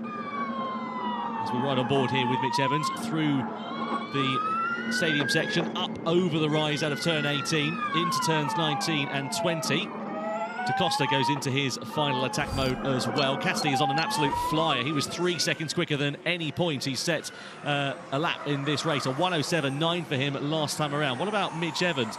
He was only a 1:10, so he's increased the gap up to 3.6 seconds. Yeah, but Cassidy's got extra energy, hasn't he? That's the thing. I'm trying, man. I'm trying. Close the gap. There's closing the gap, but then 3 seconds is the difference between himself and Cassidy. As you say, Cassidy with the extra energy, just able to use that to his advantage, and nothing that Evans can do. So not only is it possibly going to deny Jaguar a 1-2 finish, it might even deny them the podium here as well, depending on the gap between themselves and Jake Dennis behind. It'd be interesting to try and find out exactly what the thinking was on that. Because Yeah, Mitch Evans is staying with the team. He's the driver going forward. Exactly. Cassidy's leaving. But then got a win yesterday. That's the same as yesterday. If I follow the lights, I'm over consuming. So I'll repeat it one more time. I may need his help for the penalty, and I need his tow. Yeah, understood. I helped him today. I helped him today. Yeah, I'm not going to get angrier, but my message is very clear. Okay, Nick is currently going for fastest lap, then he will drop back to help. Right, okay, so that's the plan, yeah, and he has closed that sort of, closed the gap down, but he's gone back to a 1:10 as Nick Cassidy last time around. But he needs to be doing like 1:12 to come back. Yeah, sure. The point is Evans can't close the gap. Nick's got to drop back. So I'm perplexed by. I mean, today they're trying to get Cassidy the extra point for fastest lap. So I got that bit, but then he should immediately, having done a 1:07, which is 2 seconds faster than anybody else, or 1 second faster than Verline, then just back it off. It's just a communication thing. Yeah. The fact that they apparently didn't tell him about the 5-second penalty until several laps after the 5-second penalty, even if they are negotiating with the FIA, we are a data-driven business. Just give us the data, give us the facts. But it's the same as yesterday, wasn't it? They favoured, oddly, they favoured the driver leading the team rather than the one that they want to be supporting for next year. So, yeah, some odd decisions going on, but, that's their team and their business. Well, either way, we think it's possibly going to be 2 added laps in this race. Meanwhile, Sebastian Buemi's come through like an absolute storm. He started down in 19th on the grid here this afternoon. He's now up into 5th place, right on the back of Jake Dennis. He's having an absolute corker, and he's now going to move ahead of Dennis as we go down into the first corner. So Buemi in the Envision up through into 4th place. Could he sneak onto the podium in the final race of the season? From 19th on the grid at a track where overtaking is not the easiest, that would be an amazing result. Confirmation on our time screen, by the way, about Jean-Eric Vergne. He's got a 5-second penalty for not following the race director's instructions. He's down in 14th and out of the points anyway, but again, not the way the Frenchman would have wanted to end his season. Well, Cassidy's not slowing down, is he? No. He's taken another half second out of Evans on the last lap. Do you think he's just saying, oh, whatever, I'm off at the end of this year, I'm just going to go for it and do my race, rather than thinking about the bigger picture of the team? It certainly looks like it. Like, show me something, guys, that you can actually manage a race splits. It's not filling him with confidence. I'm fighting for you, mate. I'm fighting for you. Right. That then means the engineer's reaching out to the outgoing team principal, and he's saying, let the race be the race. So Josep Roca, the race engineer, down at the Jaguar team, trying to fight the corner of Mitch Evans. There is the confirmation of added laps for this race then, so 2 more, up to 36. Cassidy now has a 6-second lead. He's gone for broke, hasn't he? He's taken 1.4 seconds out of Evans on the last lap. He was 1.4 seconds faster than Evans last That's what I time. just said. Yeah. Unbelievable. Unbelievable. Yeah. And he's now in that final stages of attack mode, isn't he? So, yeah, 30 seconds left of it. He's going to sort of come to the same... So is he just pushing on for the attack mode? Something's going on with Wehrlein, though. He's dropped down to 10th. Yeah. So he's got some sort of an issue here. He's dropped way down. Yeah, so a shame there for Pascal Wehrlein. De Costa's actually cycled ahead of his teammate here. I have damage on the car now. Copy that. Can you continue? And now, despite all the dramas, Tictum, we know he's got a 5-second penalty, but he's made his way up through into 6th position. So Wehrlein, who's been arguably the quickest Porsche driver this weekend in London, now possibly faces an opportunity of not scoring any points here this afternoon. He's on the fringes of it with David Beckman in the Cupra Kiro chasing his first points in his final race of the season, what could possibly be his final race for a little while in Formula E as well. It's a shame for Tictum with the penalty, actually, because he's driven a cracking race. If you think he was in the pits at one point, and he's still come through back into the top 6. He must have driven a very, very good race, sort of under the radar. Cassidy, last time around, just for fun. Because I am struggling, mate, and this is not cool. No, we understand. We are trying to make it happen. It is not happening at the moment, but we are trying to make it happen. Yeah. I mean, on the last lap, Cassidy's made 2.4 seconds on Evans. Not sure that instruction's landing. Well, do you know what this also means as well? Despite all of the circumstances that have been thrown the way of Nick Cassidy after a torrid start to the season, it would be enough if Pascal Wehrlein finishes in 10th place for Cassidy to jump up to 2nd in the Drivers' Championship in the closing race of the season. Yeah, I tell you what, Evans is also stressing out is De Vries is within a lunge of him, and Buemi, of course, as we can see there quite clearly, is in lunging distance of De Vries. Yeah, he's not going to kick off. I can only assume Cassidy's just thinking about that 2nd place in the Drivers' Championship. That's all that's probably crossing through his mind. De Vries is again all over the gearbox of Mitch Evans. Coming down in towards turns 2 and 3 we go. Lap 34 out of 36, so 3 to go for this one. And Evans now leading a train of 3 cars behind De Vries, Buemi and Jake Dennis, all very close in tow. Yeah, I'm struggling to understand why Evans is struggling for pace so much, though, because he's now, you know, earlier he was obviously down on energy compared to Cassidy, but he's now equal.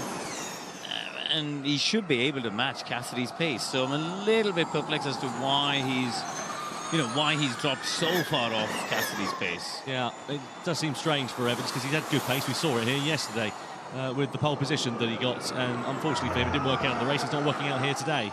Okay, currently the same energy as De Vries behind,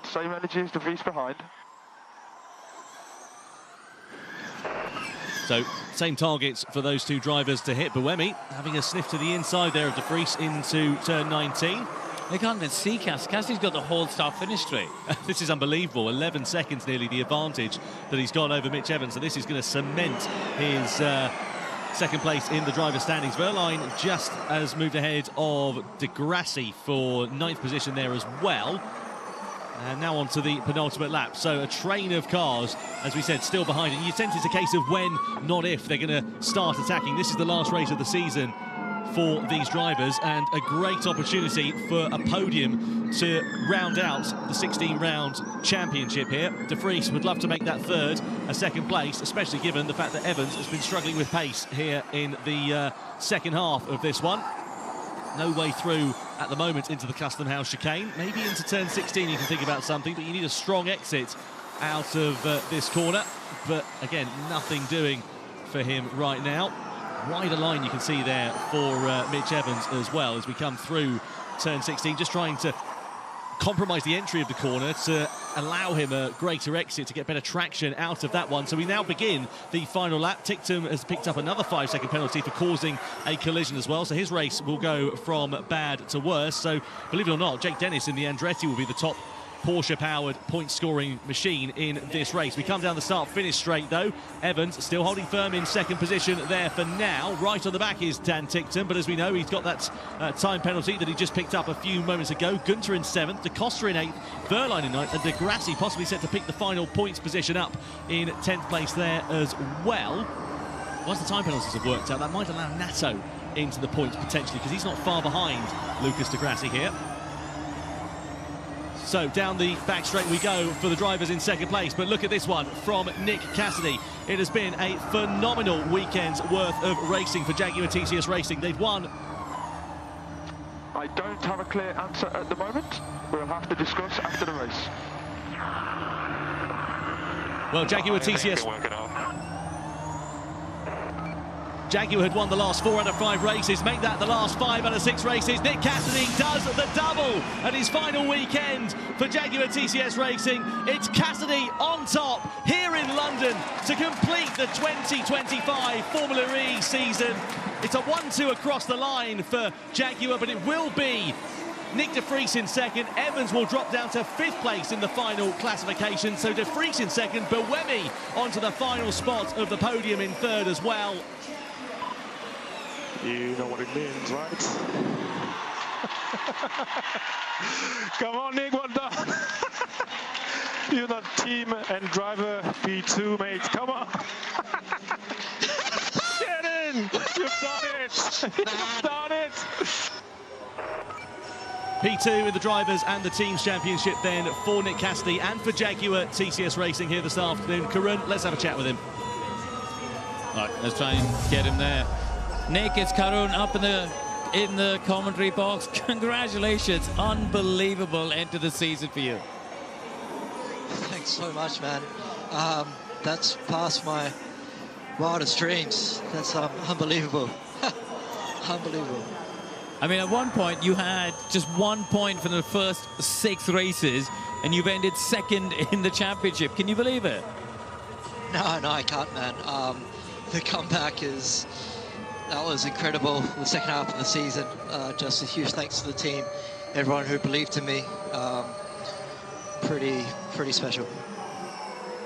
Well, enjoy your celebrations. Obviously, your last race with Jaguar, last race for your boss as well. You had him in tears, so enjoy the celebrations. Awesome, thanks so much, man. Nick, it's JP. Well, I saw Nick Cassidy down on the grid, and he was a bundle of nerves before the start of this race, knowing what it meant to get into P2 in the Drivers' Championship and help Jaguar to P2 in the Teams' Championship in his final weekend. But he manages it in spectacular style, as so often he does. Nick Cassidy does the double here in London. Porsche, though, are the Teams' World Champions. Well, it wasn't quite the end to the season that Tank Porsche would have wanted. After it all worked out, Da Costa was classified 6th.